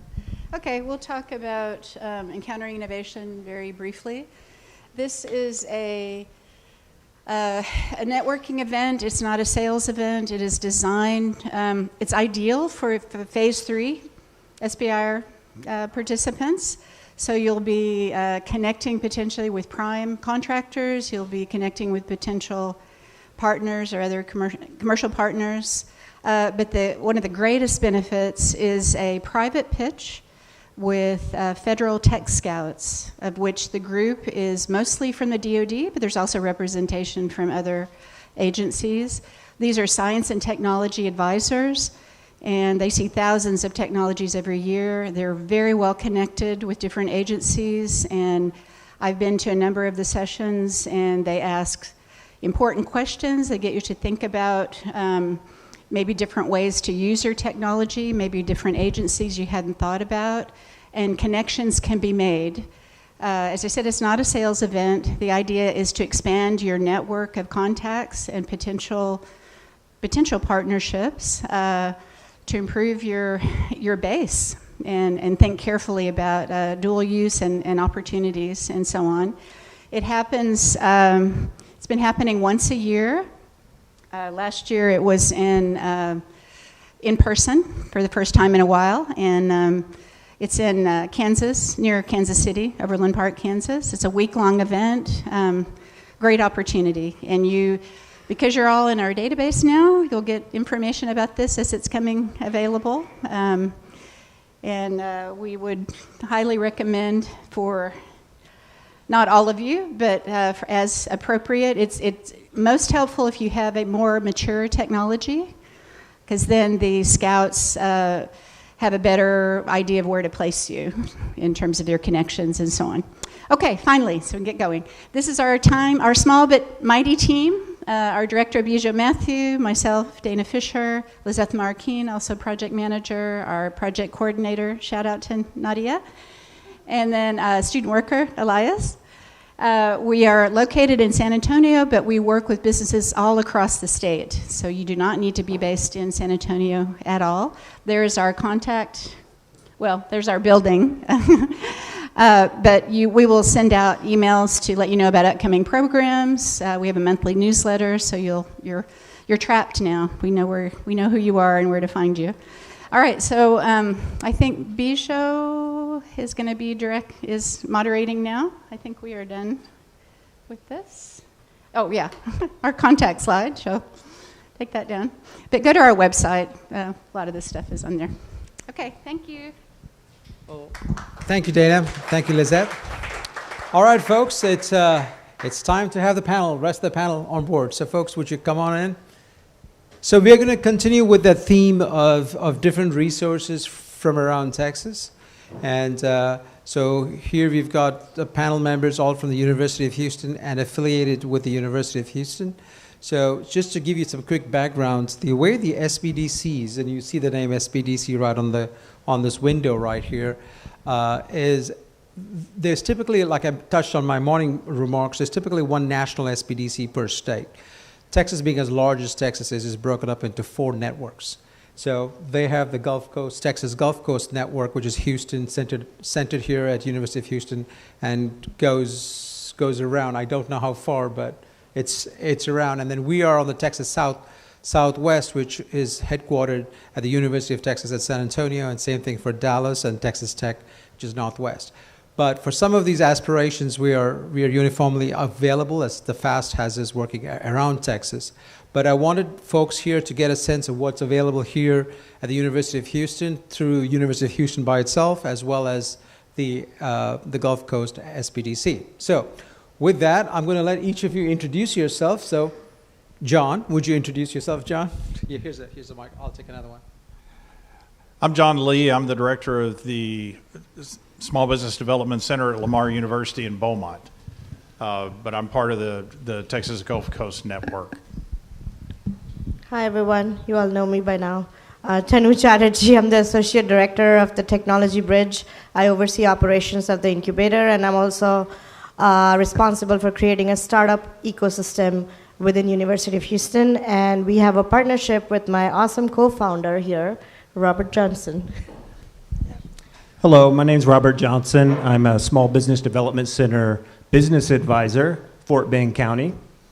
And also, that's my office. So I'm here, so you know where to find me. Tim. Good afternoon, all. My name is Tim Healy, the same Tim Healy from this morning. Hasn't changed. I am the program director for here at the University of Houston Apex Accelerator. So be happy and glad to answer any questions you have. Okay. So with that, I'd like each of you to take a couple of minutes to kind of set the stage by kind of talking about some of your highlights of your program offerings. And so we can kind of set the stage. So the goal here is to have a discussion. So Dana and Lizette are going to be back into this panel, but they'll have to stand and not sit anymore. It's not sit, though. And then we're going to have a discussion. So use this time to kind of reflect on what you hear from each of them and see how it may apply to each of you. And then we can have some questions around that. So with that, who wants to go first? I think I'll start because I'm probably the first person that you would see. So like I said, if you happen to be in the Beaumont area or you are affiliated somehow with Lamar University, you don't have to be anyone in the community, and you had an idea, you could bring that to me at the SBDC. We are at heart an economic development organization. We're basically a free management consulting company that will help you get started in business and then hopefully help you be able to stay and succeed in business. Most of what we deal with is working with clients, helping them with business plans, helping them put projections together, everything that a lender or an investor would want to see from them. You know, my normal thing that I tell clients is when they ask about grants is that there's nobody out there that's going to give you money so that you can start a business to make money for you. That's not the way the world works. However, the SBIR is totally different. And the U.S. government through the SBIR will actually give you money without taking an equity stake and will help you do something that's going to be a technological innovation that will make money. So, I mean, we work with everybody from somebody who wants to start a business mowing lawns to somebody that has the next greatest thing in technology. But you can start with us, and we can help you through that initial planning process. And if we see that you have something that is more technologically oriented or something that would possibly qualify for SBIR or STTR or something along those lines, then we can pass you off to somebody who's going to be able to let you take the next step. I will say at Lamar, the person I report to is the VP of Research and Sponsored Programs. He's responsible right now for 2 STTR grants that are working with Lamar. So we are very much affiliated with the research end as well. Robert? Sure. So I'm with the SBDC too, but I'm kind of a hybrid between the University of Houston and SBDC a little bit. I work here at the Technology Bridge, and for a while now, I've been working primarily with early stage, entrepreneurs or R&D scientists who are wanting to commercialize their technology. So a lot of what you heard from what's going on in San Antonio, I do some of those things here locally. So, and we have a partnership, an awesome partnership with the University of Houston Tech Bridge, and we have cohorts also. We're working with R&D scientists. We also get in there and we help with the SBIR STTR application process. We also help you to, once you're ready to penetrate the market, we get our hands dirty and help you to commercialize your tech too. So we're working with SBIR STTR awardees who are closer to the commercialization side, and we're also working with them on the front end and getting a lot of people in the area, the Houston footprint. So, from Texas A&M all the way down to Galveston. So, but primarily right now we're working with the University of Houston through the Innovate program. And I'm not sure, has that been introduced today? Not yet. Okay, Not yet. So Tanu can talk a little bit more about the Innovate program, but we have an Innovate program that's specifically designed to give SBIR, STTR support. So all facets, and of course we're cooperating and are very appreciative of what's going on in San Antonio, and we use that as a resource too, but we have some localized services here, in case you're wanting to get some support right here in Houston. All right, Tanu? So I'm part of the University of Houston ecosystem. So part of my job is to help create this vibrant entrepreneurial ecosystem. So, and we are also an institution of higher education. So we come from the point of view that we have to deliver educational programming to the community. So that's what we do here at the Tech Bridge. Other than the facilities and the infrastructure that you see around here that's open to everybody in the community, not just U of H. We have educational programming every month. If you are curious about what we do, follow us on LinkedIn, because that's where we are most active, and we'll post about our events and all of that stuff. So we have educational programming where we bring in speakers, investors to talk about the recent trends or their expertise or their skills.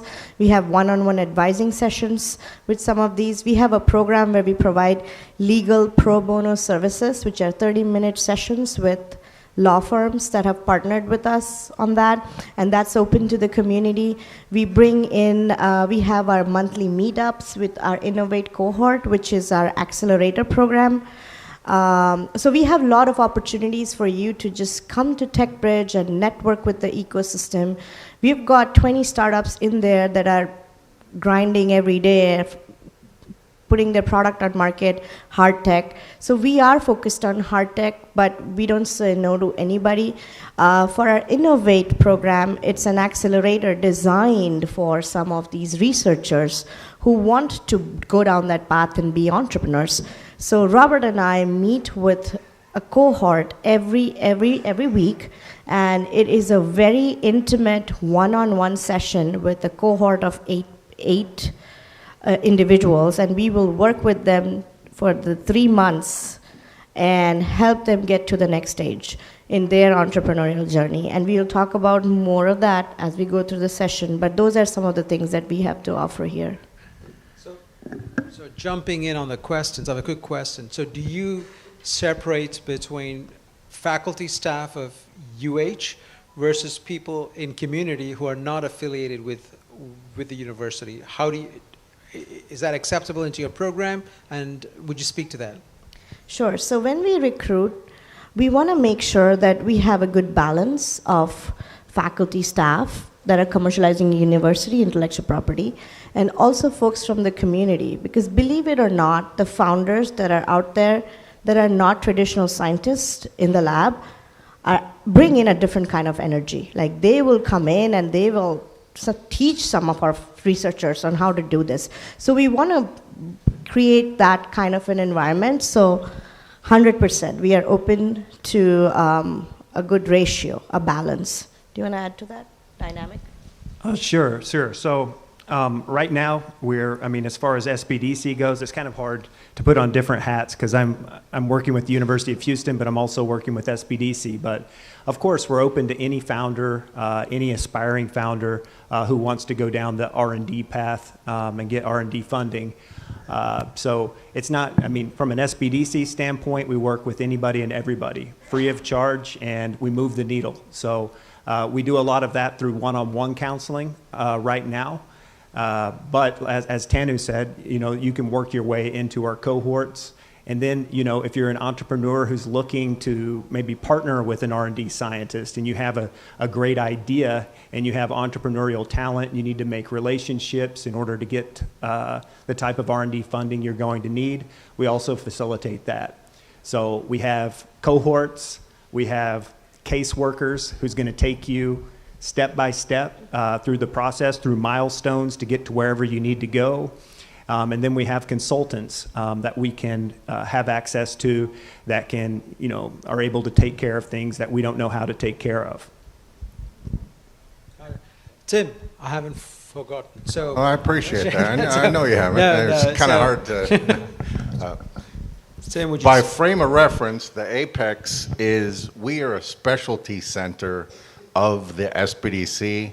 So our particular Apex is, for those of you that weren't here this morning, is all caps. It's not an acronym. That's our sponsor name or moniker. Our sponsor being the Department of Defense. Going back to a specialty center, we cover an area roughly north to College Station, Bryan area, out east to just past Beaumont, down south to Corpus, and then out west to San Antonio, Austin area. So we cover a 28 county area. One of the things that we do is primarily government contracting. However, we also do grants and assistance, particularly the SBIR and the STTR. And in that, and just to kind of zoom out for a second, we help with what is called GIP, and GIP stands for Government Innovation Programs. So any federal science and technology program, any of the national labs, we can help you in that regard. We work closely with Bijou's group. We have cross-pollination. There's some things that are kind of beyond our realm. We're not necessarily techies, but we know what our limitations are. So if a client is better served by Bijou, we refer clients all the time. Some of the concrete advising we do very similar to the SBDC from a standpoint. We do one-on-one counseling and advising. Some of the things that come to mind off the top of my head, we can help you with your SAM registration. We can make sure your SAM registration is correct. We get into the kind of the nitty-gritties, make sure you've got your correct industry and commodity codes. We can also get you set up with contract opportunities. We can also help you actually respond to not only a government contract, but a CBER or STTR. Now, when we respond, we're very similar from a standpoint. We don't write for you, but we help you prepare a responsive and compliant offer. Because you don't want to have to go through all this and find out that you didn't answer the mail type of thing. So got you. Thank you for that. Thank you. Okay, so now let's open it up for some questions. I was looking at my clock. We got 15 minutes here, and I want to utilize it in your favor. So does anyone have any questions that can be answered by any of the four, or these Dana or Lizette, that have resulted from their talk? Questions, anyone? Yes. You need a mic, don't you? Dana, would you? Yeah.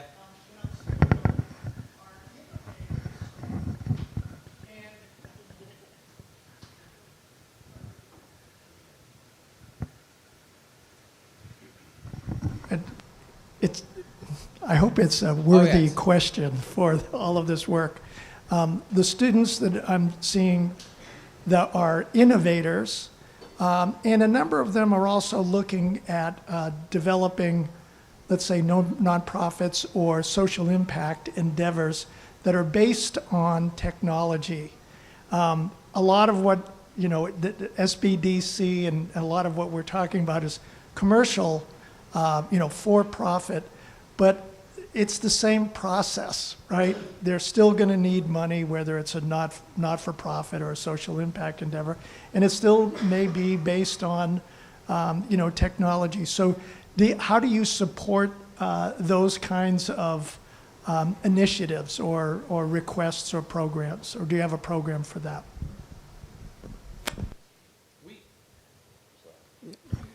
We don't work, we actually, by our charter, do not work with nonprofits.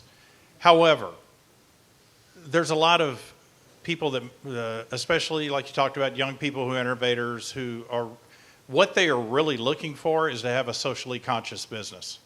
There is absolutely nothing wrong with that, and we will work with them on that but the thing that I think that I at least try to get across to them is you're not going to be able to do those things that you want to do unless you're making money. Unless you're staying in business, your business is not going to be able to do those other things. So what can we do to make sure that you can do all these things for your community and you can also eat? But what the community needs is to see socially conscious leaders. So if we can help you make your business successful, and you can show that you can be very successful in business and also be an integral part of the community and help other people, then now you are a success story for other people to look at. So I'm not trying to take people away from being a nonprofit, but I think some people go into that with the wrong mindset. And if they've got a good idea that is going to be commercially viable and something that they can actually turn into a profitable business, then I personally feel like they should pursue that, and they can still do the right thing and not have to worry. I think, businesses sometimes get a bad rap. Sometimes it's well-deserved. But you can do it and do it right. And I think that's really what a lot of young people really want to do. And they think that's not attainable, and it is. So to answer your question, all the SBA-funded organizations, which is the SBDCs, for example, are not allowed to work with nonprofits. So that answers your question more directly. Now, on the university side, Tanu, do you have a different take on that? Yeah, sure. So we have a few programs that run on campus. One of them is the SHORE program that Ramanan talked about this morning. They are focused on businesses, empowering businesses in the local community. So they are focused on nonprofit nonprofit companies. They do work with those. Out of the business school, we have the Red Labs Accelerator, and it's a student-focused accelerator, and in fact, most of the students that participated in the last cohort were working on a project that had a social impact. But their goal was to create a business and then make that social impact through that. So our goal is to still educate them on how to build a successful business, and you will make that impact eventually if you are successful. So that's the way we are dealing with that. Got it. Thank you. Tim, did you have another take? Yeah. Just real quick,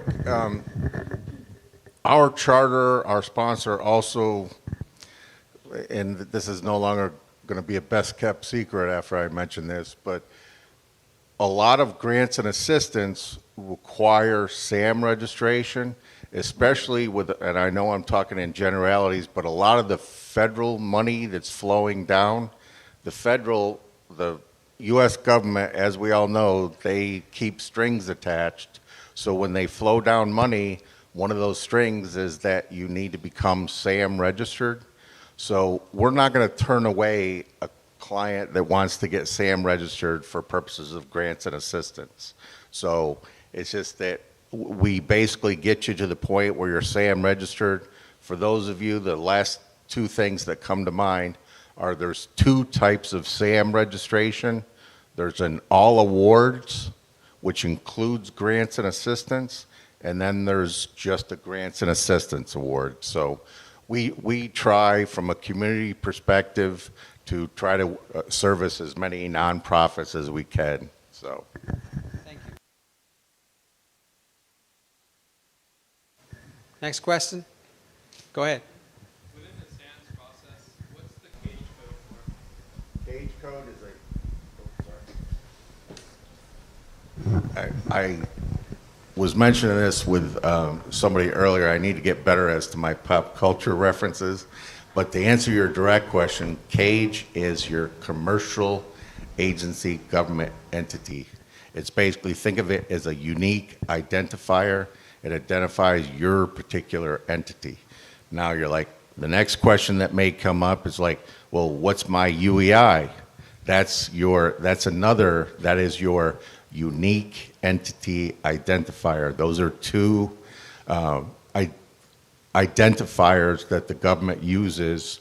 The purpose of SAM Register, for those of you that are not aware, is to obtain a CAGE code. A CAGE code is a 5-digit numeric combination of numbers and letters, and we can help you with the SAM registration process. So. Okay. For the recording purposes, we also need to say the question on the Oh, on the mic. got you. All right, thank you. Yes, sir. You got a question there? Hey, folks, if you would grab a mic so we can hear you up front before you ask a question, that would be very helpful.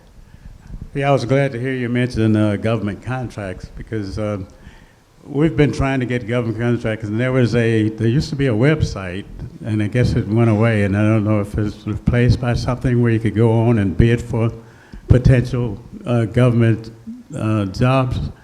Is that still available? Because I get these calls, or either call or an email almost daily from companies that provide services that help get get government contracts, and they swear there's no way that I can get one other than going through them, and usually they're pretty expensive. So help me out there. If I may take this, yes. because I know we're both yes, I know going you're at going to about a bolt out of the chair. Is So no, go ahead, Tim. I'm talking at the federal level. There is one SAM system, and the pop culture reference that I was going to mention, in case anybody gets to ask this question on Jeopardy tonight, SAM stands for System for Award Management. So when it comes to contract opportunities and grants at the federal level, there are two main systems in the way of government-wide points of entry. There's what's called contract opportunities, and then there's what's called grants.gov. And this is the public service announcement portion of our program. I'm glad somebody knows what that is. And where I'm going with that is that your SAM registration, everything you can do for free. You can either do it yourself, you can avail yourself of our services. And I'll stop there because I could go on for another 20 minutes. So I guess the point there is it doesn't have to be expensive. Exactly. Thank you. I appreciate it. Well, thank you, Tim. All right, another question.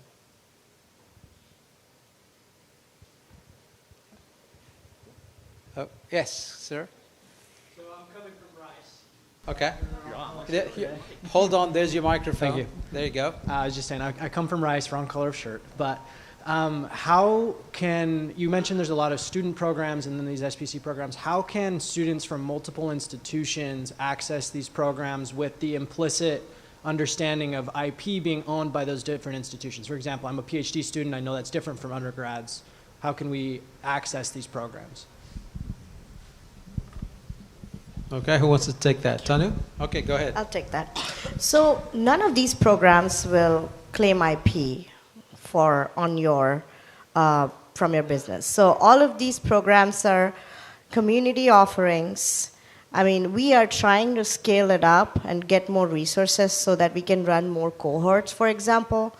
But none of these programs have any impact on the IP, because it doesn't matter where you come in from. Every single cohort, they bring in their own IP, they commercialize their own IP, and we start with an understanding that you don't share confidential information as you're going through the programs, because you've got groups of people coming from different organizations and institutions, and you work on your projects, but we try to not share confidential information, and it has no impact on your IP status.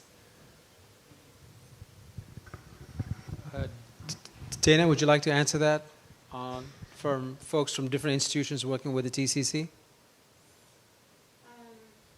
There's a microphone right there.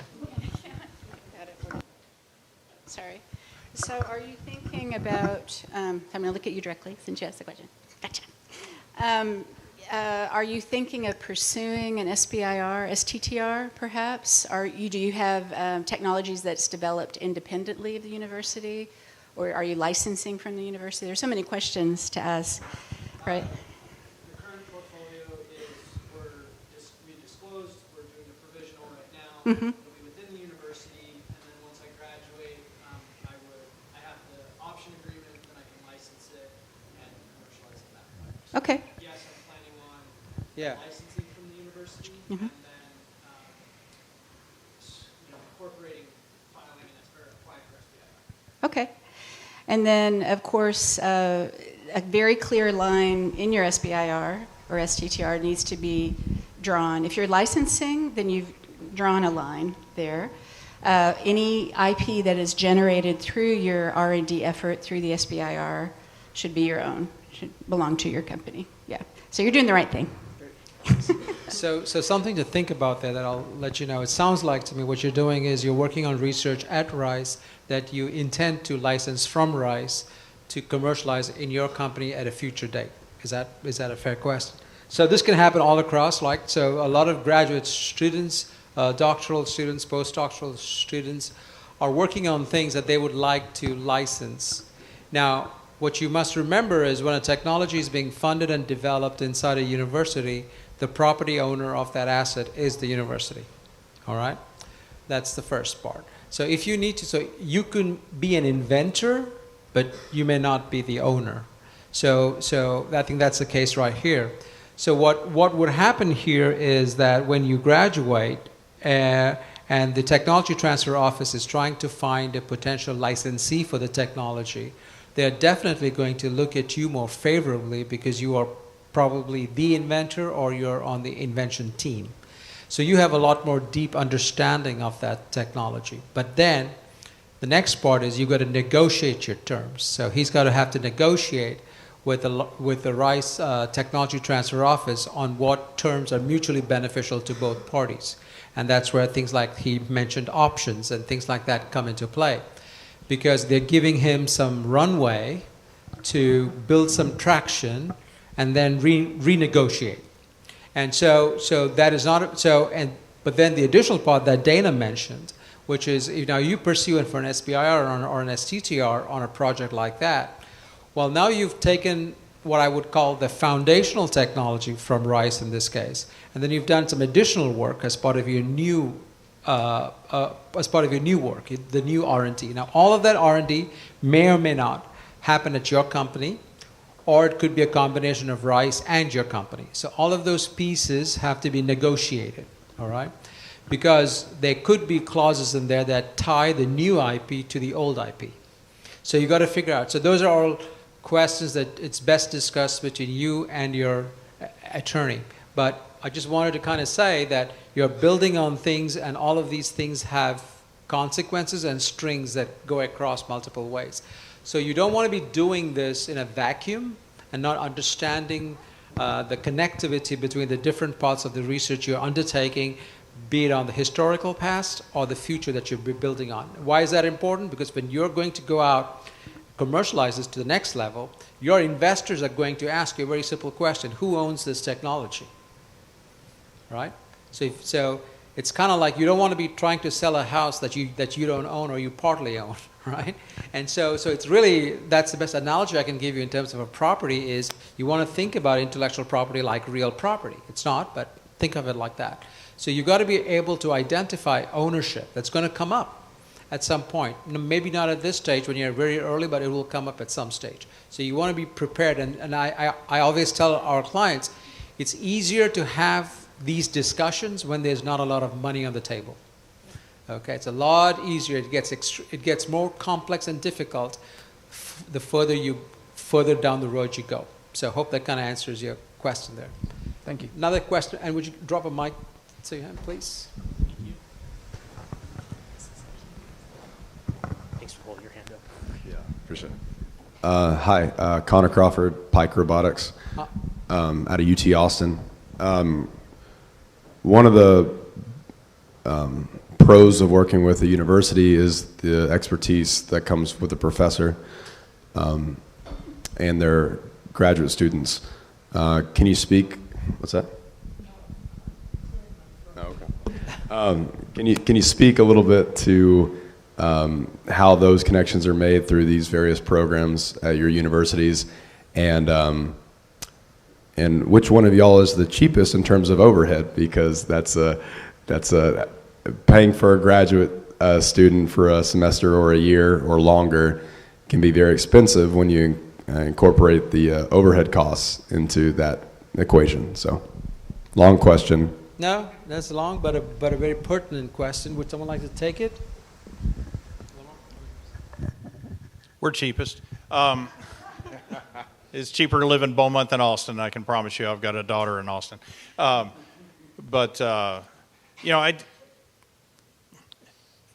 Each university has their own rules. Lamar's within the Texas State University system, and as part of that, the way it's written into the charters is that the president of the university actually has the final say-so in deciding like what percent of IP the university would own.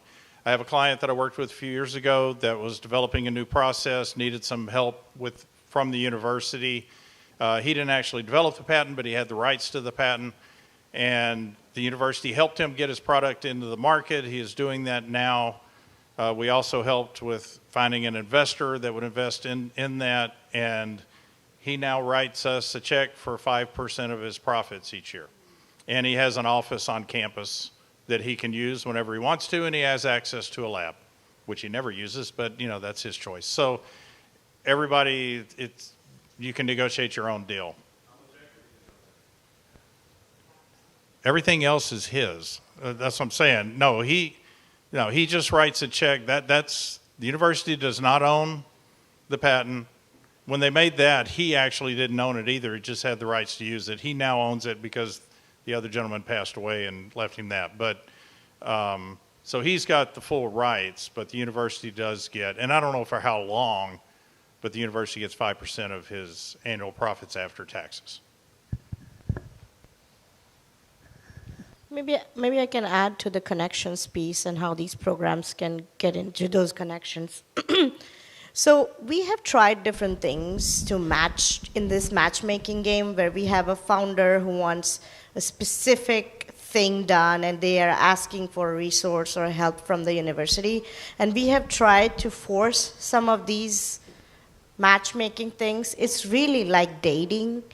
And if you're a founder, you will have to really love your co-founder, because if not, it can be a lot of friction. So sometimes it has gone well, and sometimes majorly it has not gone well. The reason being, research faculty are not aligned to do this. They have their different goals. They want to publish papers. They want to get their next grant. Their goal is not to commercialize.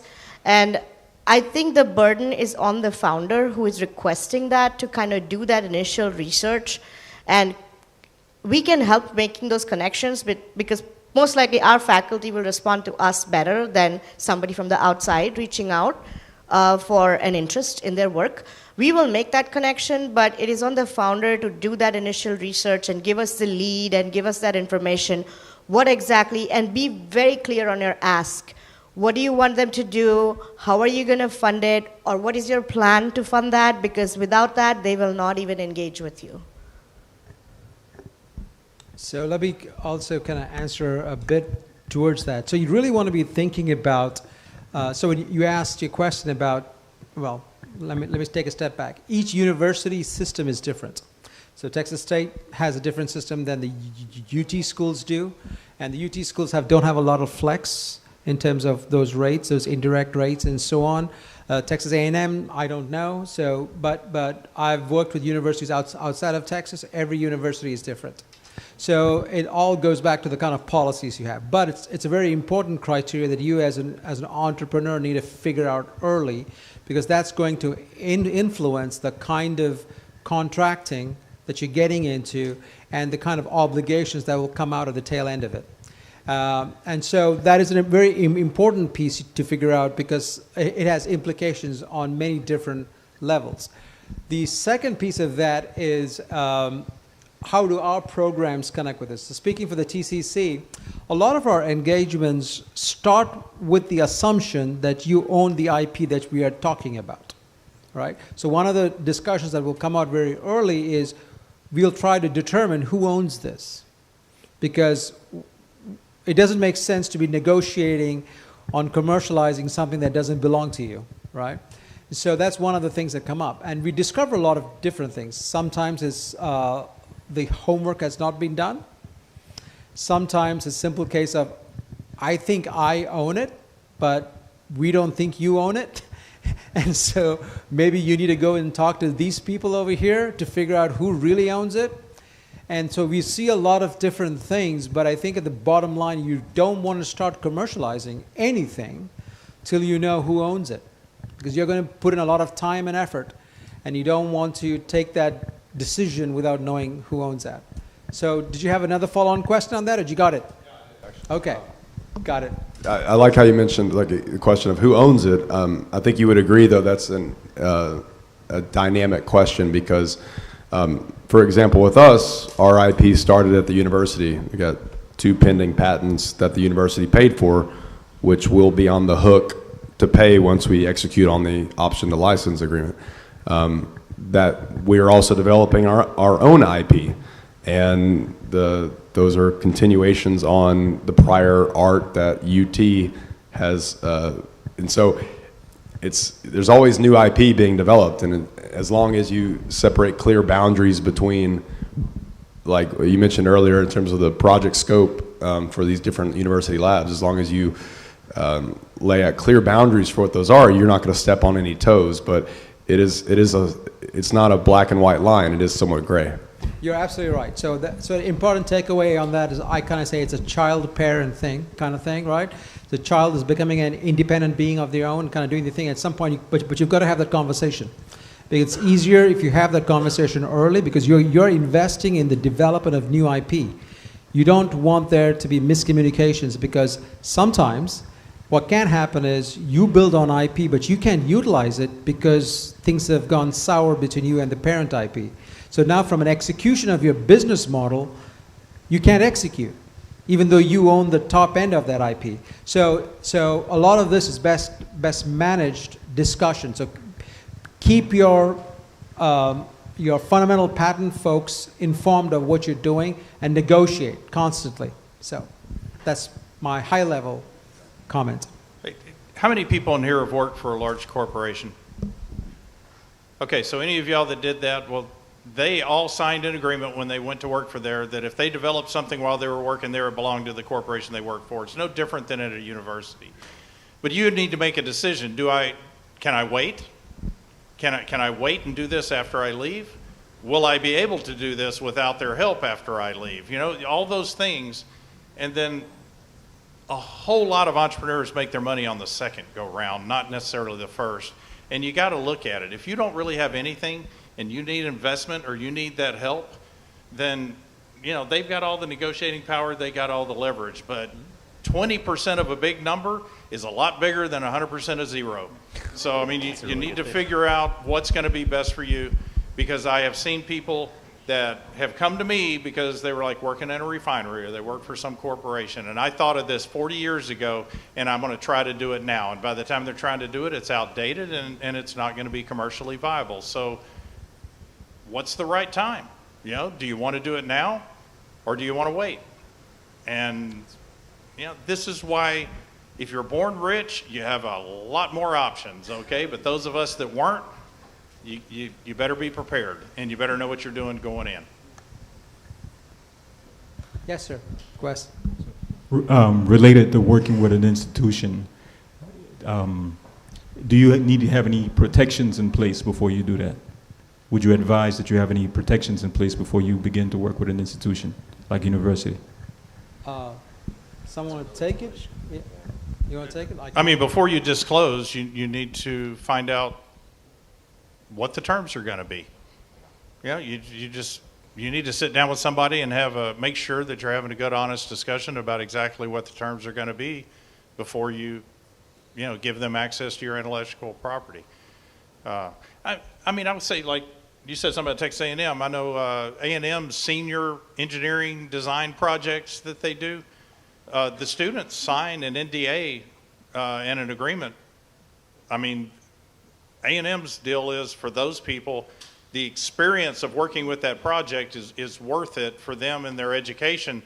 So if you qualify for one of those, and they do have people from outside that qualify for those design projects, they keep 100% of the IP. And if those students don't sign off on that, they don't work on the project. So there are ones where you can get a lot of help without having to give anything away. There's others where you can't. So you have to decide for yourself what's best. Yeah, so just to cap it off, yes, the simple answer is yes. You want to guard what is yours, and the responsibility of that is on you and no one else. So with that, guys, I just looked at my clock and I realized we've gone past the time. So it's been a fascinating engagement. So thank you very much. We're going to have a 5-minute break, and then we're back in here.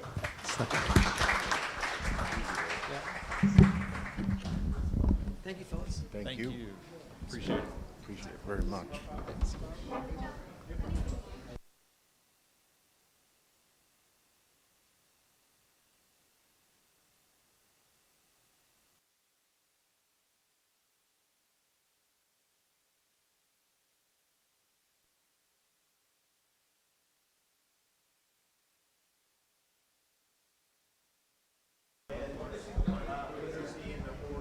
Sound check. All right, folks, we are getting ready for our best and last. So let's get back into the room. I'm going to move this over here since we don't. Oh, you don't want to drop your phone.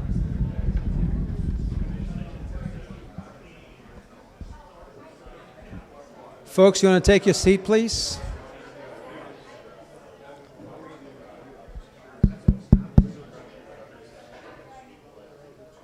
Folks, would everybody please sit down? Everybody please sit down.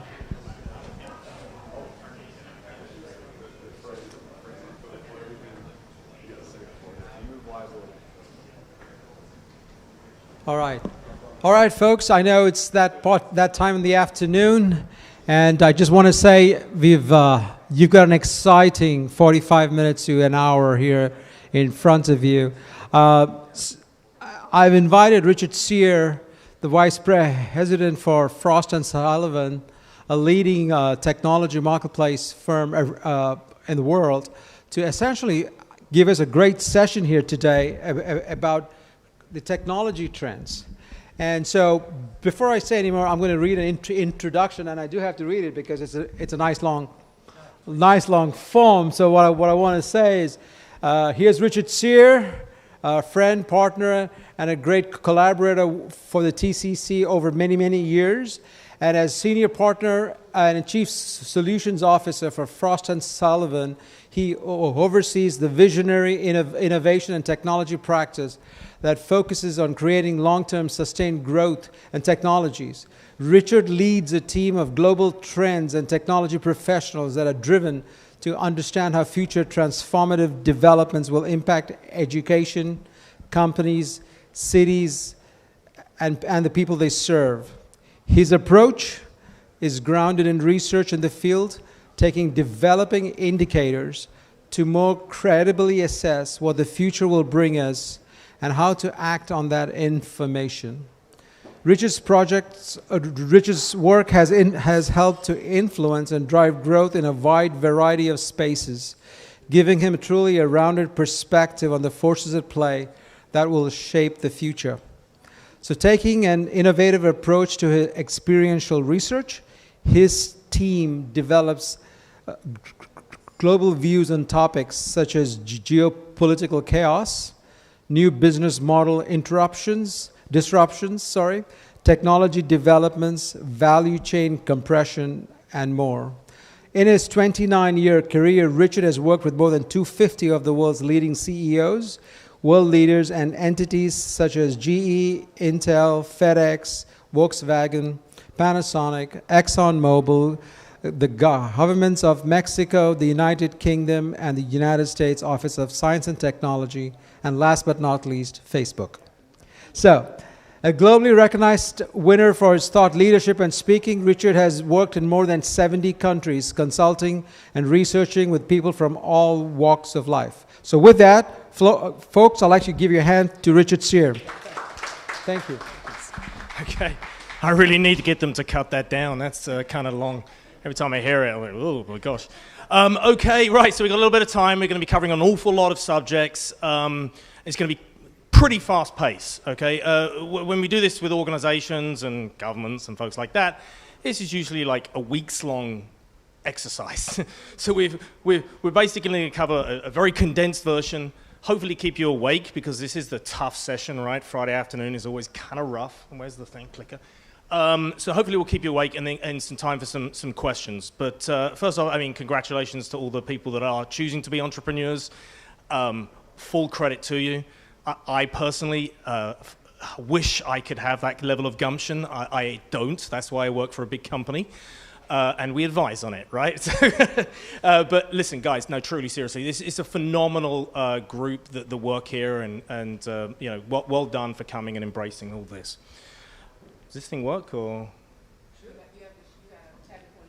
Got to point it that way. Thank you for telling me that. Okay, so my job, what do I do? So this gives you a little bit of a breakdown in my time. I spend approximately about 30% of my time getting field experiences. That means I go out, I speak to universities, I spend time in schools. I really spend an awful lot of time sort of listening. Those field experiences are essentially designed to make sure that I try to keep a level of interest in everything.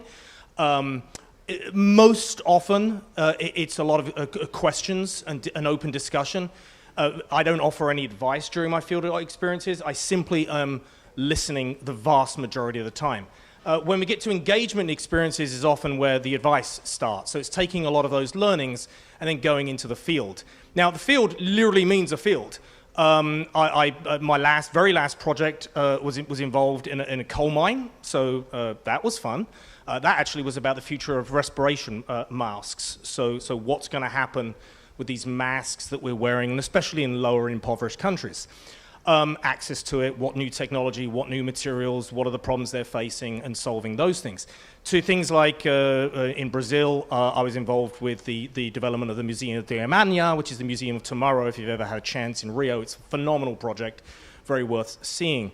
And agricultural fields in Japan, where I helped them with the development of new farming techniques and new tractors and agricultural equipment in the predominant crop there, which is of course rice.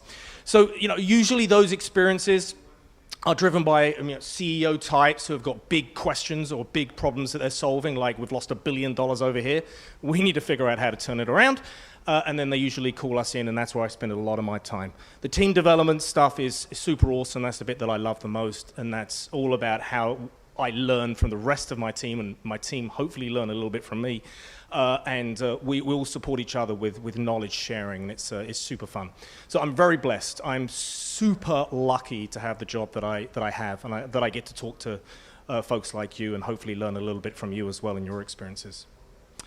Okay, so we developed this study. This study was in partnership with an organization called Yokogawa, fairly predominant. They have a big office here in in Houston.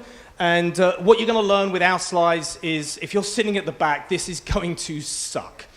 You picked the best one, Maya, and Kamisha, is that how I pronounce your name?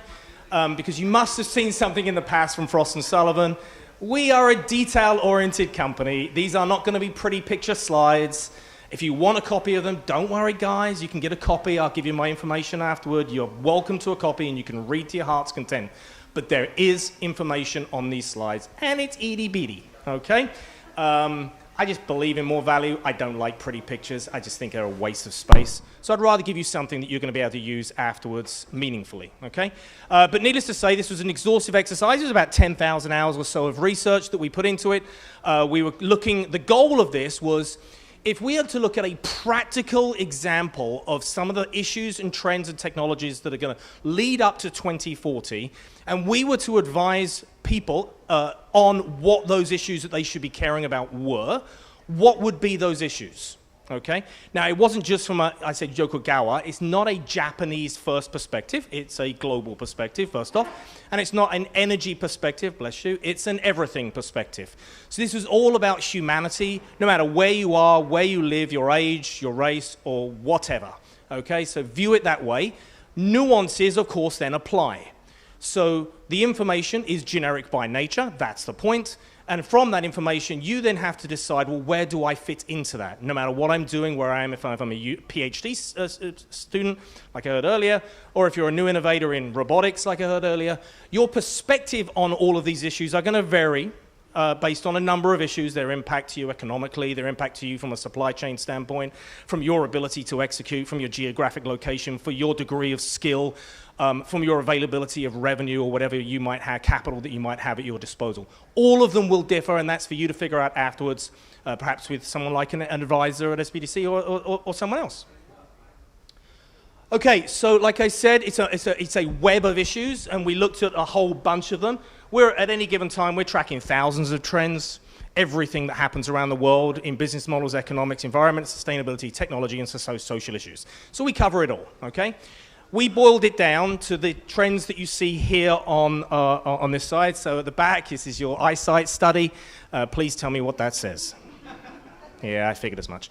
So so for your advanced computing and communication, biotechnical intervention, redefining humanity, rethinking economic fundamentals, reimagining value networks, distributed governance, virtual societies, expanding carbon negative economies, eco-clarity and eco-accountability, and limitless clean energy. We're eliminating 2 from the list because Mr. Bijou said so, so that's exactly what we're going to do, and because of time. So a couple of them are going to disappear. Virtual societies, I do not think we're covering, and I don't think we're covering value networks, but I'll remember when we go through the slides. Okay, point though is that they're not in isolation. So whilst these trends are macro trends, we're actually going to dive down into sort of some of the sub-trends that live underneath them and make them happen. So if these are a cake, if redefining humanity is a cake, and we're trying to decide, well, what makes up that, the ingredients I will give you at the high level, right? So if I'm trying to make a cake, that might be flour, sugar, eggs. I'm going to go to that level. I'm not going to tell you what type of egg. I'm not going to tell you what type of flour. That's going down another level, and that's for a much, much, much longer session. Okay, they're all interlinked as well. So let's start with the big tamale in the room, since we're in Texas, and you can clearly hear I am clearly Texan. All right, how many thought I was Australian? You did? Yeah. I'm disappointed in you, Kamisha. You picked the right seat, but you picked the wrong geography. That's the southern hemisphere. I'm from the northern hemisphere. Some people struggle with that too. We are at university. Not sure if y'all are learning this. English. So I'm in English. Yeah, I know, it's a shocker, right? Okay, we're going to start with advanced computing and communication. So let's start first with the big tamale. It's the move towards artificial general intelligence. So everybody has been seeing, right, huge rise, ChatGPT, everyone's now excited. We first spotted this in 2017. So we've been tracking it ever since, and the technology development on the curve. So the reality is AGI will hit us within a 5-year window. AGI, for those that are not familiar, is parity with human equivalency of brain compute. So the trillions of computations that go through our brain, the massive amounts of neural network that are mapped within our brain, we will have reached the degree of advanced computing computational capability, meaning things like neuromorphic capabilities, brain-like computational capability, within the next 5 years. So that's human parity. But that's not human parity to the equal of 1, that's human parity to the equal of every single human that's ever lived on the face of the earth and is being born every day. Okay, so one computational capability equals the entire human history. Okay, it's already got the entire human history. What it's really trying to learn are things like our ability to learn empathy, our ability to be creative. And AGI doesn't suggest that, it simply suggests that from a knowledge and computational capability, the most complex computer is still the human brain. That will no longer be the case by the time we get to before the end of this decade, okay? And there's lots of developments that are happening there, and I did actually post on this morning because somebody was arguing the point that the machines won't be doing this and machines won't be so smart, and it's just like, seriously. You either accept this fact and work with it, or you deny this fact and your business will fail. It's as purely simple as that, especially if you're in the business of relying on anything that has any form of technology connection. And I'd love to know what that business is, if you have that, or if you're planning to have that. So that's extremely important. Now, why do I say 5 years? The next ingredient in that pie is integrated quantum systems. So the mechanism, so you always have to ask yourself, so if for something to be true, what needs to be true? Okay, so if it is a true statement to say that we will reach human parity AGI-like capability within 5 years, which will put us on a trajectory, by the way, for ASI, which is superintelligence of artificial superintelligence. The trajectory to ASI would be 10 years on from that point. That's the point at which we have no chance, okay? No chance to compete in any way, shape, or form with any degree of computational capability versus a computer, okay? So for that to be true, some things need to be true. And one of the things that need to be true are integrated quantum systems. So we're running out of processing capability. Everything that's done at the moment, say for example, the phone which Samsung misleadingly calls an artificial intelligence phone, the S24 series, is based on silicon processing, right? So we're reaching a point to physical limitation reaching 0 on a wafer, which means we can't put any more ability to process stuff on a wafer, which means you've reached a limit in terms of it. You've got to then, layer wafers. You've got to introduce some new, types of, techniques to multi-layer them, or you develop new materials.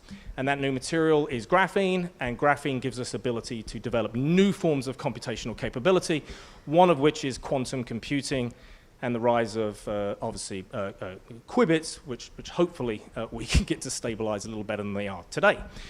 We are doing a good job in that. So within 10 years, quantum computers will be to the point where the degree of intelligence that we have today in the largest silicon-based supercomputer will fit on the size of an eraser on a pencil.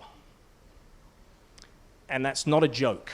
Like, it's seriously not a joke. And anybody, people look at me sometimes, this guy's stupid, he's nuts. What he's saying is absolute nonsense. We've not been wrong on any of our technological predictions within a 3 to 5% variance. We've not been wrong on any of these. I've been doing this 29 years with my company. I got done with school when I was 19, so if you're looking at me, I know you're very young, Richard. I know you're all thinking that, you're very young. How is that possible? And I'll keep repeating that until I convince myself that that is in fact true. No, we've not been wrong on this issue, and it's not me that's right, it's my team. My team are absolutely brilliant at this. I have 600 engineers, scientists, technologists that are constantly crunching this information and meeting with entrepreneurs like you, whose sole job it is to make that future a reality. So that supercomputer will fit on the end of your eraser within a 10-year period. Absolute guarantee, which means that can be embedded into virtually anything that you desire it to be embedded into, and there will be no need for cloud-based infrastructure. It'll all be on device-based intelligence, and important information will be structured up to the cloud, but it will free up everything on devices to make those individual devices unbelievably intelligent, including you. Okay, which we'll talk about in a moment. Brain computing interfaces, you've probably seen a lot of that with Elon and his stuff with Neuralink.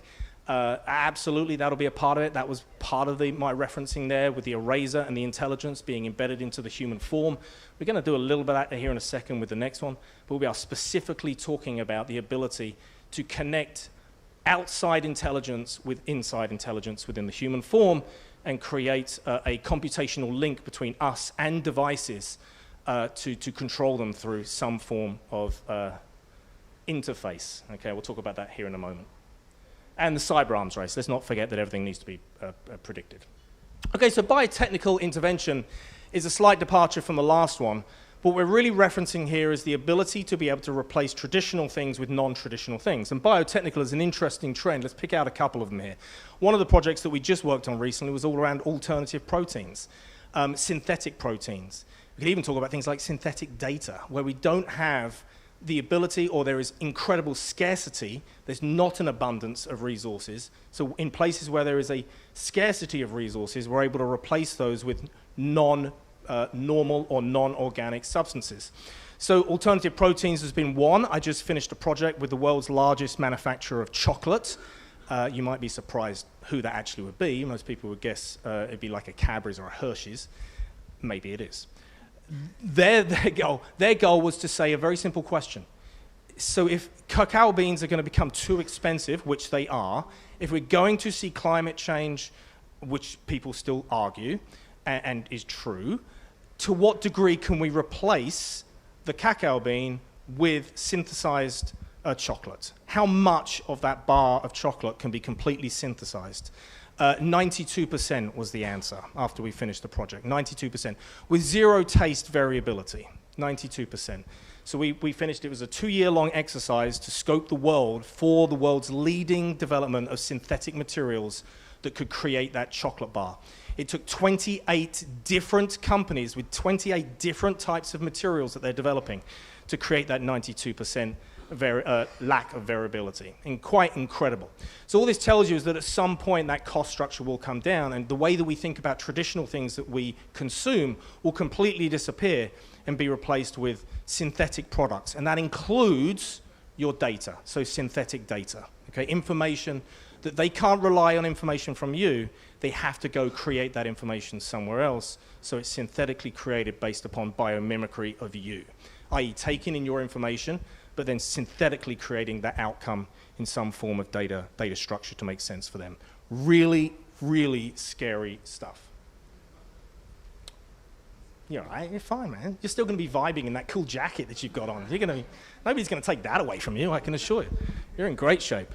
Okay, redefining humanity, so we'll just touch on a couple of these. There's some really big ones, so for the ones at the back, I've got here reverse aging, disease-free societies, self-defined spirituality, and cyborg transhumanism. Probably the couple that are most interesting there are the two that are married, which is cyborg transhumanism and reverse aging, and to some degree the disease-free society. So, so we've done a considerable amount of work looking at the evolution of artificial general intelligence and its ability to be able to predict human disease states, and to what degree can we predict those human disease states. One of the more interesting ones that I did was with MIT. So there was a group of, I go to MIT about 6 times a year to sit down with their folks and just see what they're up to. And one of the more interesting trips was a few months ago. I went in and I sat down with a group that had said that they'd solved the problem of predicting disease. I was like, well, tell me about it. And they said, no, I don't want to tell you, let's show you what we're doing. The one interesting and really cool thing about this, by the way, is when I first went to MIT 20 years ago, I'd have walked into that room, it would have been 100% men. In this case, I walked into the room as a team of 7, and they were all women. And it was extremely cool that, you could see just this profound amount of intelligence just coming from such a wide variety of people at places like MIT now, and solving problems thinking about such a wider scope than traditionally was being thought about. It was very interesting. It wasn't just because they were women. I think it was just because of the approach that they were taking to the way that they were being very creative. So what they did was they took me out to a sewer, opened up the sewer that luckily had, it was in a road, and luckily was cordoned off. And we opened up the sewer, and they hard hat and a flashlight, and they took me down to the sewer. And we walked maybe about 10 meters down the sewer. It was awfully stinky. And by the time we got to this device, it was a plastic wheel. It was the size of basically a car wheel, easiest way to describe it. So, and in this sort of cylinder, they sort of had these spokes, these partitioned off sections. And what would happen was this wheel was constantly rotating through the waste that was going through the sewer. And as it was going through that, there was a bunch of sensors that essentially were connected to the sewer. These were sort of quantum dot-based sensors. So quantum dot is the ability to sensitize at the quantum level, right? So it's not just saying, oh yeah, we're sensing this type of chemical. It's giving you a breakdown of where that chemical even might have come from, right? So it's not just recognizing something, it's giving that story of that particle. And that's what they're basically using. So this constantly is taking in information, and then it's able to say, well, this is showing an increase of a certain type of unhealthy toxin that is coming from the northeast part. We've localized it to this particular area, so therefore we should send out some advanced disease stopping stuff to that area in advance and stop it before it contaminates the water or whatever it might be any earlier. So this particular level of capability is what is going to allow us to redefine ourselves, our own ability to deal with disease states as they become something within us, or in the first element of forewarning of them coming into us, like a cancer, instead of when it's too late. Okay, Boston Scientific, I worked with them on a cool project. It's now actually in the second stage of FDA. What's really cool there, stents. We put stents into our body. They're the number one stent provider in the country, in the world. And we went in to work with them. The solution to that are nanomachine type sensors that are injected into your blood that basically live in your blood system. Their job is to clean your blood. So when they come to a clogged artery, they literally unpack their suitcase, get the shovel out, start getting the plaque out of the artery, analyze whether it's correct. If it's correct, they're good. They move on to the next problem and solve it. So no need for a stent. It's a living stent in your body that is constantly cleaning your arteries if they encounter a substance that's a problem. Sounds crazy. We did that project 5 years ago. It's 2 years away from commercialization. Kind of cool, right? Okay, we'll go quickly through this one because who wants to talk about economics? I mean, me. I'm an economist. You do? Oh, well. I like money. Yeah, that's generally not an economist. I don't know if you define any economist as somebody who likes money. They like to manipulate money. Yeah, somewhat, but yeah, I think manipulating it is probably more what they like to do. Okay, so we'll talk about this. Deglobalization, growth, skepticism, and digital currencies are on here. I think we've all heard enough about digital currencies, but I'll just put the stake in the ground right now. By the time we get to 2040, without question, the monetary currency of value will not be the dollar. It will be a digital currency. It won't be the Chinese yuan either. It will be a digital currency as a currency of record. It'll also be the currency of record for cross-border exchanges. Every kind of currency that we currently think of a currency today will all have been reduced down to probably something quite small, and it's probably more than likely that it will be something like, I think we all seem to agree in the community of futurist economists that Bitcoin will be largely the winner there. So it's at what, 67,000 today? I think something like 62, 67,000 today. We should be banking on that being in the hundreds of thousands by the time we get to 2040. So I guess, I'm not in the business of stock tips or currency tips or currency trading tips, but it seems to me to still be a pretty good value. But we do see deglobalization continuing for the next decade. So one of the interesting trends that you always see is the periods of globalization, deglobalization usually go through large cyclical shifts. We've been in a period of globalization for the last 22 years. Typically, they last anywhere from 17 to 25 years, each of these large global shifts. So we're in the early stages of what we've called decoupling from globalization, or otherwise known as deglobalization, and we expect that to last, obviously, for a considerable period of time, since we've only just entered it into the last 4 years. That started from a number of reasons, mostly political reasons, right? So usually deglobalization emanates from large political shifts or ideological shifts in the world. We started to see that pre-COVID. a number of countries around the world, including the United States, and but the US is the number one leading indicator towards some form of globalization shift, at least since the Industrial Revolution. Go England.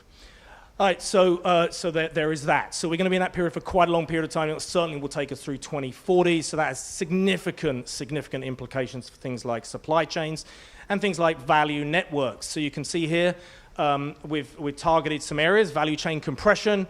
We've looked at the prosumption economy, the circular value chain, and platformization. A couple of the big ones on here for us. And again, if you weren't here, sir, you can have a copy of the slides. You don't need to worry. Unless you're posting it to TikTok, in which case... I don't know. Well, that might not be around by then, might it? We might ban it. Who knows? Okay. All right, so let's go with a couple on here that are really interesting. So value chain compression, I think, is a super important one. So over my career, reasonably good period of time, I've really been lucky to meet with a lot of very important people, right? And most of you are here today. Okay. So forgetting the enormous pleasure it is to speak to all of you today, I have been lucky to speak to a lot of world leaders and CEOs and people like that. Value chain never came up, ever. Like, nobody ever asked me the question, what's going to be the impact of value chains? Or, yeah, people say supply chains. That's a very different question to value chains. So it's been interesting, and really CEOs never bothered to ask about the supply chain either until really the last few years. So it's been extremely interesting to see that just about everybody, from new entrepreneurs through to, Mark at Facebook, asking about value networks. And how are those value networks going to be intertwined? Where is our resiliency going to be given deglobalization? Like, how do we have a value chain network that's completely resilient within the space that we live in, so if anything negative happens, we at least minimize our exposure to it? And so this complete and total compression into this sort of world of isolationism has started to take place with value chains. Where it's the hardest for that to take place is on the raw material end, bless you, is on the raw material end. It's because raw materials are obviously geographic dependent, depending on whether you believe in synthetic raw material creation, which I happen to.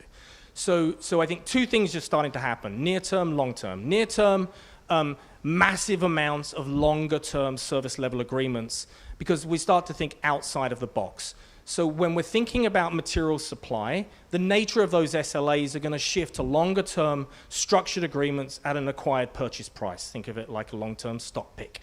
So you might buy something on a 10-year contract at $2.20 with variable shift of 1% a year, and they accept that. You've got to be a lot more aggressive with your long-term negotiation on raw material supplies.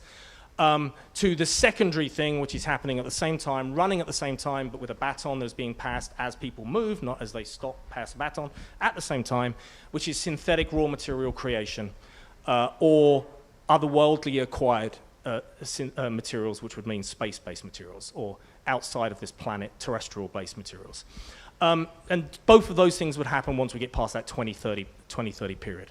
So if you are an entrepreneur and you do have a reliance on materials, it's extremely important to be thinking about your SLAs, your long-term SLAs, and provision of information, because you can be killed pretty quickly by any of those shifts.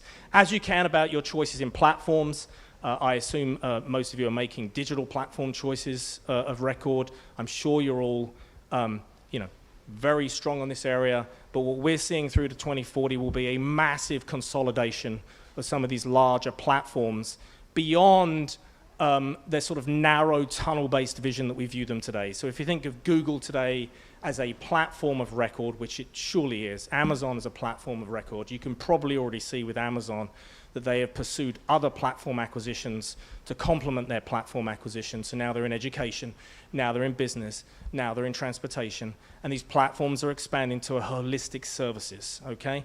That's part of the reason, because they're able to now control their value chain, right? So that's a strategic shift by most of these organizations. Facebook and Mark and Cheryl, when she was there, worked very aggressively with Mark on this issue. How do we control that space by having a complete and total platform approach to our customers. And now, most customers sometimes view that as, well, you're meddling in everything that I do. The reality is you're not going to have a choice, right? You're not going to have a choice. It is going to be far too exhausting for you to go out and do your own exploration on, think of it like a PEO, right? If you were to not use a PEO and you were to insure your own stuff for health, that's an incredible headache. You've got to have a whole group of staff to deal with that, right? It's the same thing here with your value networks and platformization. You're probably not going to have a choice. So it really is about crafting to the best available choice for you. I wish I could give a more positive answer on that issue, to be honest with you. Distributed governance. So this sort of, the one I think we'll deal with here primarily is disinformation and trustless societies, because I think individualistic politics and global societies are eminently obvious. By the way, the individualistic politics is an interesting one. Essentially what we recognize there when we were looking through it is individuals' perception of politics and their own variability within their political and ideological beliefs, very substantively individual to individual, even when people are closely networked, and there is no alignment to the macro imagination of politics, right? So it's like two parties to pick from, two individuals, but yet you've got a billion different ways to think about politics. It's like, you know, square peg in a round hole. So what we do expect to see, especially with the rise of artificial intelligence, and as we progress to 2040, which is, again, a very long time from here, but not that far if you go back 16 years and think it's really not that far, is a wider variety of approaches to politics, where it's less likely to be a n=1, meaning you having to pick between two, but more likely between you and government being far more distributed in its decision-making processes. It's likely that they'll have a layer like artificial intelligence to oversee the intake of information from the mass forces, so it comes up with a more personalized offering for you.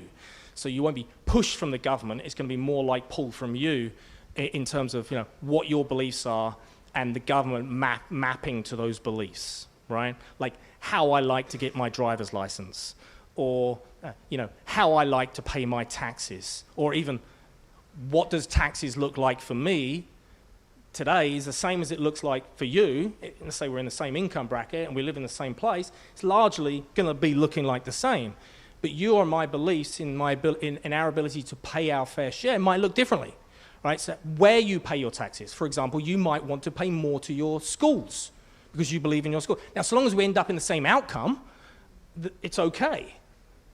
Very complex system, but fortunately things like AI will allow us to be able to manipulate those systems so the macro remains consistent, but the micro remains more personal. And that's essentially what things like distributed governance is all about. More intellectual ability to connect with the citizens who actually are responsible. So here's a positive thing for AI then, potentially, right? So we hear a lot of negatives. It's a positive thing for AI.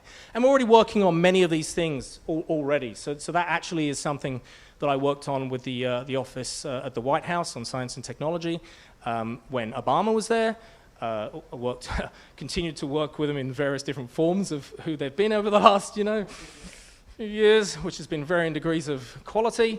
But the reality is they're all working to the same issue, is how it can be positively introduced to reflect citizens' needs. Disinformation. There is no easy way to answer disinformation other than we are going to see a massive increase in regulatory protocols that you will have to adhere to. So as a business owner, it's just one of the things that you're going to have to consider. It's highly likely your bill for governance on what you do with information is likely to increase. You're likely going to need specialized legal help when it comes to your collection of information, because most of the currency will be related to the data that is consumed or produced by your employees or by the people that you're selling to. And that information is going to have increasingly more oversight.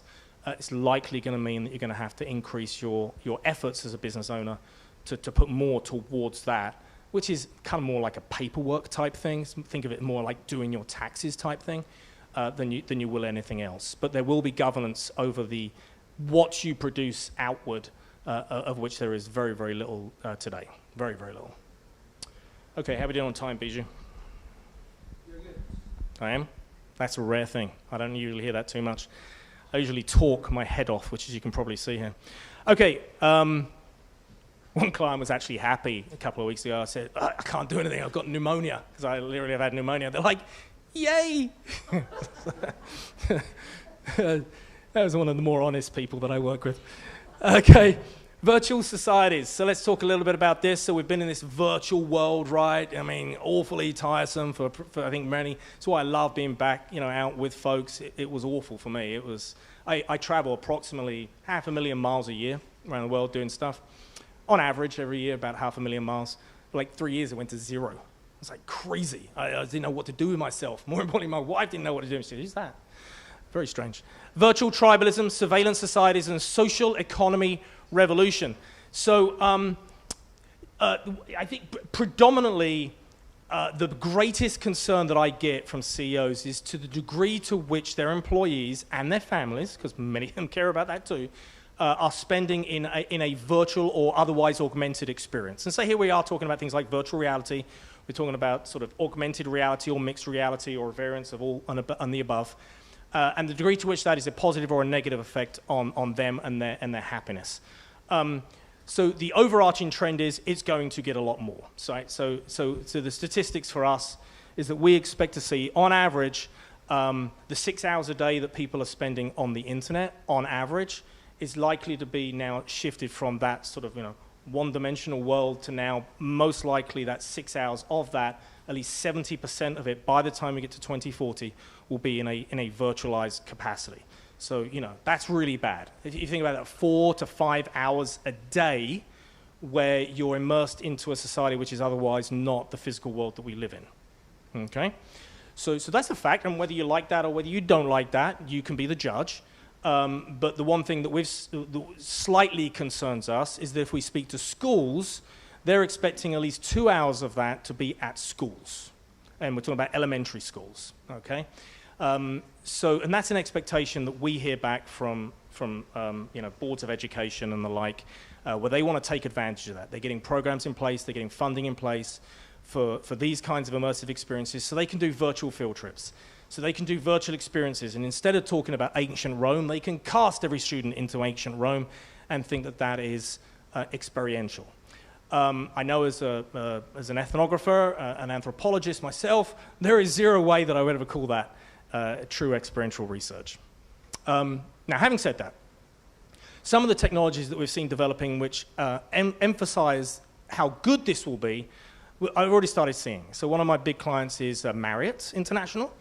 And at Marriott, one of the things that they've been working on is, those folks, maybe Hilton is a good example of this. You go to those grand vacations and you get hit up for, hey, let's do a timeshare and it's going to be really cool. You can go to Fiji and spend time at the Hilton. And you're like, no, I don't really want to do that. What Marriott want to do is shove you in a chamber and make you virtually feel it. So they've actually developed this chamber. It's in Chicago. Can't tell you where. It's in a white building in Oak Meadows, close to the McDonald's secret white building. And that building has a bunch of different chambers. And they're think of them as telephone booths. And you kind of go into this chamber, and all of a sudden, it's like the Sphere at Vegas, except better, right? Just that it's a 360-degree and everywhere you look experience, and you're not wearing anything. And what's interesting about it is that they're hitting all of the sensorial experiences.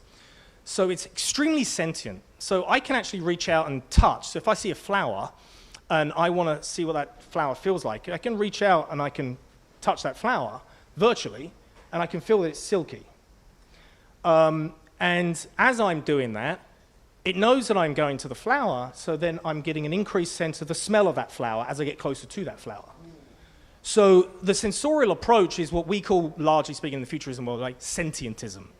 That the increased ability for products to relate to two or more of our senses are highly likely to be more beneficial and more sold through than products that are not, and especially in the virtual community. So this is an extremely important one if you're involved in this space, but you're going to start to experience this pretty profoundly over the next few years. This level of technology has gone through the roof since I've been working in this space. Caltech, am I allowed to mention these other universities that are otherwise not universities? Okay, Caltech had me in six-ish months ago. with contact lenses that basically pop into your eye. They're awful to wear, like they feel like you're putting a brick in your eye. But it projects out about a foot in front of your face. Not like you can't see it, right? So if I'm looking at you, I'm picking on you, Kamisha, but you know, you're there. You don't see that, right? I see it. So it projects out in front of me about a foot. A digital image like a movie or some other type experiences. If I'm wearing the haptic gloves at the same time, I can be walking around, I can be touching things, and I can be experiencing it. But I'm wearing it all the time in contact lenses because one of the objections is wearables, and where things like HoloLens glasses and other things are going to be going, MetaQuest and all these other ones, the Apple Vision, $3,500. That was a great idea. Glasses, huh? That was an even better idea. I hate to say, but we were actually involved in that. That's one of them situations where it's about execution and nothing to do with the consultant. That's a consultant thing to say. They screwed up. It wasn't us. We told them. But we were involved in that, and we partially screwed up. Okay, so this is all about this notion of redefining humanity and embedded compute within the human form, so it's just sort of transparent. And virtual societies, this is really what we mean. So my mum lives in the UK. As I'm walking down the street, I can have a conversation with my mum. It's completely virtual to me. The society, there are no boundaries. Okay, carbon negative economy. Anyone here in oil and gas? That seems the weirdest thing to say. I mean, Houston. Come on, y'all. Somebody's got to be in oil and gas. All right, just put your hand up anyway. You drove a car here? Oh no, it's electric. No, we're not in California. So the carbon negative economy is all about, of course, neutrality, but it's not about gasoline, folks. This is about, again, raw materials. So we just got off another very large project with one of the world's largest makers of polyethylene, polypropylene catalysts. So this is all about what does the mechanism allow polyethylene and polypropylene plastics, which we need, right? You'd be sitting on the floor otherwise, which we actually need, and how do you create catalysts that allow you to break down that and do things like thermochemical waste reforming? So basically the breaking down of the substances and products to be entirely beneficial back to the overall economy at some point in its life, right? And that's the key thing, is it at some point in its life. So this goes back to the value chain, right? So products that you're making, if you're looking to scale, right? So if you're looking to become big, you're wanting $1 billion thing, you got to be thinking farther down the road. For example, if you're making a product, I met with an entrepreneur just a few months ago, making a product, put a multi-billion-dollar plan in front of me, like, this is where it's going to be. I've got $150 million in funding. I'm like, great, okay, super. Okay, what are you making your product out of? And they started showing me what they were making the product out of. And sure enough, the product, this was in drilling, so this was a measurement while drilling device, so a device that goes down into the ground. Essentially is, to the micromillimeter it's about, what is it? It's like, he was telling me it's like 1,000th of a millimeter precise in its sensing capability and the ability for it to go through and then to be able to move and change. What's the product made of? And they started to go through it. And about 60% of the product that it was made out of are already within the 5-year list of products that are on the warning list for the EPA. So, I mean, you got a problem there, right? So if you're really planning on something and you're looking to scale, and you have to fundamentally change the nature of the material, and in this case, it was kind of important. As it goes down into the ground, it had to be more resilient, it had to be more heat tolerable, it had to be able to be able to sense at that level, and so it needed to be thinner. You needed a replacement, because in 5 years it's going to be banned. Maybe. Maybe not. Maybe you get 7 years out of it. But either way, what you going to do, right? When the boogeyman comes for you, otherwise known as the government.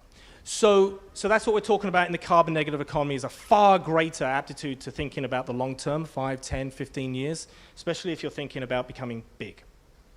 And eco-clarity and eco-accountability is a little bit about that, the radical reporting structures that you're going to need to provide, even down to your employees. So one of the more disheartening things that we saw in this project was a huge amount of desire to monitor down to the employee level their movements, right? So the radical transparency was even about recognizing that governments more than likely are going to request the eco-accountability of the people that are moving to and between and from your sites or your offices.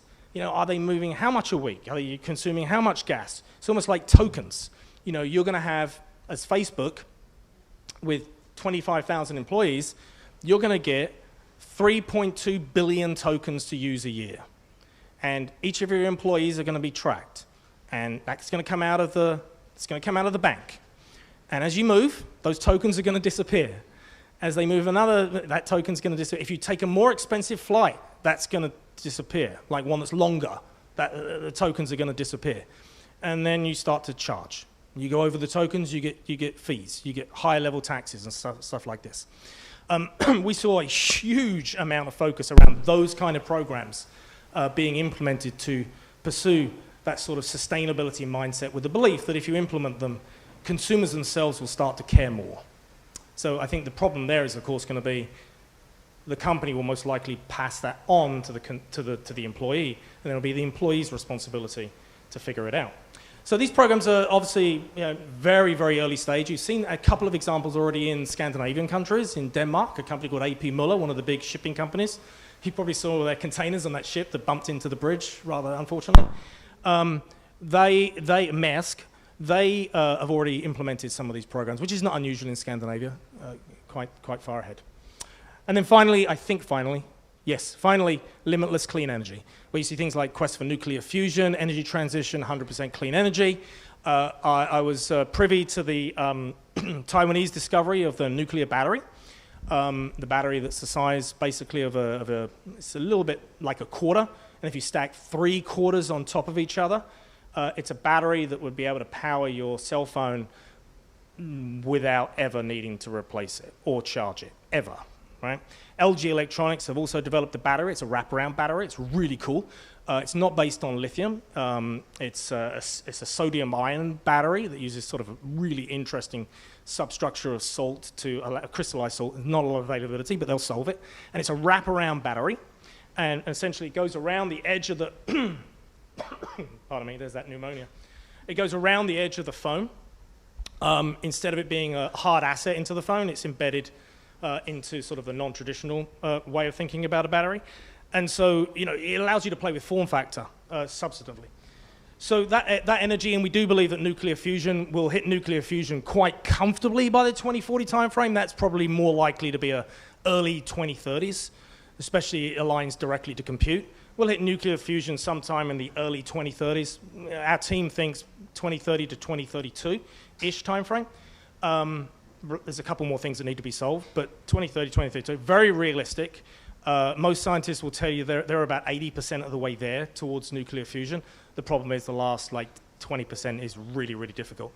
So nature of everything that you're working on, especially things like robotics, extremely important to be taking this stuff into account.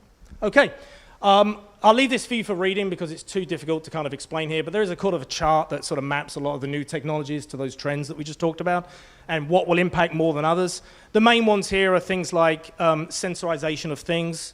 Sensor costs are essentially coming, I think the average sensor, if you look at the worlds of sensors, the average sensor now is like 8 cents. Now, of course, that's highly variable depending on the type of sensor you're using, but if you're to map that to what it was 2 years ago, it was double the price 2 years ago. Now it's down to 8 cents. It's likely to decrease to 4 cents within the next 5 to 10 years. Even though you are likely a lot of entrepreneurs, innovation is extremely important to you, and you've got a lot of great assistance from the folks here at SBDC and others. But innovation, we work on, that's all we do, pretty much, and a lot of the work that we do is process. So what I'm trying to get across to you today is that these trends are important, but they need to manifest themselves into a disciplined process of innovation. Innovation isn't just something that happens, it is something that's designed. Ideas are things that happen, but ideas then either are successful or not successful. An innovation process, well structured through people like SBDC and others, is a purposeful activity. It's a disciplined activity. It's not a chore. Many of the things that were just talked about in this last one that we're discussing were fascinating because, there's a degree of passion that comes across from folks that really care about your success. And it is something that requires the time. Like, this requires time. Going out and selling and stuff like that is super cool, But for longevity of your success, the number one factor for that longevity of success is having properly structured plans with future visions in place. Like that vision has to be there. It's not good enough to have a 1-year vision or a 2-year vision or a 5-year vision. You've got to show you've got a 10-year vision and you're thinking about all of these types of issues and how they're going to manifest in your product or services success rate. If you can properly show that, then you're far more likely to increase your VC funding, PE funding. I do so much work with VCs, and I tell you, that's the thing that they care about they care about the most. So you need to be able to show this. Like, so what do you do at each of these steps, right? And again, you use whatever, I don't care what you use, but an input to insight, like how are you constantly sensing? How are you as an entrepreneur constantly learning? Not just about your product now, but how it's going to evolve. What information are you consuming? How are you learning from that information and insighting? How are you defining those problems properly? Like what is the actual problem you're trying to solve, right? How are you then developing your future solution sets from that? What does the network look like, right? What are the qualifications you're using for success? How are you going to solve the R&D problems within that? And how do you ultimately create a good implementation network? So there's a bunch of questions you should ask yourself. I'll let you read them afterwards, but they're all kind of cool. And then that is all she wrote. So if you want a copy of the slides, please, you're going to need to email me there. And I can promise you, whoever gave Bijou the introduction to me, I'm going to make them respond. That was a lot.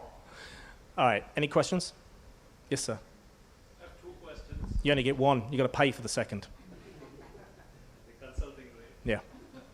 So the first one is, how do you, like there were in the past, like 2 or 3 years back, there were technologies like 3D, blockchain, and all of that. How many of them have gone there? What are the ones? No, they're all. So you mean like 3D printing and things like that? No, they're just evolved. Yeah. So I mean, so blockchain wasn't an idea, and it's not even a technology. Blockchain itself isn't a technology. It's often described as technology, but it's no more of a technology than artificial intelligence is a technology. It's not, right? It's a category. So blockchain was just, it still does exist, and of course it's now in various different forms, far more advanced forms now, because it's obviously doing much more than just, and it always was, much more than just financial, which is what it primarily was targeted towards.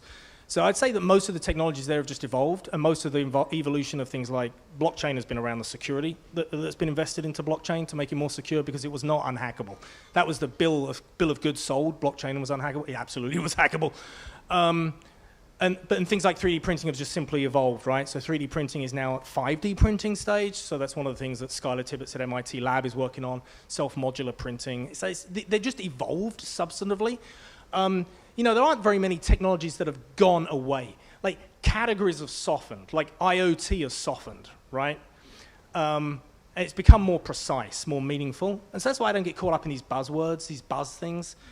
Because again, that's the cake. I'm more interested in the ingredients. And if you have substantive ingredients within the cake, then it leads to something important. So great example would be generative AI, right? We knew about generative AI in 2017. I worked with Sam in 2019, Sam Altman, around the subject. The questions that you always have to ask when you see these is, to what degree are the ingredients within the subject matter meaningful? Another way to think about it is, if I'm going to watch a movie, are the characters interesting? If the characters are interesting, then the movie's more than likely going to be good, even if the story's crap, right? So the story of generative AI was crap, but the characters were very meaningful. Reinforcement learning, federated learning, now we're starting to see agentic AI, semantic AI, and other things. The characters are compelling. And then the story becomes powerful when the characters are now cohesive. So it's kind of like, in those weird books, weird movies where they're like, lots of different stories, and then ultimately they come together as something good in the end. Right, the really bad ones are the ones when they never come together, and you're like, what the hell, I just watched 5 different movies in one movie, I just wasted 3 hours. And then you get like Crash, which was an amazing movie, because all the characters intertwined and came towards a cake. So that's how I think about it, and if I was an entrepreneur, those are questions that are really important. Like, do I get caught up in AI? Ask yourself, what are the characters? And it's not companies, it's the technologies, like what's underlying, right? but very few go away. Like, a lot of them hang around, they just expire, right? So, and they just expire, but something else takes over, right? So it's the way it goes. Go ahead. So, in terms of framing issues, Go ahead. Oh. In terms of what, sorry? So, in terms of framing issues, so last century we saw economy of a scale, right? So everything was made like, steel plants were bigger and bigger, power plants were bigger and bigger. You went to megawatt, gigawatt. So you had on your slide, that by 2030, 1 out of 7 houses will have solar power, right? So it is distributed. Yep. And so manufacturing, like as we talk about 3D, 4D, 5D, it will be distributed. Yep.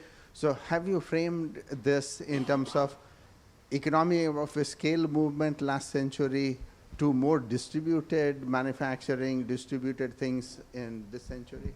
Yes, 100% is going to be 100%. It's such a stupid thing to say. It is largely going to be disintermediated manufacturing. Right? I'll give you an example, Toyota. So I was in Japan just a few weeks ago. We've been working with them on the future of buying a car, what it looks like. And today you go onto a car lot, and if you have a car that you like, great, you get to pick that car, right? But largely you're hoping that you're going to bump into a blue car with captain seats, everything that I want, right? You hope. And if you don't, you've got to order it, and then you've got to wait a few months to get your car. So their solution to that problem, that's a manufacturing problem, right?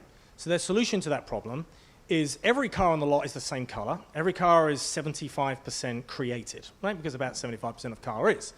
The finalization process happens when you're in the showroom. So you go into the showroom and you sit there and you say, well, I want it this color red because I love Houston Cougars, which I don't. Clearly, San Antonio Roadrunners are significantly better. No, I just, I'm English. I can say these things and get away with it. We still need to leave. Yeah. Okay, so anyway, the point is, you give them your preferences, there's 100 preferences, and you go, and the car is produced whilst you're waiting. Problems like paint curing, right? Paint curing takes about 3.5 hours. They got it down to 20 minutes. So the entire car, including the seat, the steering wheel, everything like that is formatted whilst you wait, and the manufacturing process gets located there. Same things with things like thermonuclear reactors. Cities are already building and acquiring those technologies with companies like Westinghouse to make their cities resilient. So absolutely. So you made your comment. Does that mean we're out of time? No. I mean, so we are. One question? Go ahead, Coach. Thanks. And then I saw you over there. Awesome. I'll be quick in my answers. Awesome. So based on what you're saying about the increasing lack of trust in governance and reliance on personal relationships, do you see that impacting education as well, that it becomes more distributed, less centralized, and maybe even go away on the public front? Yeah, we see, so in this study, we saw it as a rebound back to trade schools, an increase in trade school investment and in pure skill working at a specific level. So this is hard to say in universities. I was at North Carolina not that long ago, and they didn't like this answer terribly. But universities are going to have to adapt to specific work skills because as individuals, especially youth, very young people, they have a much more precise idea around their future and what they want to do. And time is important to them, and they want to get and act and do things. And the university structures as they currently stand don't appeal to that demographic. So a huge part of the understanding here, and I had Gillian, who's my education expert, do this and explain this to me, so it is slightly secondhand information. Much more specific skills, much shorter time frames. So you're going to learn to do the skill, and it will be in 1 year. And you might learn over the period, and your structure may be 1 year of learning, 10 years of coursework and experience, instead of 4 years and nothing. Okay, so that's basically what she said to me. Andrew, you got your own? I got my own microphone. They just hand these out now. Yeah. Go ahead. Okay, so I'm working in cell therapy. I'm working in synthetic biology. So that was really interesting to see both of those come up. The question that I have is, while y'all were doing this analysis, cell therapy plus synthetic biology, like for cancer, is orders of magnitude more expensive than chemotherapy or other drugs. And I believe it's going to break our healthcare system completely, especially as it becomes mainstream and primary, like the first standard of care. You mentioned kind of like the value structure changing. What insights did you all pick up with kind of that perspective as these new technologies come online? Yeah, so this is another really good question. So the the hierarchical structure of the healthcare system is largely the payer system is based on prehistoric notions, pharmacological products. The entire business model of the industry is based upon a prehistoric I think most people would agree on that, especially in the United States. It's based upon a prehistoric disposition towards pharmacological solutions and large-scale surgeries and hospitals. And it's predominantly been because the industry has been vertical. Our view is the industry as it becomes more horizontal, the economics change. So the economics, when they're in a vertical model, are controlled. When they're in a horizontal model, they become prone to attack. So things like cost plus drug from Mark Cuban are a good example of that. He's taken a pharmacological problem, put it flat on its belly, and said, okay, we can lower costs now because we can change the nature of how you think about drugs and drug pricing, and we can negotiate differently. We see it the same way with the area you're discussing. Predominantly because cell biology is going to shift towards advanced artificial intelligence as a primary method for discovery, and in doing so, it takes it away from the traditional methods of R&D that is used to develop those solutions. And so consequently, the domino starts to fall. The domino will fall, and the cost of compute will come down so much that the cost of the solution will also come with it, and the materials maybe not. The only negative to that is the pressure from the historical industry, right? The historical industry is still in control, like the cartel, and that would have to change too. So that's more of a laggard drawing factor. The technology will solve the problem, and the business model and the economics will be solved way before the historical cartels actually agree to it, right? They'll be pulling that back. But from a technology problem, it'll be solved. I don't know. I have people in that space that are far more educated as well on it than I am, so, okay. Vijay, I know you wanted to have that. I mean, I'm okay. I can't deny you. Look at you. Look at you. Yeah. Go on. You were talking about... He don't need a mic. Listen to him. Yeah. Synthesizing chocolate, right? Yeah. And I was thinking about that, and I was going like, man, we're going to be eating a lot of fake chocolate in the future, right? Right? And looking at that process... Is that something that they can now scale to other different types of food? The same process? So we're just going to be eating a lot of fake food? And drinking fake food. Drinking fake stuff. Yes, we did the same thing with Anheuser-Busch. So we've done it with every single thing that you can imagine. L'Oreal with proteins for makeup, skin aging makeup made out of synthetic products. I mean, everything that you can imagine we've looked at with synthetically created products. How do they account for these different changes, using these synthetic products health-wise? How do they understand the ramifications of what it's going to do with me using all these different synthetic kind of ingredients from our chocolate, right? Now, that one ingredient, be something, 27 or whatever, I mean, that's a vitamin. But I'm just saying, that one ingredient could cause something that we have no idea about, right? And if they're copying that kind of process to different types of food, now how do we account for the additional health? So give me 30 seconds to answer this. So skeptically speaking, right, so if they can launch a vaccine through mRNA technology in a matter of months and get everyone to put that in them, I think the argument is going to be very difficult to make that 10 years on from that, we won't have advanced that kind of technology, which has already been using CRISPR and all these other different technologies. We're already on like the 7th iteration of mRNA. It'd be a hard time for you to argue that those ingredient levels will not have gone through enough more rigor in 5 seconds than you could put any bale of wheat through in 50 years. Really? So it won't be an issue, mate. I promise you. Now, right now it's an issue. Okay. But it's not going to be an issue in 10 years. Understood. In seconds, it'll be like 100 years of consumer research. Makes sense. Thank you. Thank you. Thank you, Richard. Let's all give her a hand.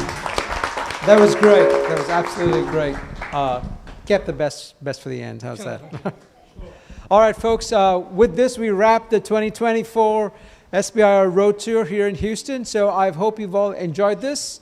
And it's been a phenomenal experience for each of us, all the different organizations, institutes, groups, federal agencies, etc., that all came together to make this happen. So with that, safe travels.